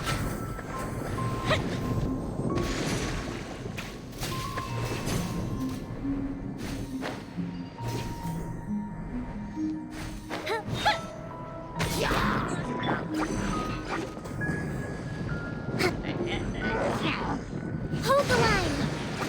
Shudder. Freeze to the core. Eye for an eye.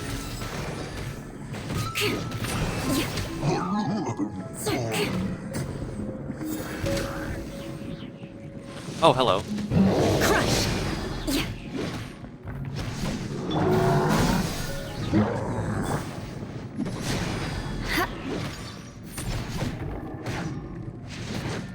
I condemn you. Touche.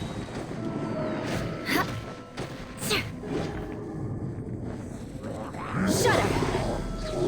Flood of frost. Eye for an eye.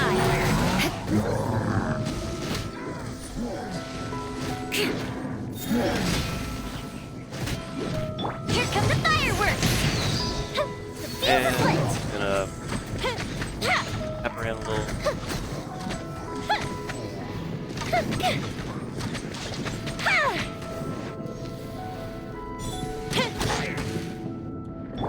Hold this. To control the boat of consciousness, we need to find the helm first.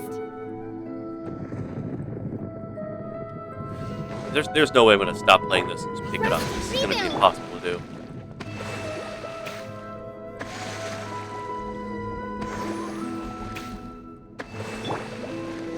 This might be another 5-hour stream, I think. I haven't done one of those in a while.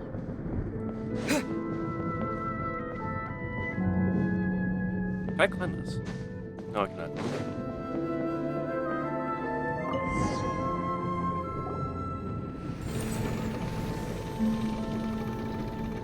We changed direction. Are we still going the right way, Nahida? Mm-hmm. Judging from the current route, the boat of consciousness will soon take us out of here. Oh, I can't wait for the epilogue to just fuck me up.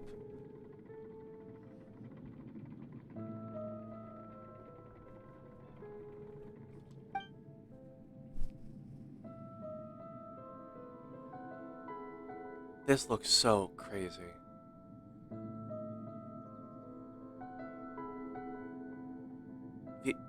All the design and the imagery in this whole thing, this is insane.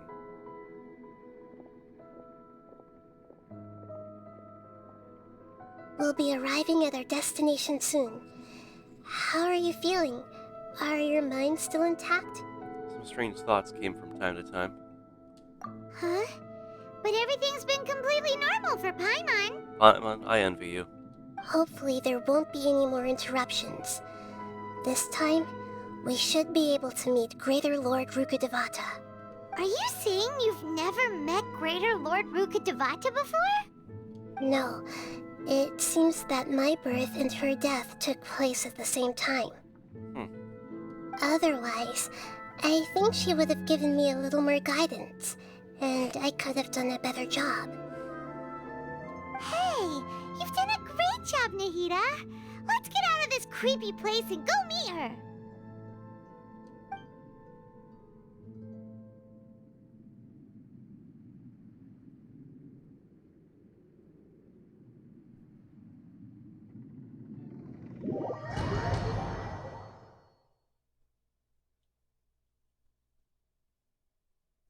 So, is this the place you were talking about? Whoa. The base of Irminsul? Yep, this is just like back in that vision I had. In that stream that I forgot to save.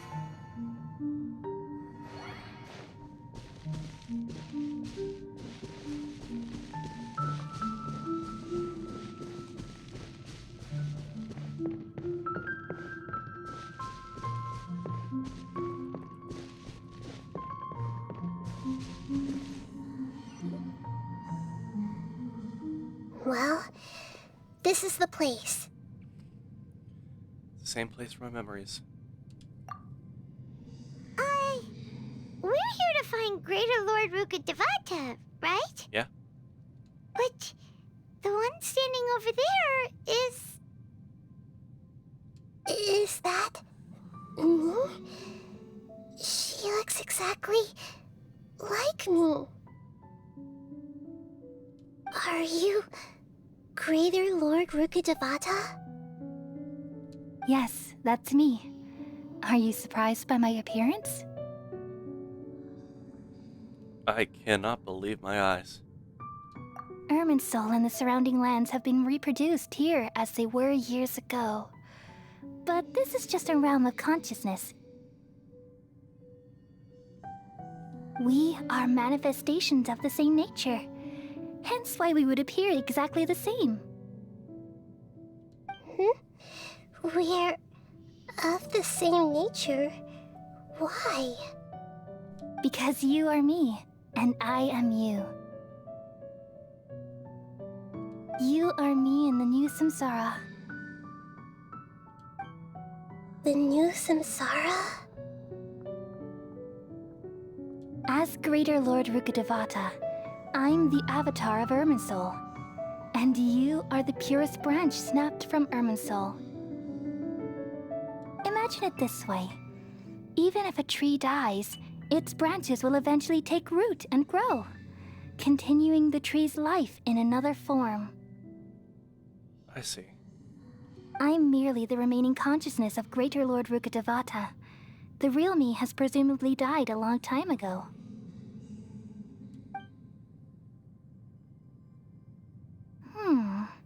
Judging from your appearance, I've probably been dead for 500 years. Spot on. But you're finally here. My new self in the samsara. So this is the connection between you two. Lesser Lord Kusanali and Greater Lord Rukkhadevata. If this is true, then am I going to be a great Archon like you someday? Yeah, I thought they were going to be the same person as well.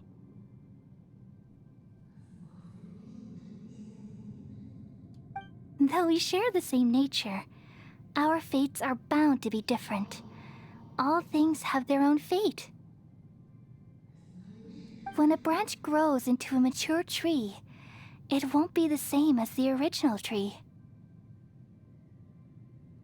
That's why fate is the ultimate knowledge, isn't it?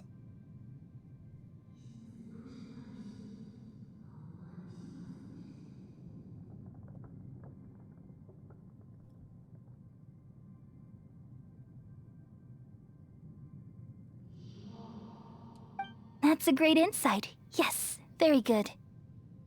It's also precisely why you won't become like me. Really? Oh. She looks so disappointed. But perhaps you may become an even greater Archon than I. I already see a determination in you that I didn't possess in my time, and the future that it leads you to will be yours alone. Along with the blessings from your past experiences.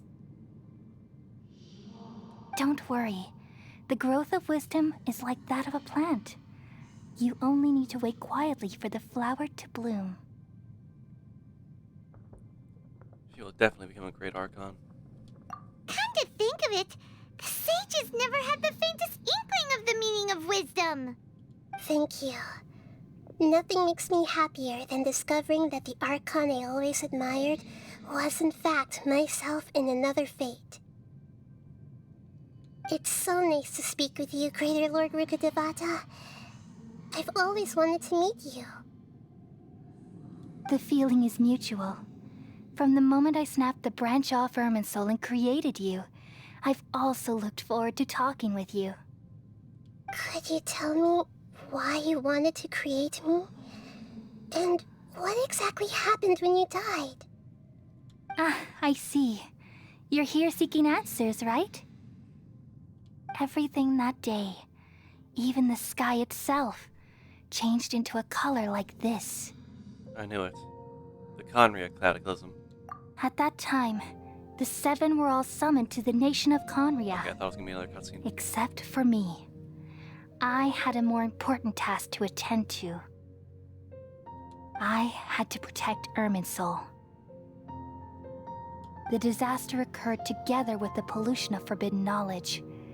At that very moment, with my consciousness connected to Irminsul, I sensed something was wrong. The pain started to torment my mind. By the time I reached Irminsul, it was already displaying signs of corruption. Had I not repelled the pollution of forbidden knowledge with King Deshret thousands of years ago, I might have felt even more hopeless and lost.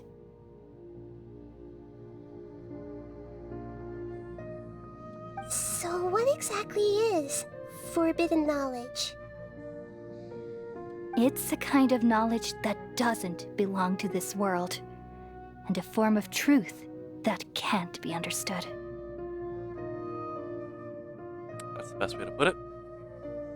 It came from the very bottom of the abyss. Even I could never understand it. The world is constantly rejecting it, leading to all kinds of bad phenomena. If we allow forbidden knowledge to pollute Irminsul, I'm afraid the entirety of Teyvat could fall apart. So, there's knowledge that even the God of Wisdom can't understand? At that time, I knew I couldn't repel the forbidden knowledge with my strength alone. Which is why I created a device that compiled human wisdom and named it the Akasha. It's truly the world's most amazing invention. Thank you. For a long time, I thought dreams were the fruit of human wisdom. Though it was selfish to do so, I borrowed people's dreams using the Akasha. Then I compiled their wisdom and all of my own power. Well, did it work? Thanks to the wisdom of the people of Sumeru, almost all the forbidden knowledge was cleared from Irminsul. But things didn't go as smoothly as I thought. I had a terrible headache, which gave me an uneasy feeling. And then I remembered that my consciousness was also connected with Irminsul. It brought me knowledge and wisdom, but vile corruption as well. From the very beginning, my existence had been polluted by the forbidden knowledge. Oh, shit. Oh no. How could that happen? I've experienced that pain in your consciousness. It must have been a horrible experience. Yes, but my feelings weren't important. The important thing was that even if I died, my existence and everything related to me would continue to exist in Irminsul as memories and knowledge, meaning that the forbidden knowledge couldn't ever be permanently eradicated. And there's no way for me to eliminate myself. It would be a sort of paradox. So, I took the purest branch of Irminsul as my incarnation in the next samsara, and left a trail of clues. All in hopes that you would come here and remove me and my pollution from Irminsul forever. Wait, no, I can't. Oh, shit. So you realize what that implies. You are very smart indeed. Irminsul has all the knowledge and memories of this world. And as you've realized just now, removing me from Irminsul means I essentially will never have existed in this world.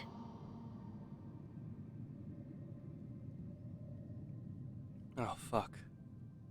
But this is the only way to save Irminsul.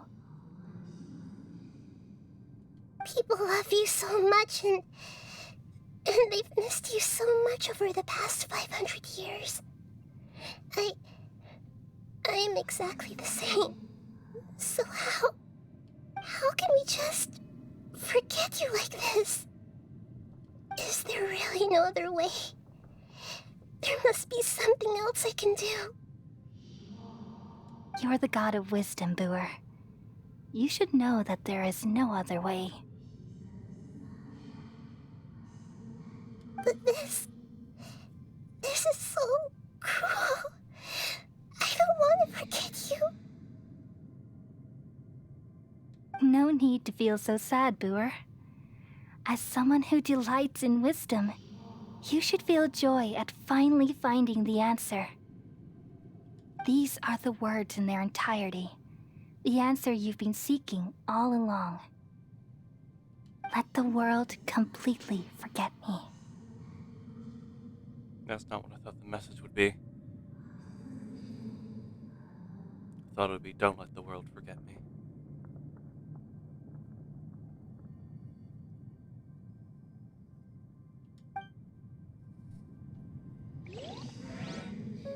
We all nestle under the great tree of wisdom, peering out to perceive the world.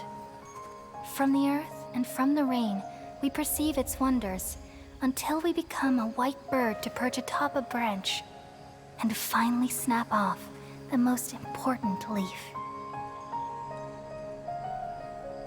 Once upon a time, I alone dreamed in this world. In my dreams, everybody would also dream after they fell asleep. Wild and wonderful thoughts would emerge from their minds. Some tumbled to the ground, and others floated to the sky, connecting all things in the world into one dazzling net. Among a plethora of worlds were numerous smaller worlds, all of fate, finding within the tapestry their brilliant glow.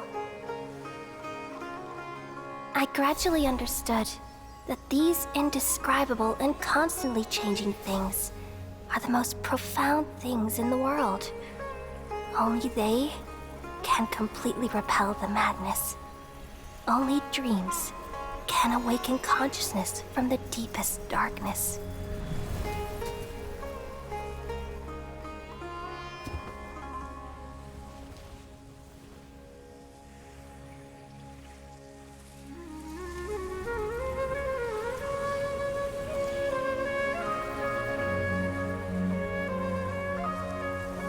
I'm the one who posed this question, yet also the one who sought a solution. Saving the world with the dreams of the people used to be my answer.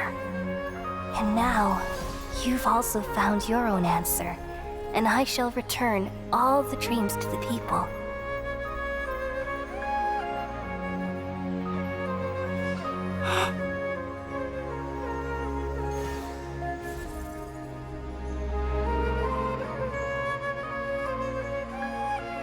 Goodbye, people of Sumeru.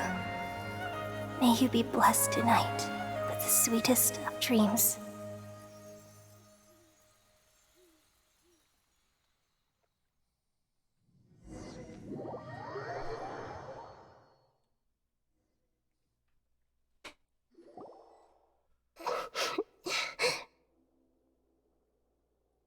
Okay, I thought Nahida crying was me crying out loud for a second there. I got confused.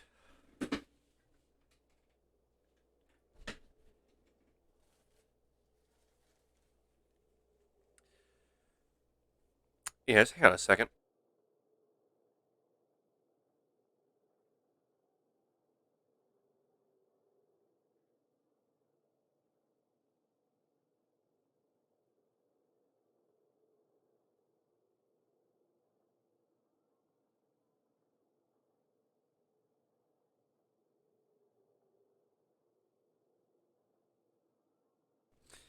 Sorry, I had to mute. I had to blow my nose.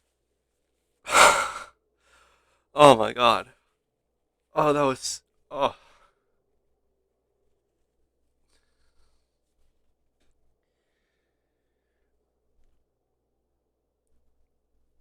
Oh my god. We have like 3 more countries to go through. I don't know if I can keep crying if it gets better like this. Oh my god.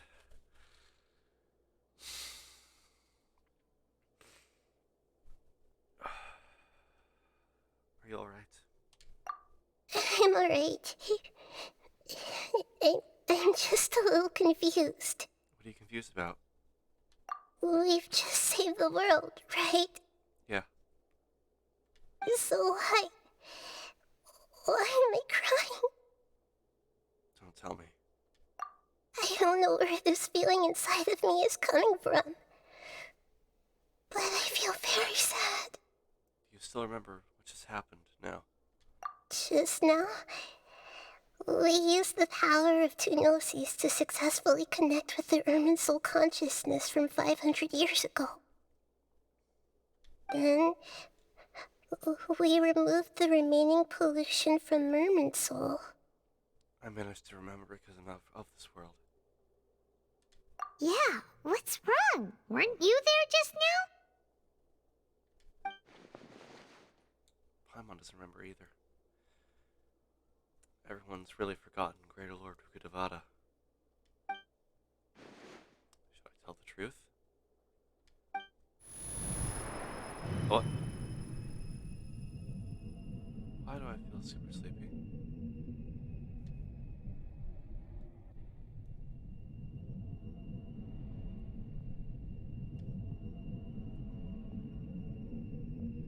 Oh no.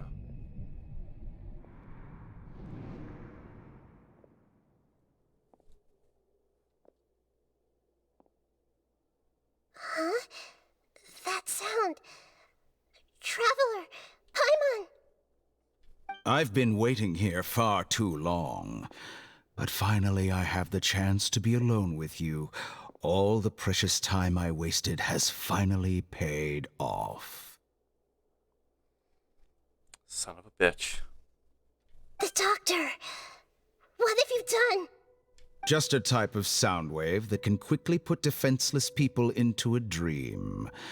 As I expected, it doesn't have any effect on gods. This is the only thing of interest I found among the sage's research. I thought I'd take it for a little spin. Don't worry. I know you would never forgive me if I actually killed them. I'm here to negotiate with you. Naturally, I won't do anything dangerous that could potentially damage our relationship. Relationship, my fucking ass. Negotiate with me? I heard you had already left Sumeru. Why are you here again now? I left Sumeru, but I also stayed in Sumeru. Even the God of Wisdom is restricted by the habits of cognition. How disappointing. You mean there are many different versions of you in this world? An astute guess. Even the same individual will have different cognitions at different ages. A long time ago, I made a major decision in hopes of preserving all my perspectives of how I observed the world. Observation is the first step of any experiment, but observing the current world doesn't satisfy me. It lacks an important dimension. That of time. So he's made models of himself from every age. So I saved segments of all my ages and made them into independent individuals. That's all there is to it. Indulge me. How does the God of Wisdom find my method of seeking knowledge? It's an insult to the very concept of life. You tell him, Nahida. Life inherently has many rules and restrictions, each with its own significance and reason to exist. They can't be broken on a whim. Good. Amazing, even. Indeed, it's difficult for humans to make peace with themselves, not to mention oneself from a different period. Since you're in the academia, why wait until now to show up? You could very well have stopped us and helped that fake god. Simple. Let me ask you this. Would any staff member ever help the subject in the middle of an experiment? It was my experiment, so why should I interfere with the results?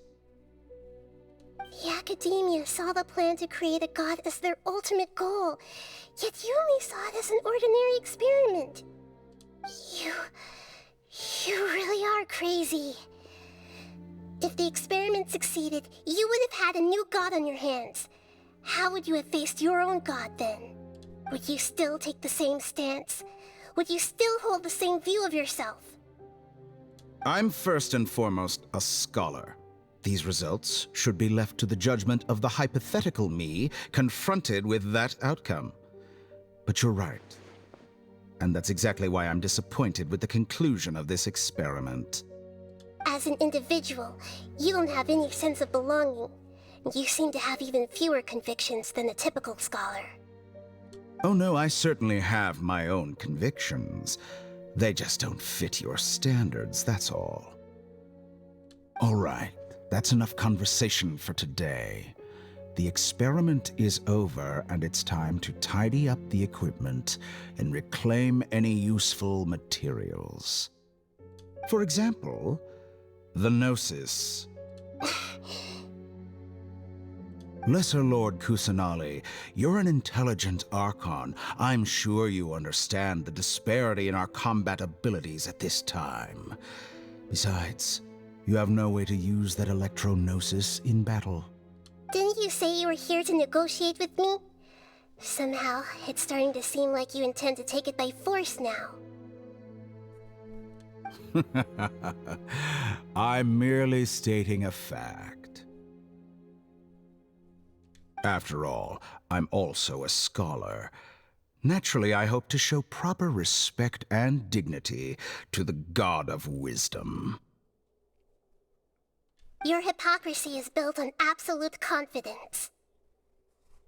I understand your scheme, but... what if I were to destroy the Gnosis now and awaken the heavenly principles? Oh, shit. Awaken the heavenly principles? Do you think that's really possible? The heavenly principles have been silent for many years, but the Gnosis are symbols of their control over Tevat and all the laws. Nahida, I'm going to be very honest. As bold as this sounds like you're going to split an atom and pretty much ignite a nuke. I don't think you should do this. Will the destruction of a Gnosis attract the attention of the heavenly principles? And if so, how do the Fatui plan to deal with the consequences? Yeah, this sounds like an antimatter bomb. I would not do this. Do you dare to gamble such a possibility with me? When did Nahida get scary? Gamble? How surprising. I thought you would show evidence or use rigorous reasoning to prove your point. The word gamble is the last thing I expected to hear from the God of Wisdom. But this is a clever move. You must have seen through me when I first captured your consciousness. As a scholar, I respect all possibilities. This has always been my principle and is an essential trait as an experimenter. Indeed, I can't ignore this possibility. So tell me then, what are your conditions? This foreign gnosis will only lead to disaster if it stays in Sumeru. But this electro-gnosis is the prize I attained after defeating one of your fellow harbingers. Now, as the one who initiated this cascade of events, shouldn't you pay the corresponding price? Price? Interesting. What price would you have me pay? I can hear the grinding of his teeth. How about erasing all your other segments? Oh. So this is how you wish to restrict me, the most threatening opponent of the Nation of Wisdom. What you request of me is like plucking out the eyes I have placed in the dimension of time. Segments are extraordinarily difficult to make. They require extremely rare resources and enormous amounts of time and effort, requiring me to destroy them all here and now. Bravo. A suitably wise decision on your part. Yes, how very interesting. Can I assume that you have long been wary of me? Among all the versions of me, this segment you see now is the most selfish. If it weren't me, your idea wouldn't have worked. What did you see when you were imprisoned? You were observing me, and that's how you know I've long grown tired of their doubts and endless arguments. Like you said, it's difficult to make peace with yourself. Being as smart as you are, have you managed to do that? I see. If you think all those versions of me are worth a gnosis, then deal. You sure didn't hesitate much. Is the relationship between all the versions of you really that bad? I don't think there's any need to dwell on that. The surplus versions of me can be exchanged for a gnosis. Do you think anyone can offer themselves at a higher price? He's literally giving his own life for a gnosis. Multiple times. Besides, with my abilities, it's only a matter of time until I find better perspectives. Perhaps it's best to say, you're just temporarily ahead. But what I'd like to know is, how can you be sure that I've really erased them? I can see your remaining honesty.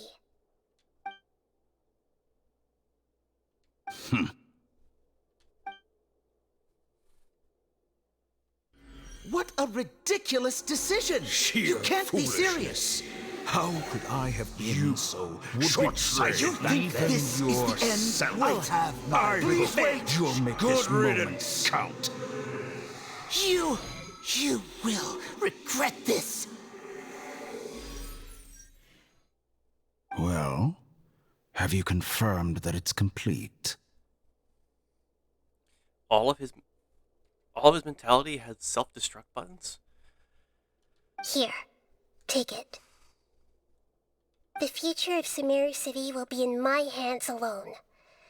I will shut down the Akasha and let curiosity and the thirst for knowledge drive the realm of academics once again. There won't be any further gaps for you to exploit. It truly pains me that my academic achievements have never been appreciated in my homeland. Of course, I have no interest in being rejected by this city for a third time. Another chess piece. And where is your dendronosis? Don't be greedy, Harbinger of Snezhnaya. No, this is a different transaction. If you intend to turn off the Akasha anyway, then there's no further use for the Gnosis of Sumeru, is there? Besides, isn't it the Archon's duty to deliver what's desired of the Seeker? Oh, Judging from your expression, you don't seem to find the idea very agreeable. Then let's think of it this way. Since you're the god of wisdom, how about I exchange some knowledge with you? People exchanging knowledge with the God of Wisdom is the stuff of legends. Yet here you wish to exchange knowledge for the God of Wisdom's property. Arrogant as that is, it has piqued my interest. Oh, man. Let me ask you, have you in all your mighty knowledge ever heard the rumor that the skies of Tevat are fake? Huh? That's the secret hidden by Irminsul concerning the truth of this world. Once I finish telling you about this, it will be time for me to say goodbye. With negotiations, we've all gotten what we wanted. I'm very glad I got to meet you like this. Your arrogance may know no bounds, and convictions may mean nothing to you. But I'll still listen to what you have to say. Wait, is this forbidden knowledge?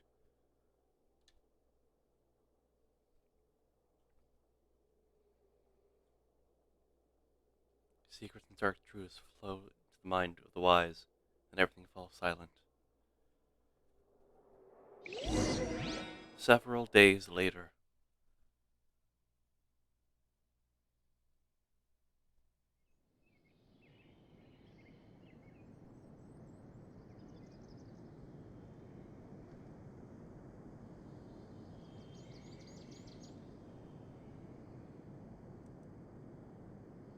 It's something else? Oh, thank God. I thought it was going to be forbidden knowledge. I was terrified.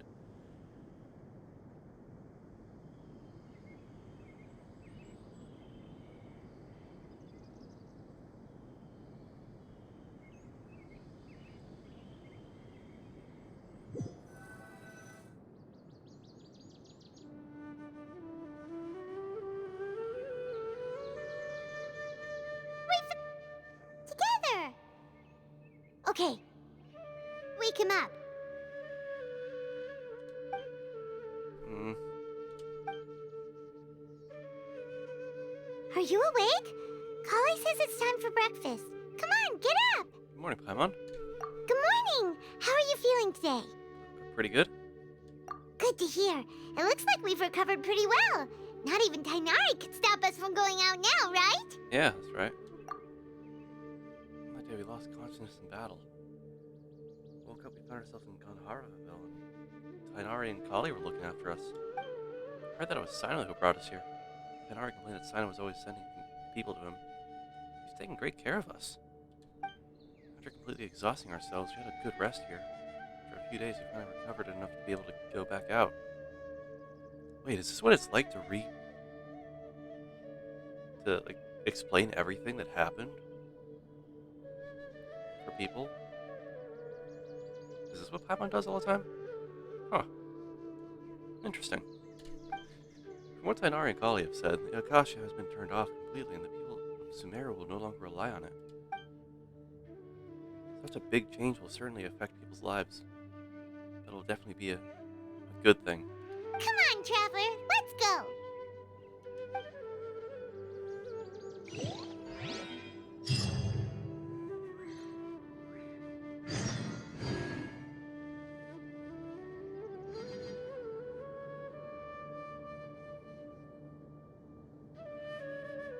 Okay.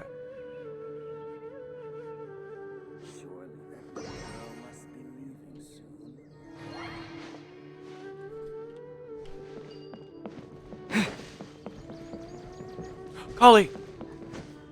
How are you doing? Good morning. Looks like you're awake. Yep, yep. Good morning, Kali.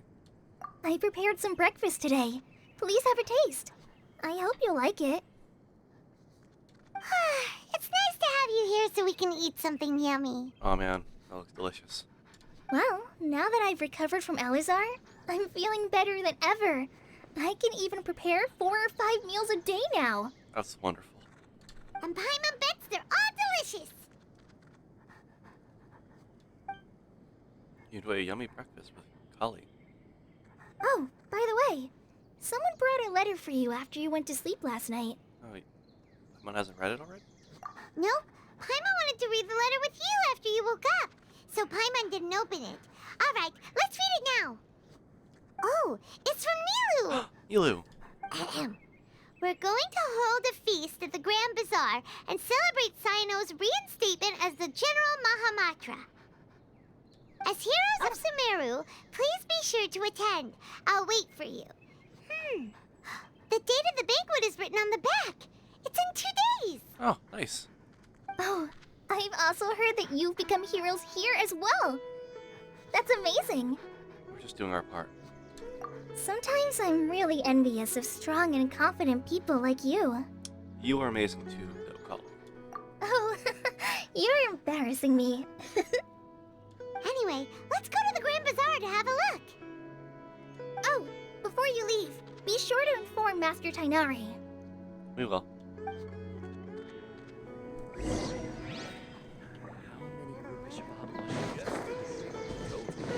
I'm gonna go through this whole thing. Ah, Tainari. Tainari!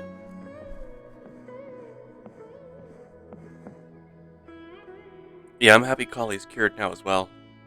Good morning. How do you feel today? A lot better. We feel much better. How about you? How's the wound holding up? I'm recovering well. Thanks for asking. Just keep eating a lot of food. It usually helps me when I get struck by lightning. But from the looks of it, you seem to be already busy with work again.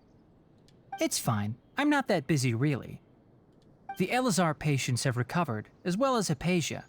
For now, I only need to tend to my Forest Watcher duties. It seems once Irminsul started getting better, everything else started to recover too. Yes, but there are still some residual effects. The withering is one example.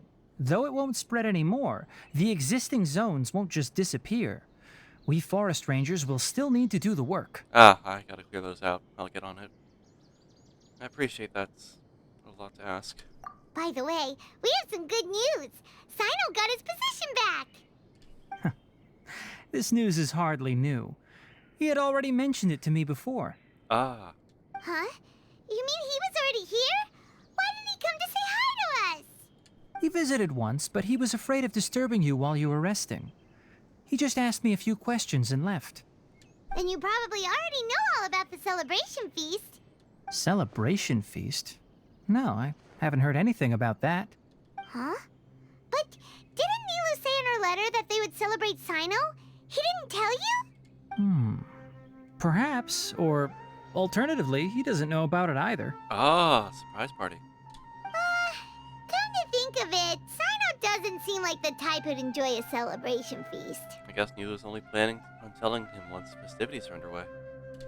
You and Kale are both Cyno's close friends. Why don't you come to the feast with us? Kala has taken over some of my tasks these days. I don't think she'll have time for it. Not to mention me. You see, some VIPs have come to the forest recently. VIPs? Huh? VIPs? Very important Paimons? Oh my god. Well, technically speaking, they are former VIPs. The sages involved in recent incidents have begun their training in the Avidya forest, and the people they had previously imprisoned have all been released. Ah. Huh? Is your master alright? Yes, he's a little weak, but he isn't injured and his condition is stable. Lesser Lord Kusanali, in her boundless mercy, has decided to spare Azar and the other wrongdoers. Supposedly, they were ashamed of their shallow ideologies and have decided to dedicate the rest of their lives to cultivating wisdom in the Avidya forest. Ah. When they learned that Lesser Lord Kusanali had defeated the Balladeer and saved Irminsul, they were shocked at first, but also became happy, feeling that the sacred light guiding them on the path of discovering wisdom had begun to shine once again. As a result, work has increased for the forest rangers. That sounds really exhausting. There's nothing we can do, really. But that's another topic. Back to the matter at hand. Are you two planning to head out? Yes.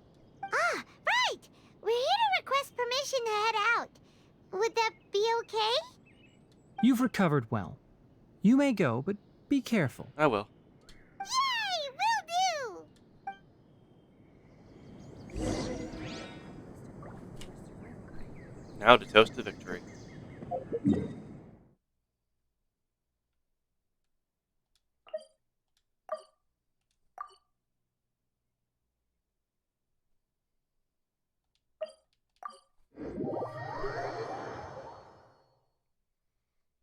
Man, when I first started Samaro, first thing I said was I was going to walk to every place. That really didn't last long.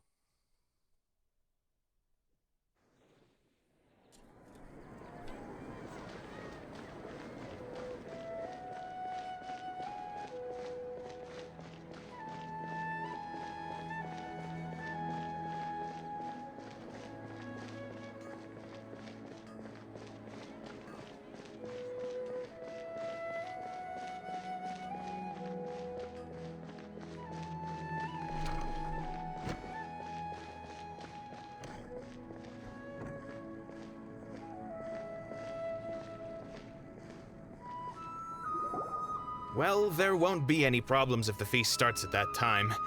Everything has already been prepared. Mr. Zubair, I finished tallying things up here.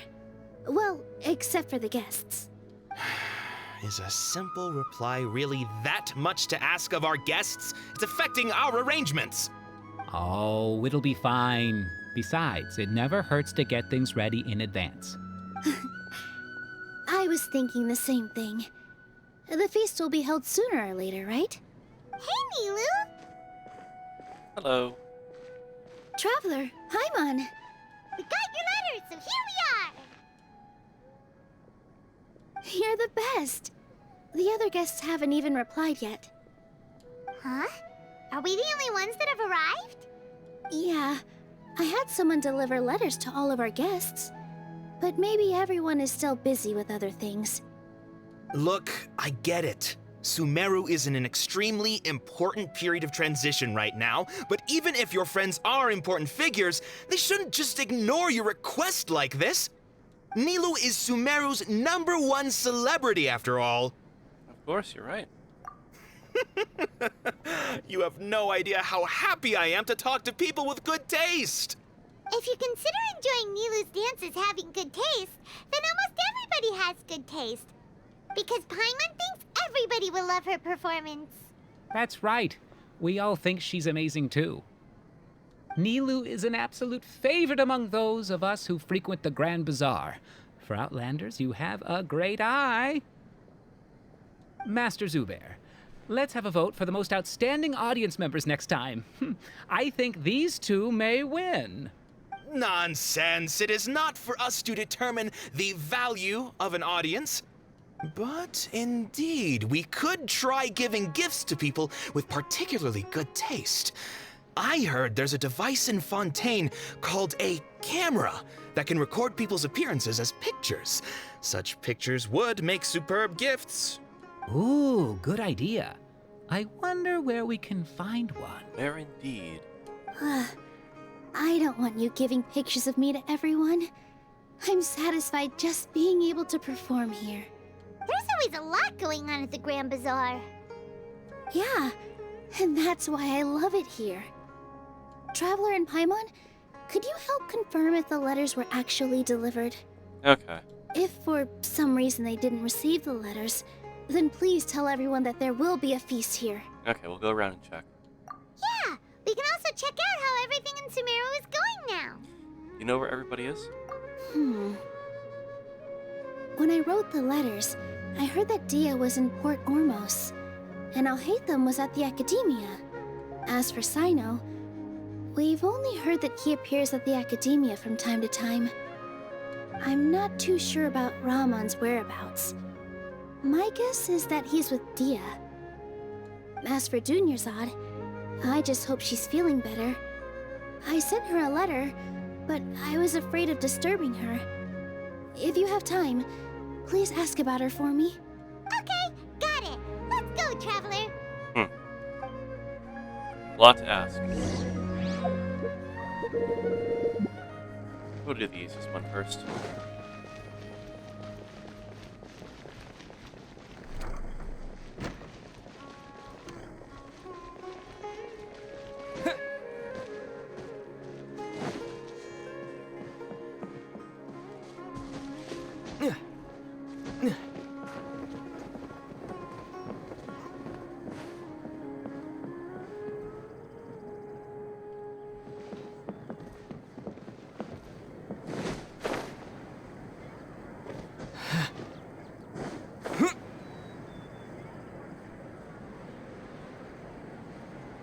Where's Al Hatham?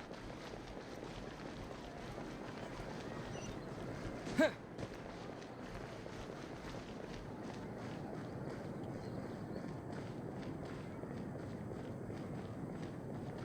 could have just teleported here, honestly.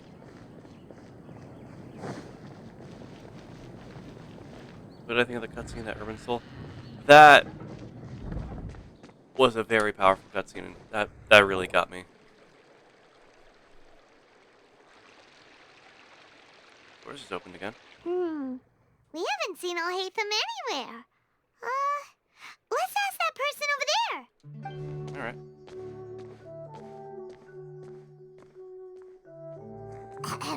Hey there, have you seen Al Hatham around?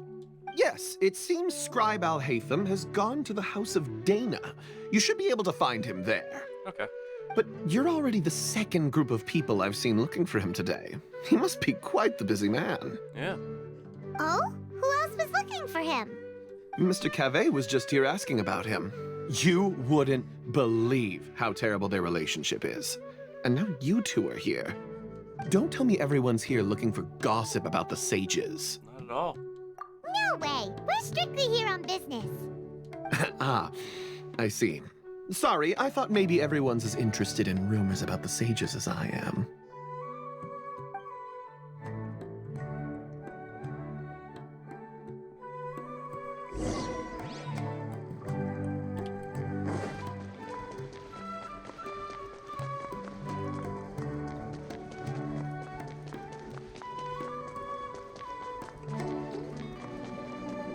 Alright, let's just get all this done, and we should be done by like 1:45.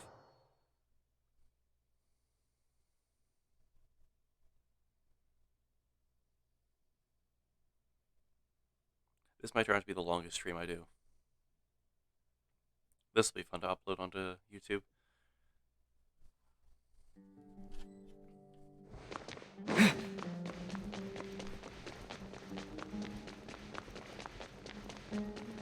There he is.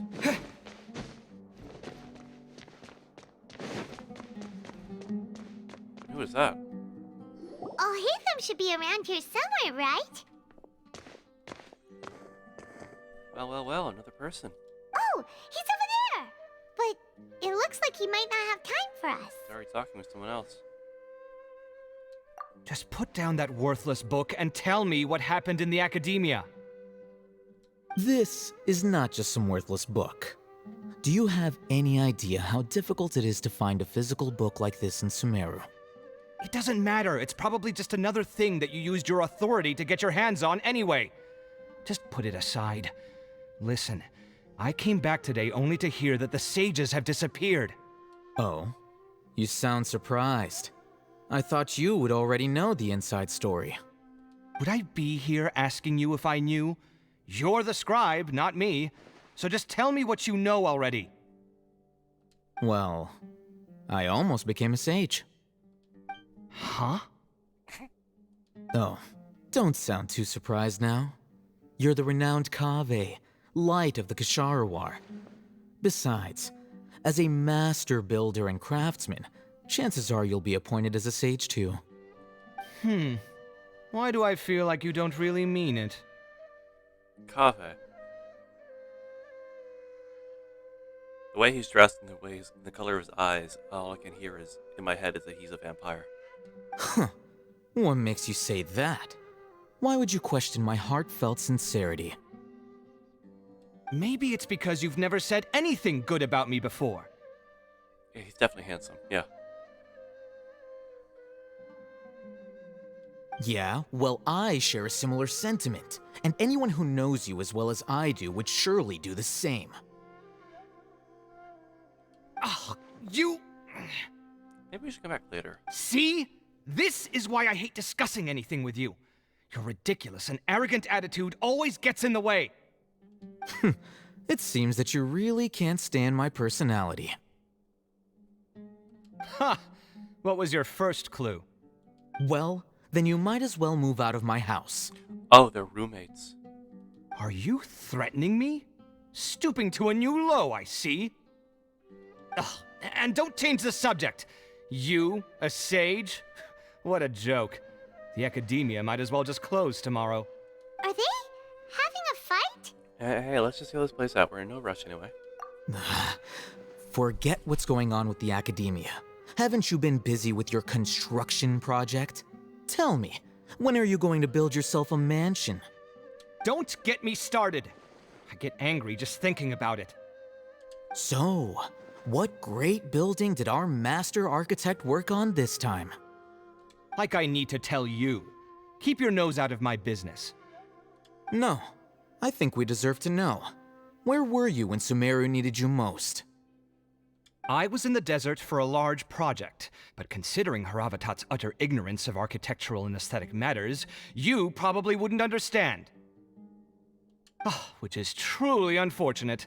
I can only pity the man who doesn't understand the first thing about beauty and romance. Unlike a true... hold on, wait a second. What do you mean by when Sumeru needed me most?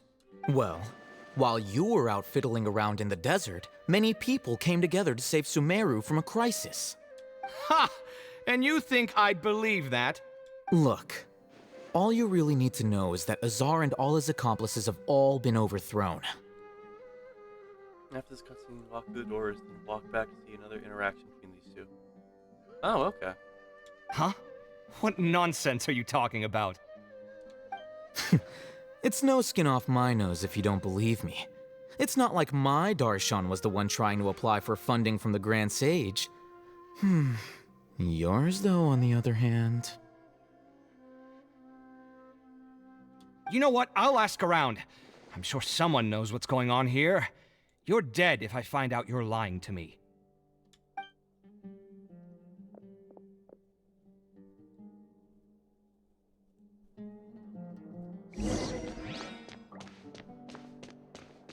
Oh boy, would you look at that. A book. First, the collection. I'm going to loot this library. Hey, Hatham! Oh, it's you two. What's the matter? We're running some errands for Nilu. Have you received her letter? Letter? Nilu said she sent out a letter inviting everyone to a celebration feast in 2 days at the Grand Bazaar. We'll also be celebrating Zaino's reinstatement as General Mahamatra. If she addressed the letter to all Hatham of the Academia, then the letter should have gone to my office. I've been busy these days, so I haven't had time to check for any new mail at my office. I only now have some free time to attend to personal matters.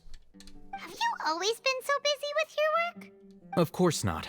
I'm only busy these days because several sages have been dismissed recently and the whole Academia was practically turned upside down.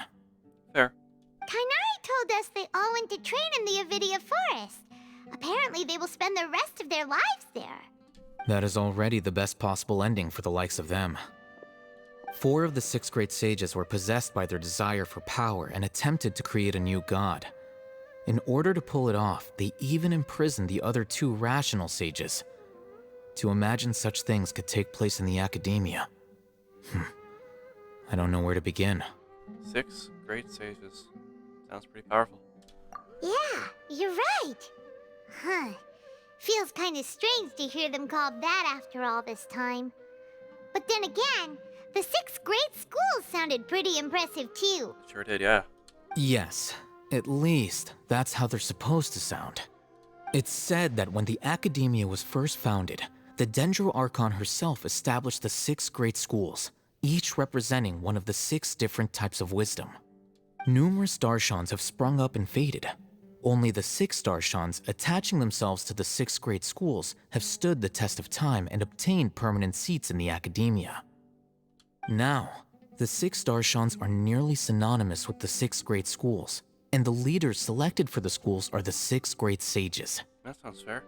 Among the 6 great sages, there is one central leader, the Grand Sage. Unfortunately, only the sages from Vahumana and Amorta remain now. They were imprisoned for opposing Azar, and were only rescued after Azar's downfall. So who's managing things in the other 4 schools now? Do they need to find someone new? Yes.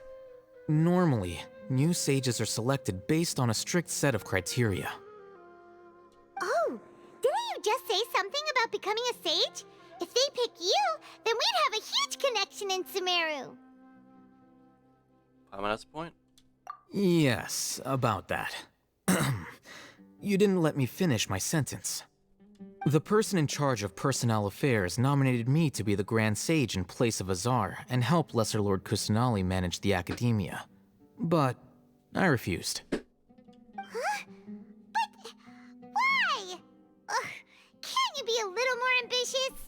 I'm not even interested in being one of the 6 great sages. Like I said before, I don't like being a leader. Fair enough. Oh, all right. So are you busy these days trying to find others to take the job? That's not my job either. I'm only responsible for handling important affairs within the academia before the new sages take office. So you're still a leader now, even if it's just temporary. And the first thing I'll do is reject Kasharawar's application for funding. By the way, who was that other person just now? Is he your friend? Do we look like friends? Yes. Paimon doesn't know. That's why Paimon's asking. His name is Kaveh, my roommate. You could say he's the representative for Ksharawar scholars. He doesn't seem to believe a word you told him. Which is exactly why he always has so many problems. So everything that's happened recently must be a huge change for the people of Sumeru. Thanks to your hard work these days. Such is the work of the Academia Scribe. Well, anyway, no matter how busy you are, since you are our planner, remember to attend the celebration feast in 2 days. Alright, I'll see you there.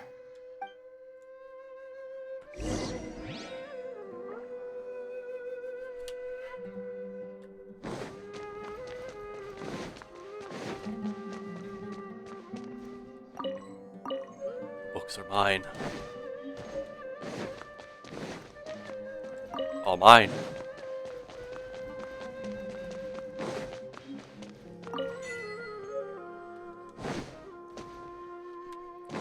No one can stop me. No one can stop me.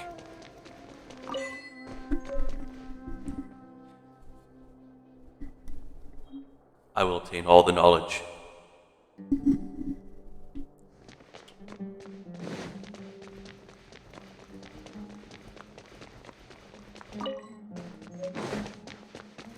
This is gonna be the fastest way I get to get a few achievements. Oh. That's very different from what I was expecting to grab.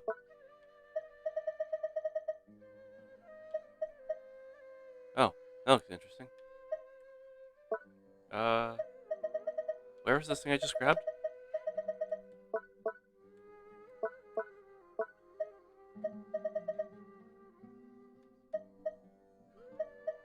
Oh, here it is.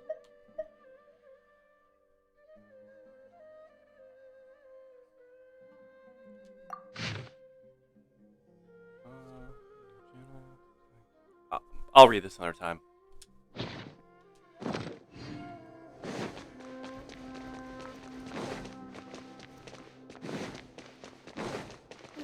There's really no need to fight over such paltry research funds.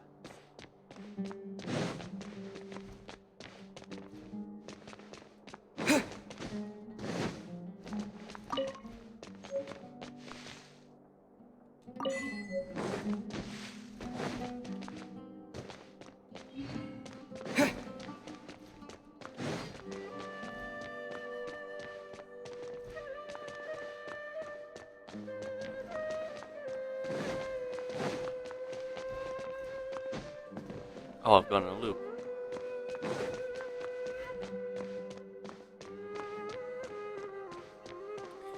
Okay, so Tweet, you said I have to exit out of the doors and go back inside?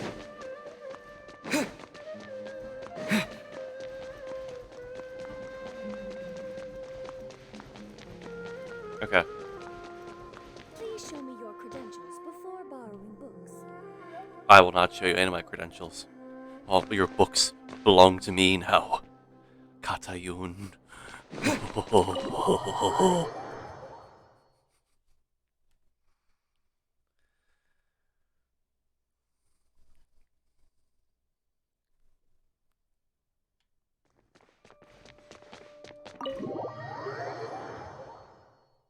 Okay. I might just end the stream, honestly, at this rate.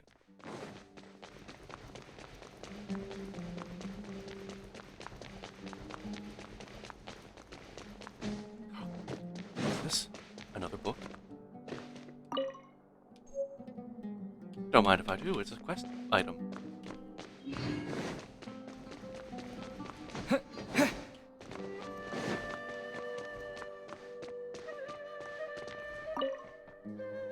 Azar has gone to the Avidia Forest to reflect on himself for the rest of his life. And those people say they want you to replace him as the Grand Sage? What have you done? Okay, I'm only saying it because, like, it's... If it gets to, like, 2:45, I might just stop, because I want to be able to actually get, like, a good night's sleep. Whoa, whoa, whoa.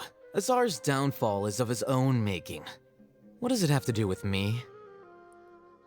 Everyone out there is saying something different. Some say Azar wanted to create a god, while others say he wanted to sell his power. But none of those sound very likely. If you ask me, I think the people spreading rumors around here don't have access to any real information. Really? Oh, then I'm sure you can use your abilities to uncover the truth for yourself. Oh. Can't you show just a little respect to your senior and explain what's going on? You were out there all this time, and yet you still haven't managed to learn a single crucial bit of information. I'm impressed. Fine. Apart from the leaders of Amorta and Vahumana, all the sages have been exposed and removed as Azar's accomplices. We need to select new sages for your Kasharawar Darshan as well as my Haravatat Darshan. What? Did my Darshan collude with Azar as well? Wait, could this be why they sent me out on a project? Oh, I think that's just a coincidence. Besides, whatever you were doing won't have any significant impact now or in times to come. You... Listen here, I'm not buying any of it. Don't try to use this as an opportunity to talk about your crazy theories. I think there are a few details that everyone is overlooking. For example, how as the scribe, you were somehow able to escape this political crisis completely unscathed. This can easily be seen as the results of a power struggle, no? Yet nobody has stopped to point that out yet. I almost feel like I should go out and start telling people about that. Be my guest. But I think everybody will be more interested in your own well-known gaffes. Do you know what? I am done with you. Yep, these two are roommates.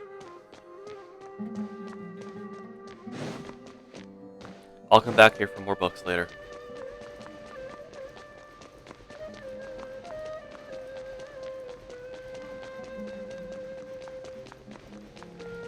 I know it's a small celebration. Let's just see how much I can get done.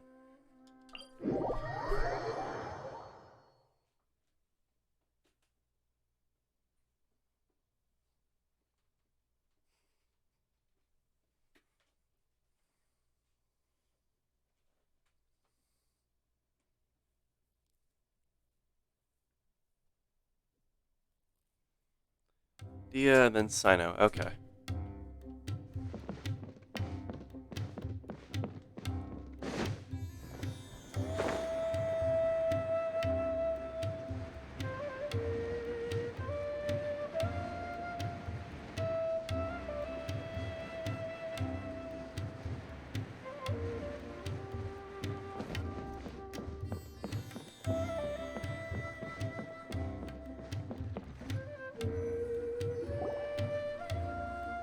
Where could Dia be? This is Port Ormos. Now where could... Is that Paimon I hear? Huh?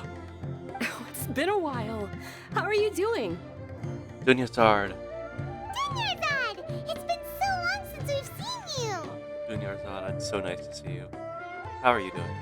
I'm doing well. I can go as far as saying I have never been happier in my entire life. I don't know if you've heard, but Elazar has completely disappeared, and all the patients have recovered. That's wonderful. You kidding? Knowing them and the connections they've got, I'm sure they've heard about it. Didn't expect to see you here. That's right. My lady is feeling better now, so I'm accompanying her for a walk. Why do you still call me that, Dia? You've already informed my father of your resignation. I guess I'm just used to calling you my lady. Old habits die hard. Resignation? You mean you're quitting? Yeah, I might start losing my edge if I keep being a bodyguard for the Homayanis. You know that my parents and I are fond of you, and that we appreciate you very much. It wouldn't be a problem if you wish to continue to be our bodyguard. I'm not a woman that's easily persuaded. You should know that by now, my lady. When I took this job, I had already decided that I'd quit as soon as you'd recovered. It's time for me to get back out there and chase that horizon. So what are you gonna do now if you're not gonna be a bodyguard anymore? I want to take a risky job and put my body to the test again. Huh? But we literally just finished one of the most dangerous jobs ever. Are you getting bored already? I know. If I hadn't joined in that plan with you, I wouldn't have come up with this idea. I guess I still get fired up by that feeling of going all out in a fight. It made me realize that I'm still a mercenary through and through. Yeah, I was expecting we would find a cure. Life is short, and I'm happy that I got to be a part of that operation. But the whole thing also made me realize that there are still many problems in Sumeru.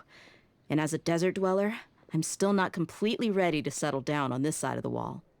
Well, I remember a friend had someone bring you a message. You mean I'll hate them? I didn't expect him to still remember that. I thought he was joking. We just came from talking with Alhaitham at the Academia. Did he tell you that he suggested that I come work at the Academia? What? We didn't hear anything about that at all. I heard that Azar and his cronies fell from power, and Alhaitham told me that now was a good time to find a job in the Academia, but only if I wanted to.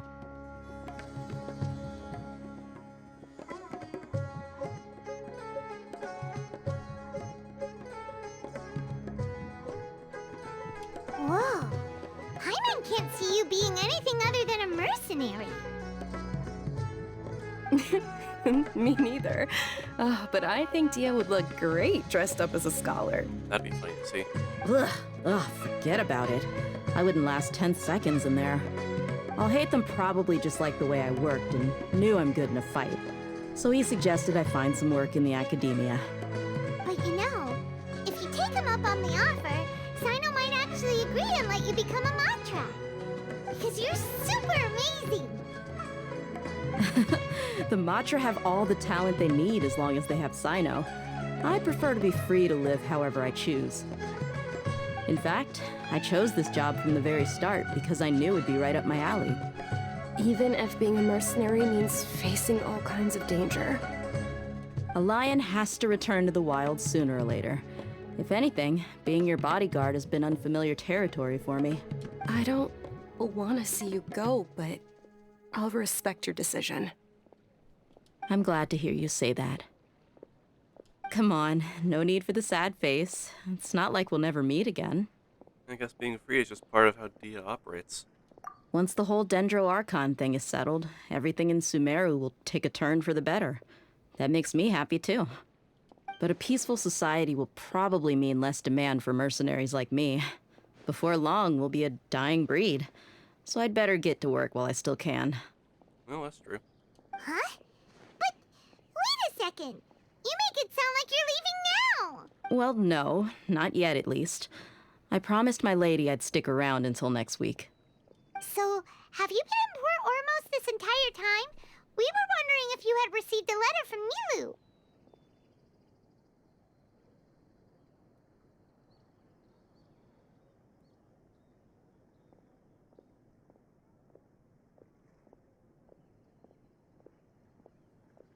Oh, did Nilu write to us? She heard that you were seen in Port Ormos, so she sent the letter here.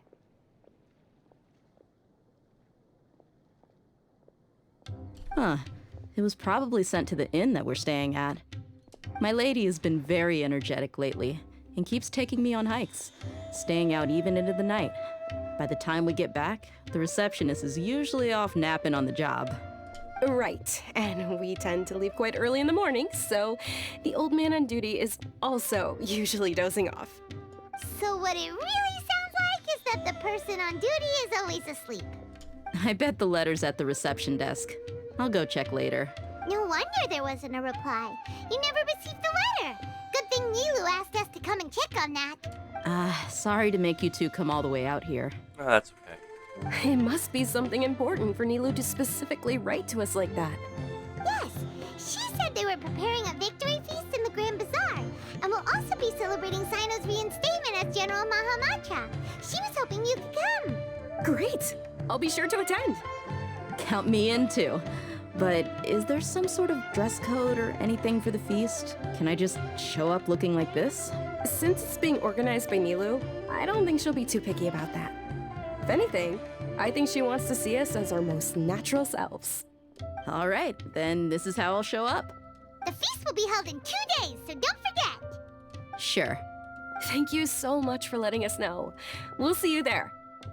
Oh, by the way, do you happen to know where Sino and Raman are? The General Mahamatra always comes and goes without a trace. Normally no one knows his whereabouts. Oh. But last time we met, he mentioned that he had something to do in Aru Village. You can try your luck there. Well, that's a good place to start. As for Raman, your guess is as good as mine. I only remember he said that he had something to discuss with Sino. You can ask Sino when you meet him. Well, thank you, Dia. Don't mention it. You'd better get going. All right, on to our next stop.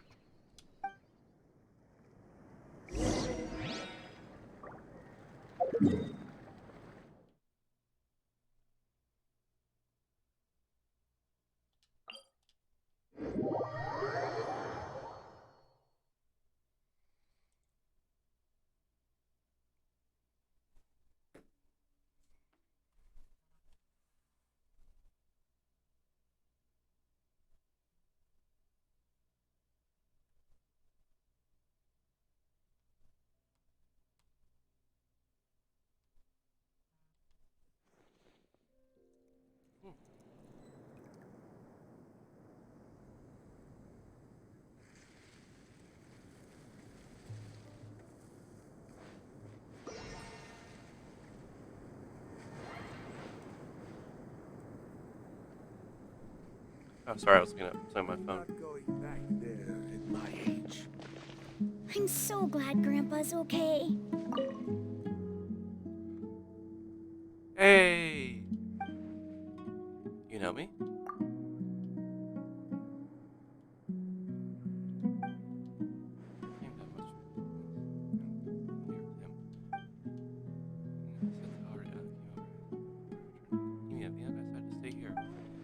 One thing, I can't just leave Isak to fend for himself here. On the other hand, our village has helped me a lot. On the other, leaving just like this doesn't sit right with me.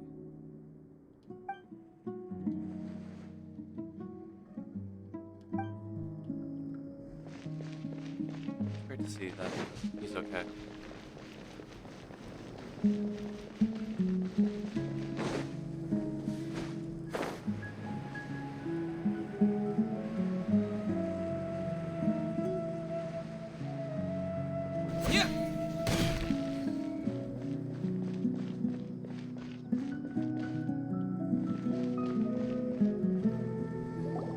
It's been a while since we last visited Aru Village. It has. It seems like it was just 5 hours earlier we were here last year. Ah, there's Sino. It's been a while. What brings you here? We recovered well, and Tanari agreed to let us leave, so now we're out and about again. It seems Gandharvaville's medical treatment is still as good as ever. You can say that again. And Tanari is recovering well, too. That's good to hear. Thanks for taking us to him. Yeah, you're the one who brought us to him when we lost consciousness, right? Thanks for that. You're welcome.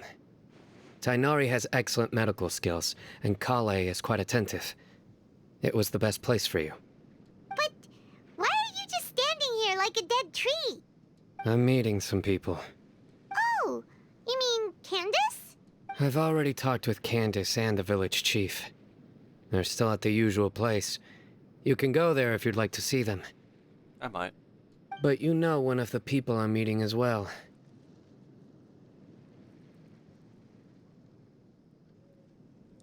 I just realized I could have, like, chatted a bit more with Junior Zod and Dia Beans. Oh, by King Deshret's blessing, my friend suddenly appears in the desert. Don't tell me you've run into trouble and need us to help now.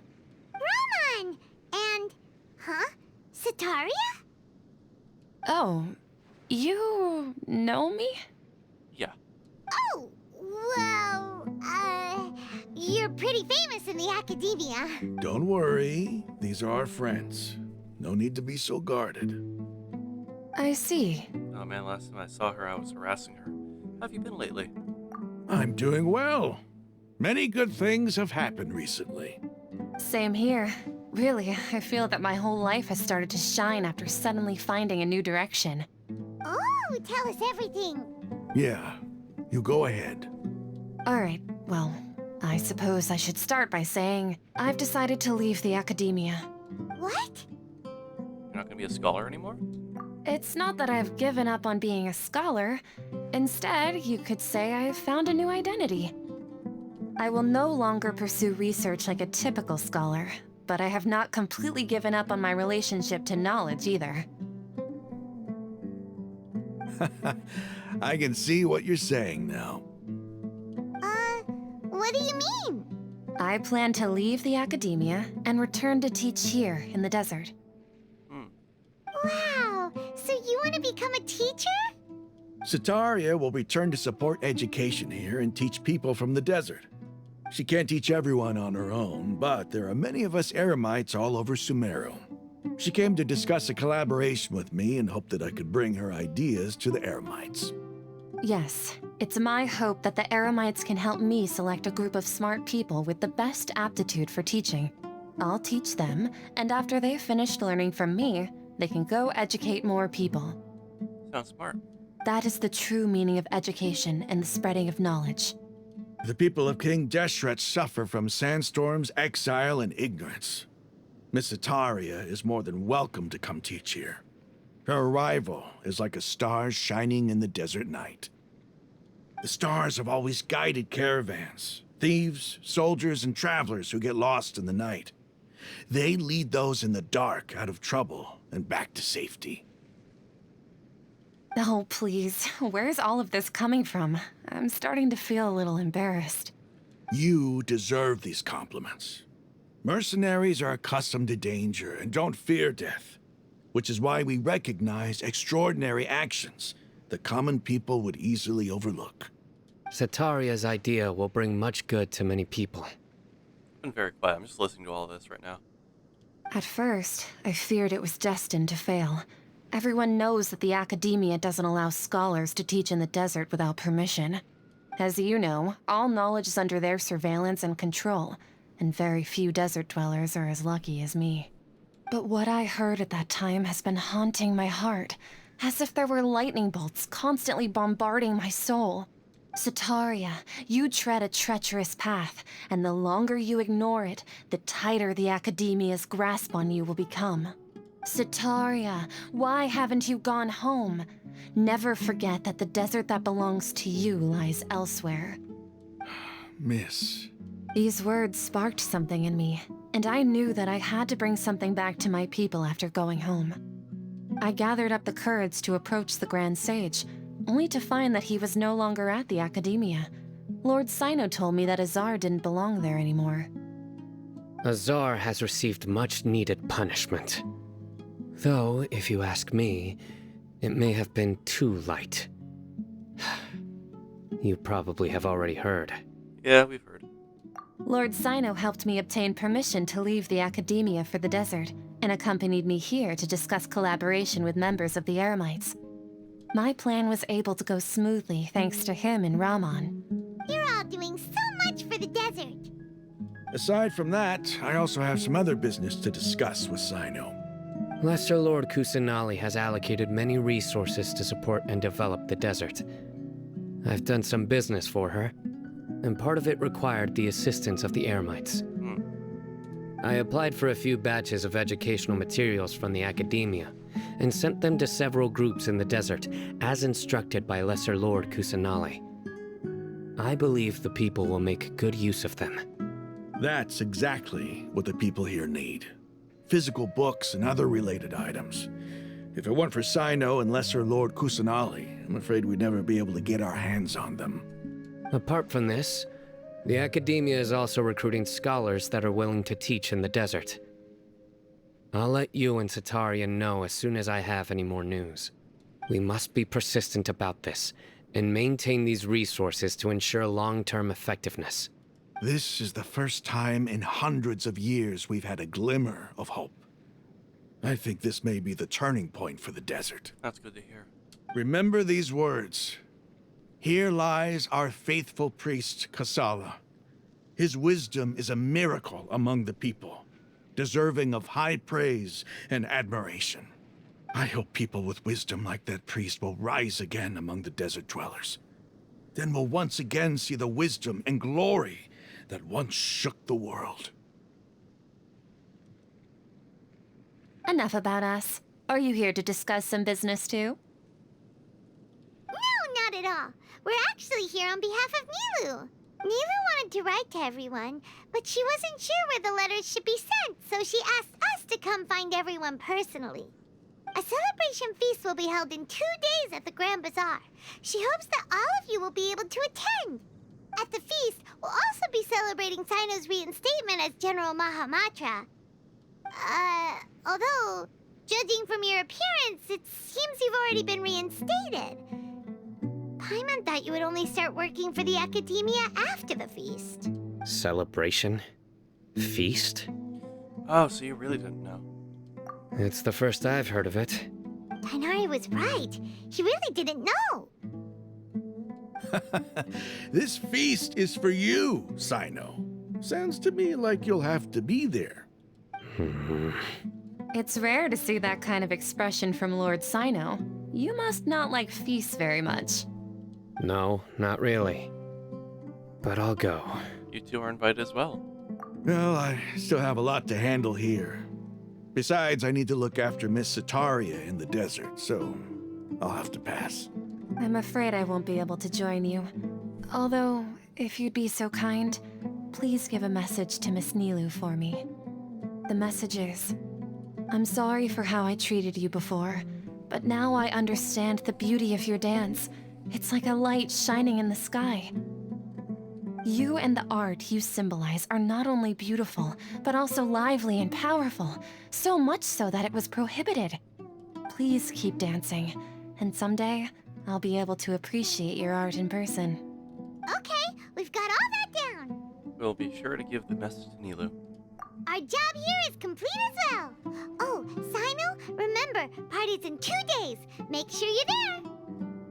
Got it.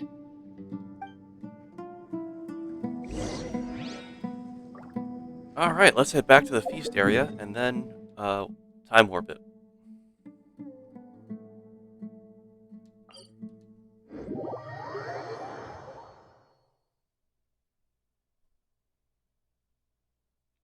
And then we'll be done with the stream for tonight. 5 hours and almost 5 hours and 45 minutes. Yeah, it's definitely one of the longer streams I've had.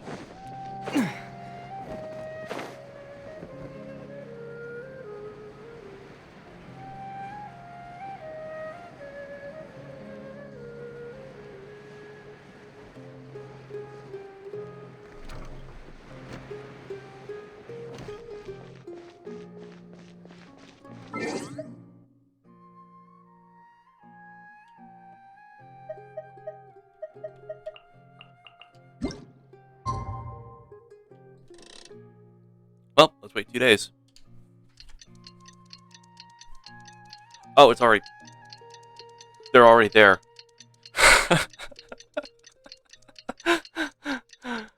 already there. Wow, that was fast.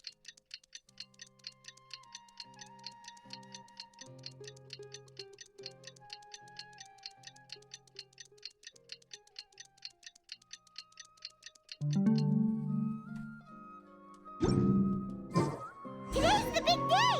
Let's go to the Grand Bazaar and see how the celebration's coming along. Okay, first and foremost. That was... Wait.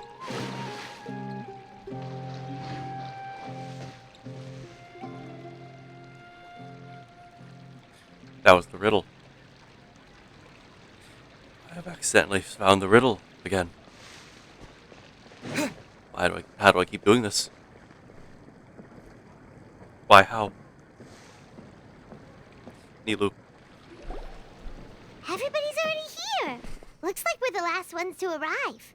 I'm here. Sino said I'm here, but the subtitle said you're here. Things got lost in mistranslation. Ah, there you are. Good evening. Well, look who finally decided to show up. Oh, shut up. You look like you came here immediately after finishing up some work. I'm very happy to see you here. But we're not late, are we? It's just that everyone else arrived ahead of time. I propose that the last one who arrived be put in charge of today's speeches. Oh, you son of a bitch. Nah, there won't be any speeches today. Oh, really? Well, even better. Oh, thank God. Come join us over here. Let's share some great food and drinks, and chat about all sorts of fun things. Everything looks quite good. It's really good. Wow! Paimon can't wait! Traveler, just look at all the delicious food here!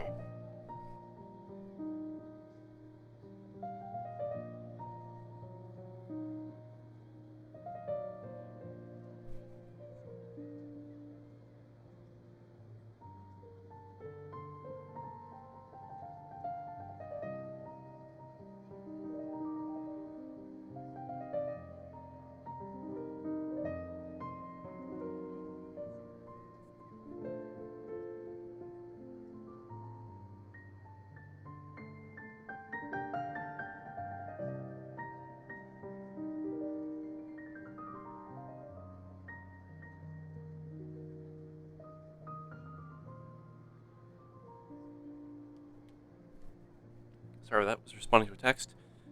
What's my introverted booty? No, Twee. I already had to like make a presentation today for a project.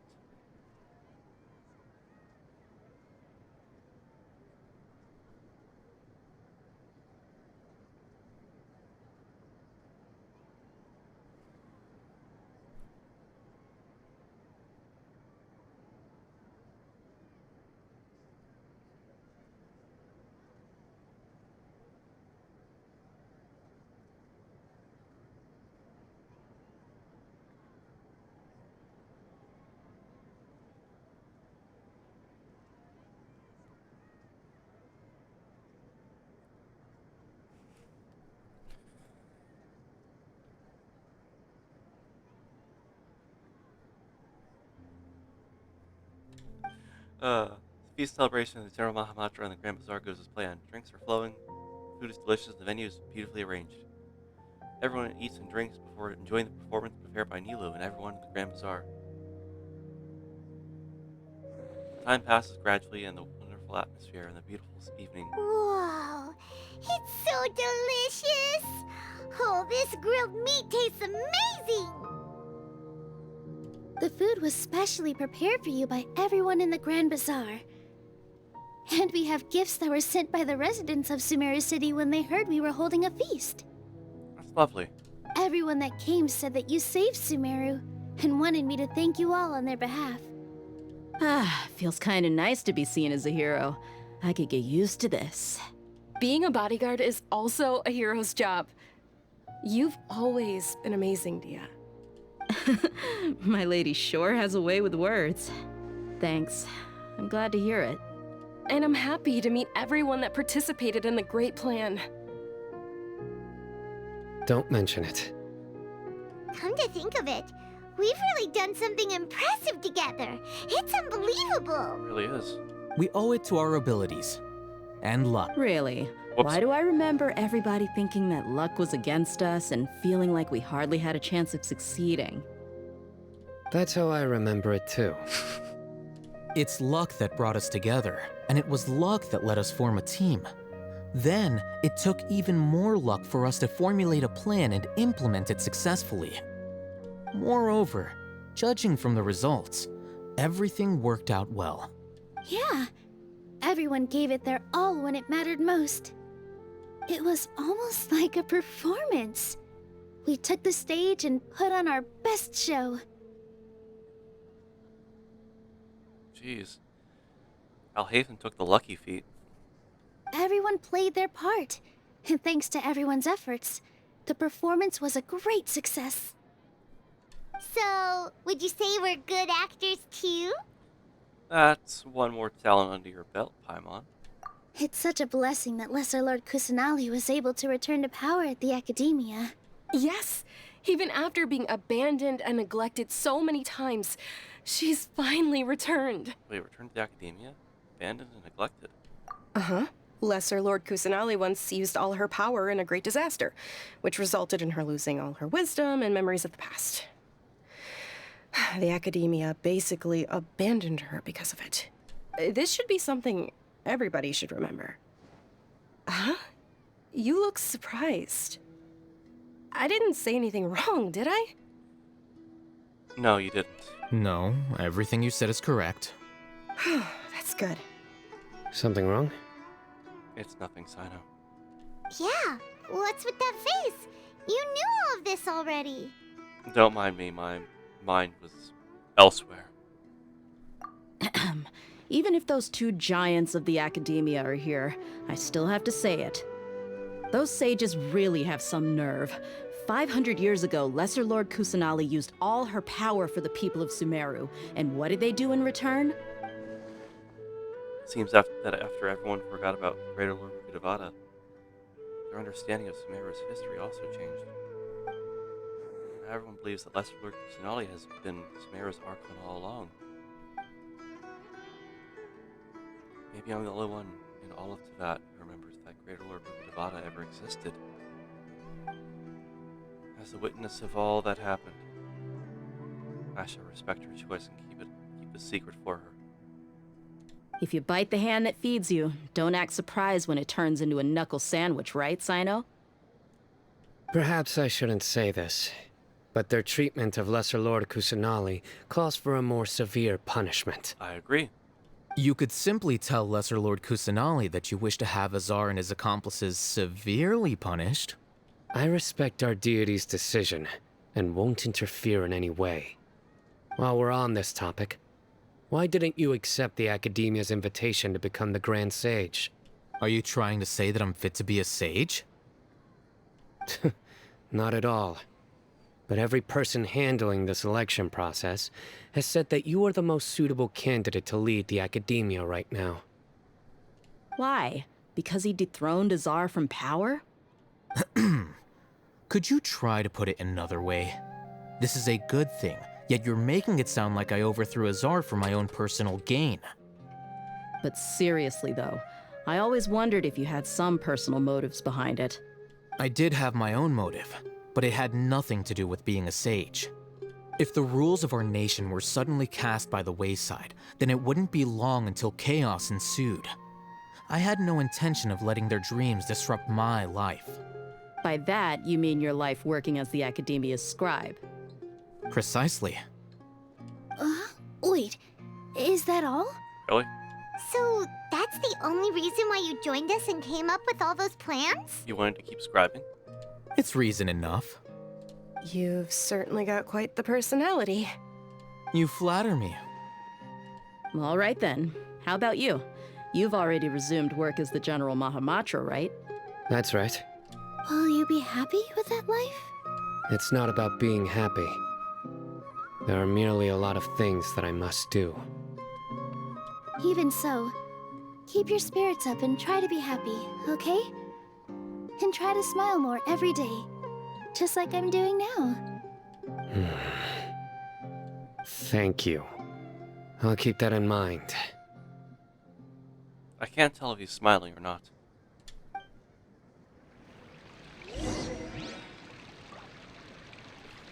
Well, let's talk with everyone. Alhaitham, you're first, because you're closest. I seldom participate in such lively gatherings, but the atmosphere here is quite good. I thought you might find it boring. No. This gathering today has a unique meaning. The Grand Bazaar is lively because the people here feel happiness from the bottom of their hearts, unlike the farces at the Academia. That happiness is an emotion that'll be forever alien to those bookworms who have driven themselves insane by studying. I seem to have taken both keys when I left the house. Oh well. Oh my god, you piece of shit. God, I love you.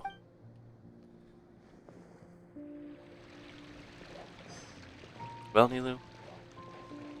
Closing thoughts. There you are, traveler. Well, how is it? Are you enjoying the feast today? If there's anything you're unhappy with, just let me know.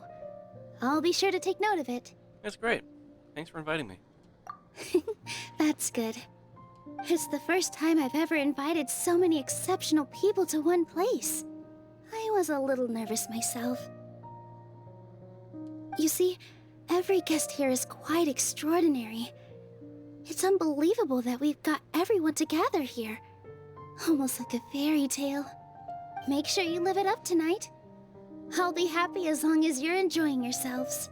We have a message to tell you, by the way. You tell Setaria's message to Nilu. I'm honored to have her think of me this way. If I have a chance in the future, I would really like to invite her to one of my performances. I can't explain why, but I just feel elated right now. Thank you. Sino. The atmosphere here is good, and everything is delicious. Must be rare to see you at such a lively gathering. Yeah. I don't often come to such places, but it feels quite good. I have a lot to handle these days. Otherwise, I could show you around. It's alright, don't worry about us. There's always next time. We're friends after all. Yes, we are. This feast is pretty good. I like it.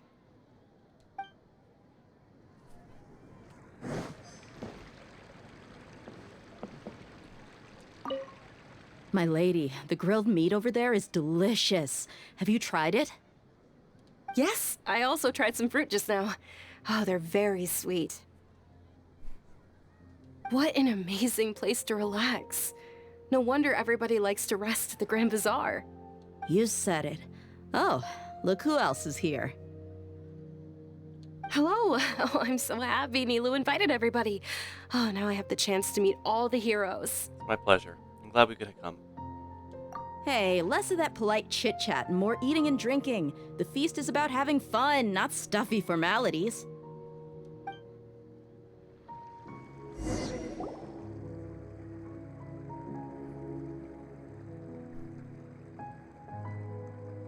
Hey, what's wrong? Your head is starting to droop. I feel like I'm about to nod off. Hey, you can't just fall asleep here. Paimon will go find something delicious for you to eat. You'll wake up once you've put something yummy in your tummy. Really? Of course. Just wait here for Paimon. Will do.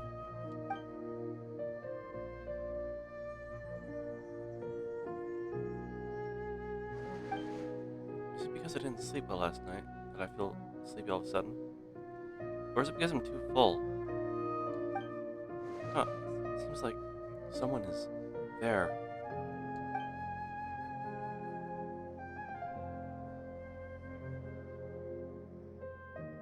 What's happening? It's me. Oh, Jesus Christ!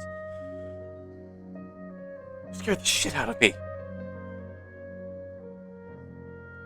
Could you take a less scary approach? Nahida, it looks like my consciousness is connected with yours again.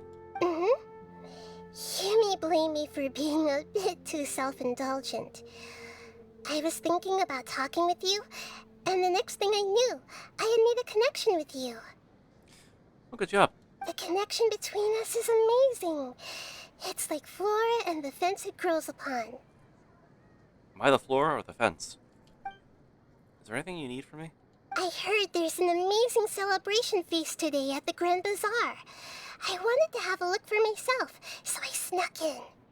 Lately, I've been so busy dealing with all the fallout from recent events, so I really haven't had any free time. Although you've already helped me with a lot, there's still one more thing I hope you can help me with. What's that? Please say thank you to everyone for me. I will. So that's what this is about. Nahida, it'd be better if you could do that yourself. Is it not convenient for you to do that for me? Well, I would love to do it. It's just, you should show yourself to everyone. Some things in this world must be done by yourself. But if I just show up all of a sudden, people will become all quiet and stiff, won't they? You are not the right Shogun. What if I end up scaring them and ruining this wonderful feast? That'd be the last thing I want.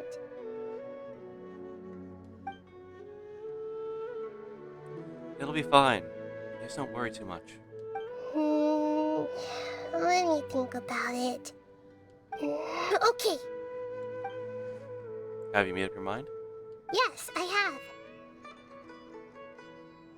That's good. Wait, what?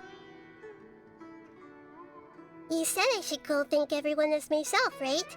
So, I've decided to borrow your body for the time being. Please don't blame me. The flora also climbs up to the fence to get closer to the sky. So I am the fence in this scenario. And at least promise me you won't say anything weird when you're in my body.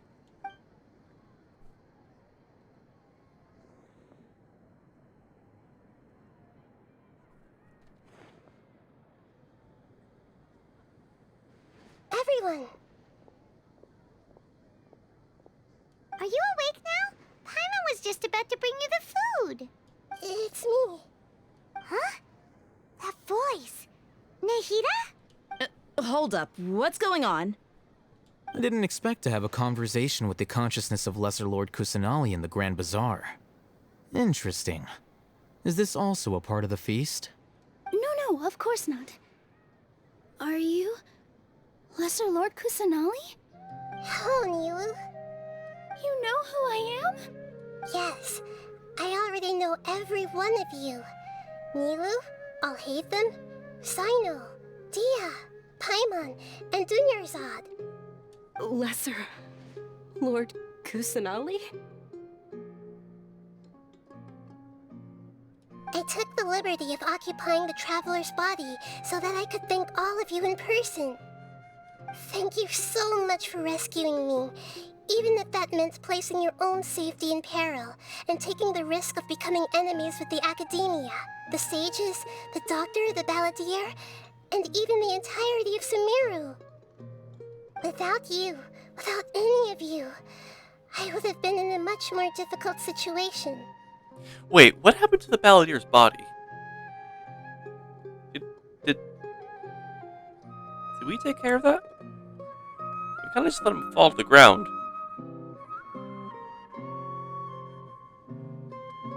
Did we actually do anything with that? Did we just leave him there? If I go back, is he still going to be there laying on the ground? Had you not helped me to resolve the crisis, not only I, but Sumeru and even the entirety of Tevat would have suffered great misfortune. People refer to you as the heroes who managed to rescue a god. I'm quite fond of this name. It not only explains your identities, but also bears witness to your relationship with me. Please, allow me to present to you my most sincere gratitude. Lesser Lord Kusanali, you have done so much for Sumeru, and I didn't even have a chance to do anything for you. You don't have to do this. Dunyarzad, the suffering you endured during your illness is also proof of you being with me and praying for me. Thank you. You don't need to be so ceremonious. It's always been my duty to protect you. This is how the relationship between the Academia and Dendro Archon should be. We just did what was necessary and set things back on the right path. You're an Archon, but you act so humble. You really don't need to be so polite with us. I'm honored to have been able to take part in this plan. I hoped you liked the dance I dedicated to you. Thank you, all of you. Thank you so much.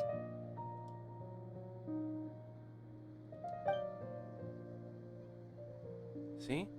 Just like I said, everyone is very happy to meet you. Yeah. Nahida shows up for a surprise visit and brings the feast to its climax. Sincere joy flows through the hearts of everyone present. A warm atmosphere of talking and laughter carries on late into the night. And the feast ends on a perfect note. The next day,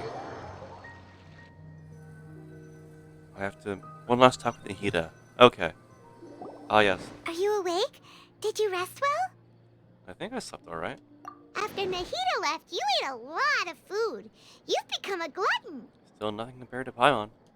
That just means you still have a lot to learn from Master Paimon, the Sage of Gluttony. Ah, new title dropped. All right, since you're awake now, should we go and have a chat with Nahida? Oh, right. She should be in the Academia right about now. If you have any questions, now's your chance to ask. Let's go ask her the age-old question, where's my sister? She doesn't know.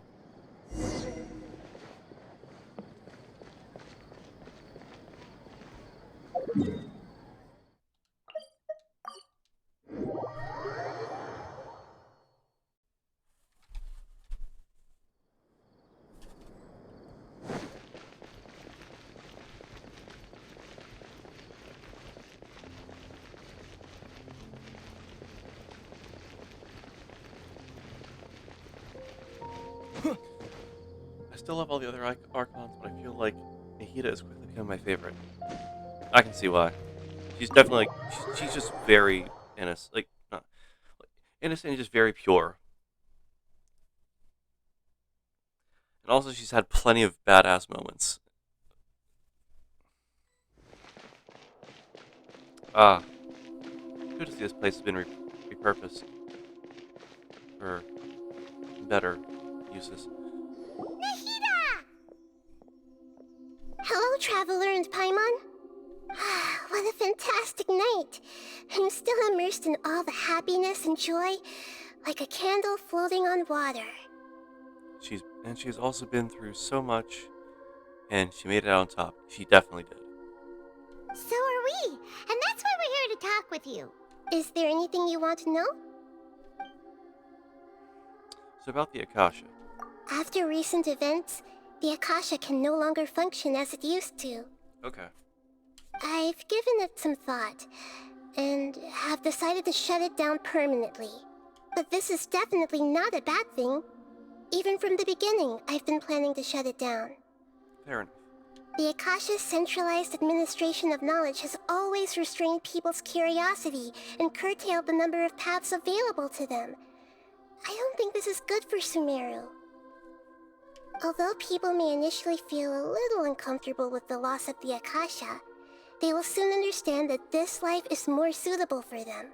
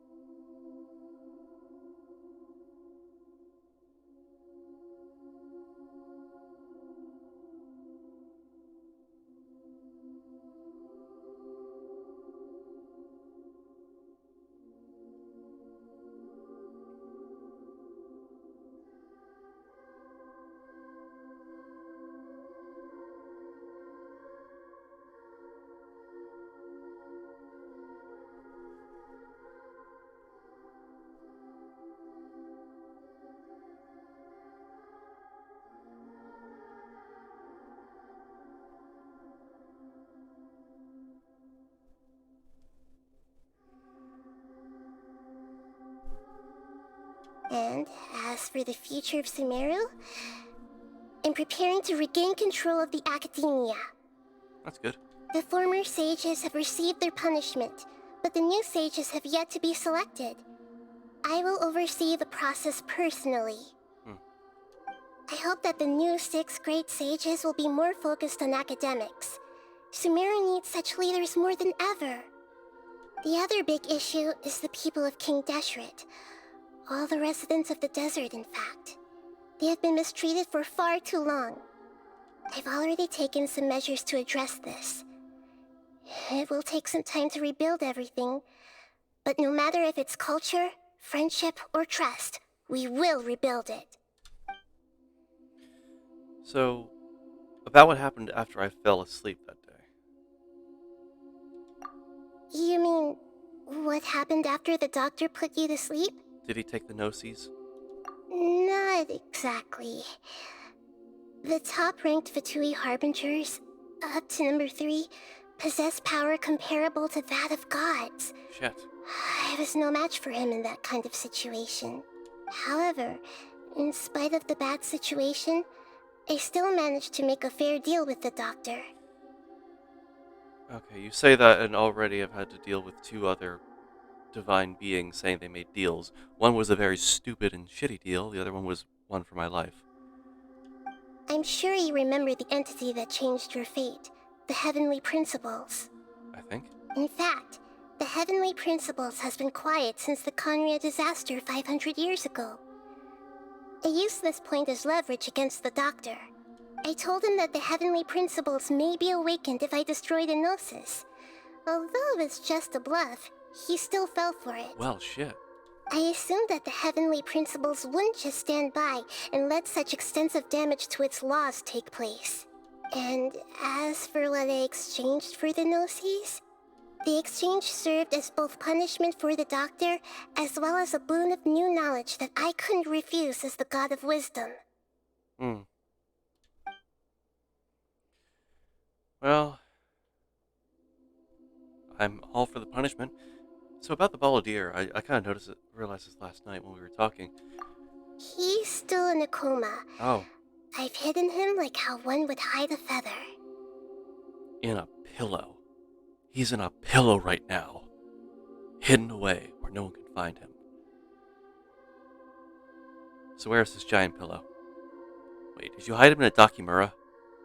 Did you hide the Balladeer in a body pillow? I know you have many misgivings about him, but as someone who had become a god, he has retained a number of very useful features. Don't worry, I'll keep an eye on him and make sure he doesn't do any evil. Thank you. In addition, there are still some mysteries left in him. Some things may be very clear from my perspective, but he is still yet to understand them himself. His future will be determined by fate. Fate or depend on his luck. Now, one last thing about Fontaine, the next stop in my journey. Is that where you're headed next? Fontaine, the nation of justice? Yes. Now, considering that I've had to go through 2 nations that were not really relying on an Archon and kind of working free ruling as their own, and then we had Inazuma, which their Archon nearly destroyed any livelihood and kind of was becoming corrupt through autopilot. And your nation, Sumeru, kind of almost became corrupt through being a person in power taking control. I'm concerned about what the nation of justice is going to be like. Really concerned. As far as I know, that nation operates in the judicial system. Yeah, I'm kind of considering the fact that I've become a public enemy in almost every country I've been in. I'm concerned that I'm going to get thrown in prison. Does their Archon personally judge people? No, there's a Chief Justice in Fontaine. Generally speaking, the Hydra Archon, Focalor, won't preside over individual trials. However, even then, Focalor will still make herself present at just about every trial. It seems that she just likes to immerse herself in that sort of atmosphere. Fair enough. As Archon, she still reserves the right to influence the final verdict. Well, I have only one thing. If he turns out to be a catalyst, I will be annoyed. We've had too many hydro catalysts. We need another hydro or something else. Oh, what did you send me? Tweet, let me see.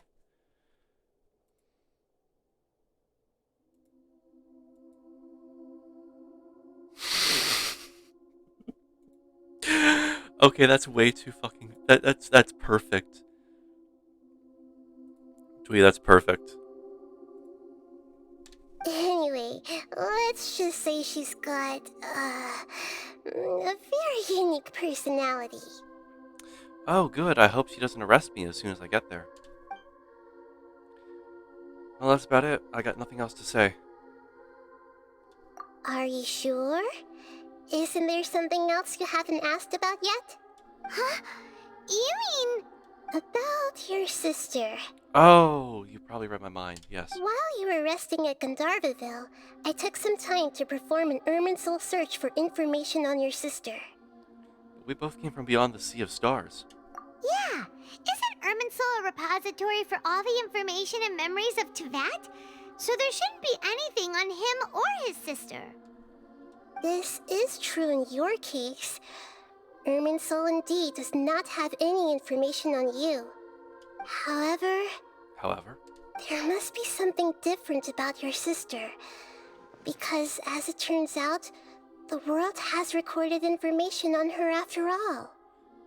I think she was here about when Conria started. So she's either become an immortal. Oh wow, she is the only Archon to give me... She is the only person to give me info on my sister. What? So, wait, what is there? There is only one possible explanation. She belongs to this world. How is this possible? We journeyed the Sea of Stars all our lives until we came here. How could she possibly hail from Teyvat? Things don't add up. Is there something wrong with my memories? Or is it this world that has done something to her? But nothing about this makes any sense! Wasn't this your first trip to Teyvat? Do you know what she has been through? According to the records I was able to access, your sibling suddenly appeared in Conria. After the Conria disaster, she began her journey through the 7 nations of Teyvat. But just as her journey was about to reach its conclusion, the Irminsul records on her suddenly become fuzzy. So before she got to the last nation... What do you mean, fuzzy? Did something happen to her? All I know for sure is that somebody, for reasons only they can know, is deliberately obfuscating her fate. Okay. And whoever it is, if they can do that, who knows what else they're capable of. Could it be related to the Abyss? But even that wouldn't explain how she somehow comes from this world. Something else I noticed was that according to these records, the Fatui have not classified your sibling as one of the Descenders. Wait, Descenders? What's a Descender? Paimon's never heard of it. Look, I'm sure you must be curious about the information I received from the Fatui in return for my gnosis, right? Yes. A very important part of the intel was about this world's Descenders. External beings, ones that don't belong to this world. Where and how did the Fatui get information on this? Traveler, you are Teyvat's 4th Descender. I'm sorry, the fucking 4th? Who were volunteers 1 to 3? Huh? So the Fatui count 3 other Descenders before the Traveler? And his sister isn't even one of them? That's right. My current hypothesis is that the first Descender was likely what we now call the Heavenly Principles. Noted. As for the other Descenders, I still need to verify their existence. It could take me some time. Noted. Paimon's head's about to burst from all this crazy new information. And yet, even knowing all this, I'm sure you must still have a lot of unanswered questions. I must say, I truly regret that I can't help you more as the God of Wisdom. You have given me more information than anyone has ever done in the last 3 countries. There are many questions in my heart as well. I will need some time to go through each one of them. Same here. I'll need some time to reflect on what you said. And soon, you'll also begin your journey anew and depart from Sumeru. I hope that time takes a while. I'm very interested in your future. It's a journey that can't be observed or recorded by this world. But you will remember it. If fate is the ultimate knowledge, then your future will be the ultimate fate. I'm sure glad we got to meet you, Nahida. I'm glad we got to meet you as well. The pleasure is all mine. I can't thank you enough. Alright, that's enough talk for today. If you ever miss me, just close your eyes, and maybe I'll appear in your dreams. Just don't jump scare me, 'cause I swear to God, that really scared the shit out of me.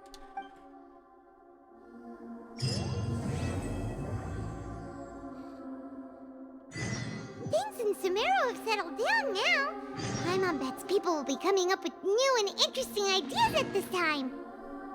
No, How about we take a walk around Sumeru City and see if anyone needs our help? Paimon has a sneaking suspicion that it just might pay off.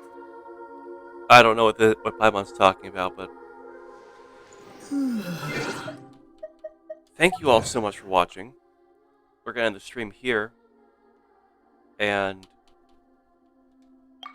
we've completed a whole twee. By just standing in the library, we got done an entire Mortal Travail series.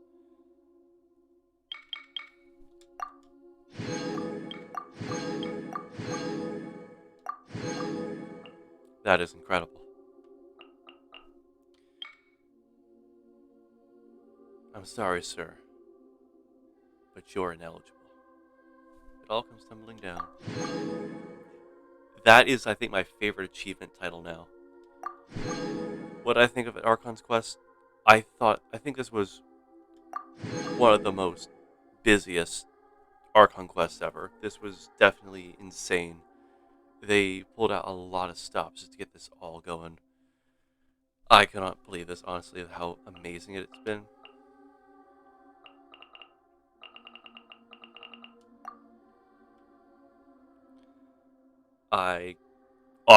I'm still processing everything. This was an amazing quest line, and I was so happy to see it kind of get capped off like this.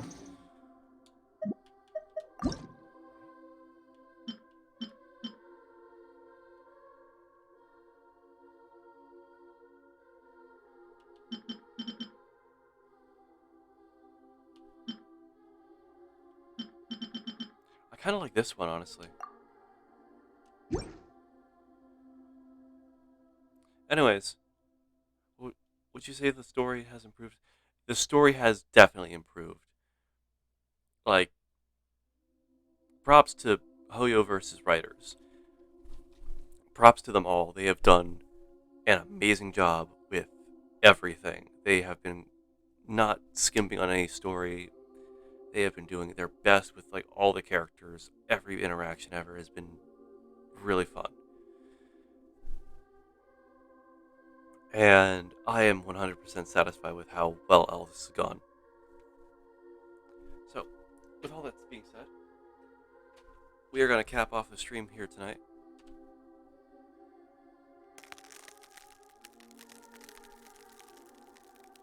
Because we're doing that,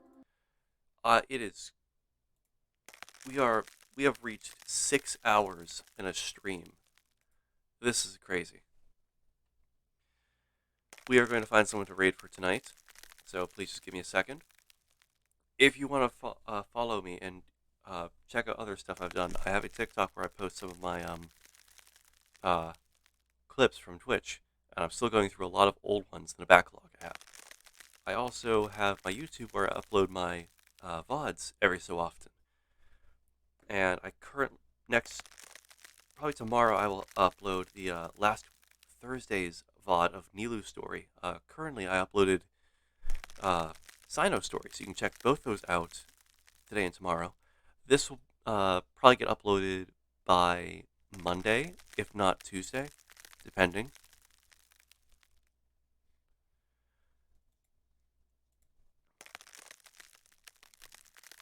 And what else? Am I forgetting anything else? Oh, you can follow me on Twitch here at IceBooth. You can follow me on Twitter at IceBooth. Everything's at IceBooth. All of it. YouTube, TikTok, all at IceBooth.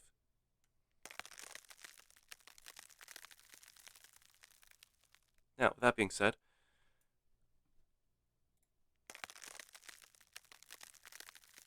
let's see if anyone's online on Twitch that we can raid. It is late, so I don't think there's going to be anyone.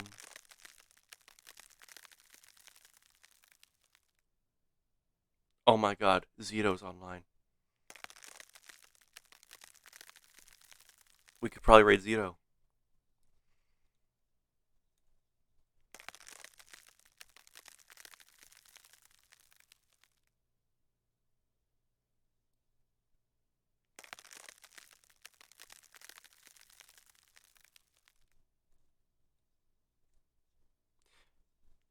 Yeah. Oh, he's got a little PNG tuber model too.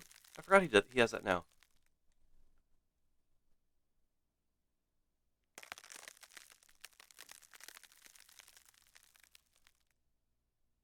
Yeah, we're gonna raid Zito. I need to catch up with a lot of stuff he's like released lately.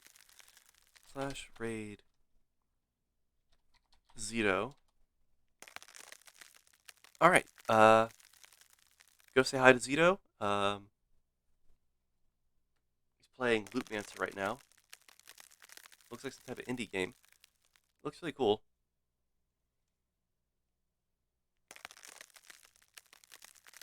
Anyways, I'll see you all later. Have a good night, guys.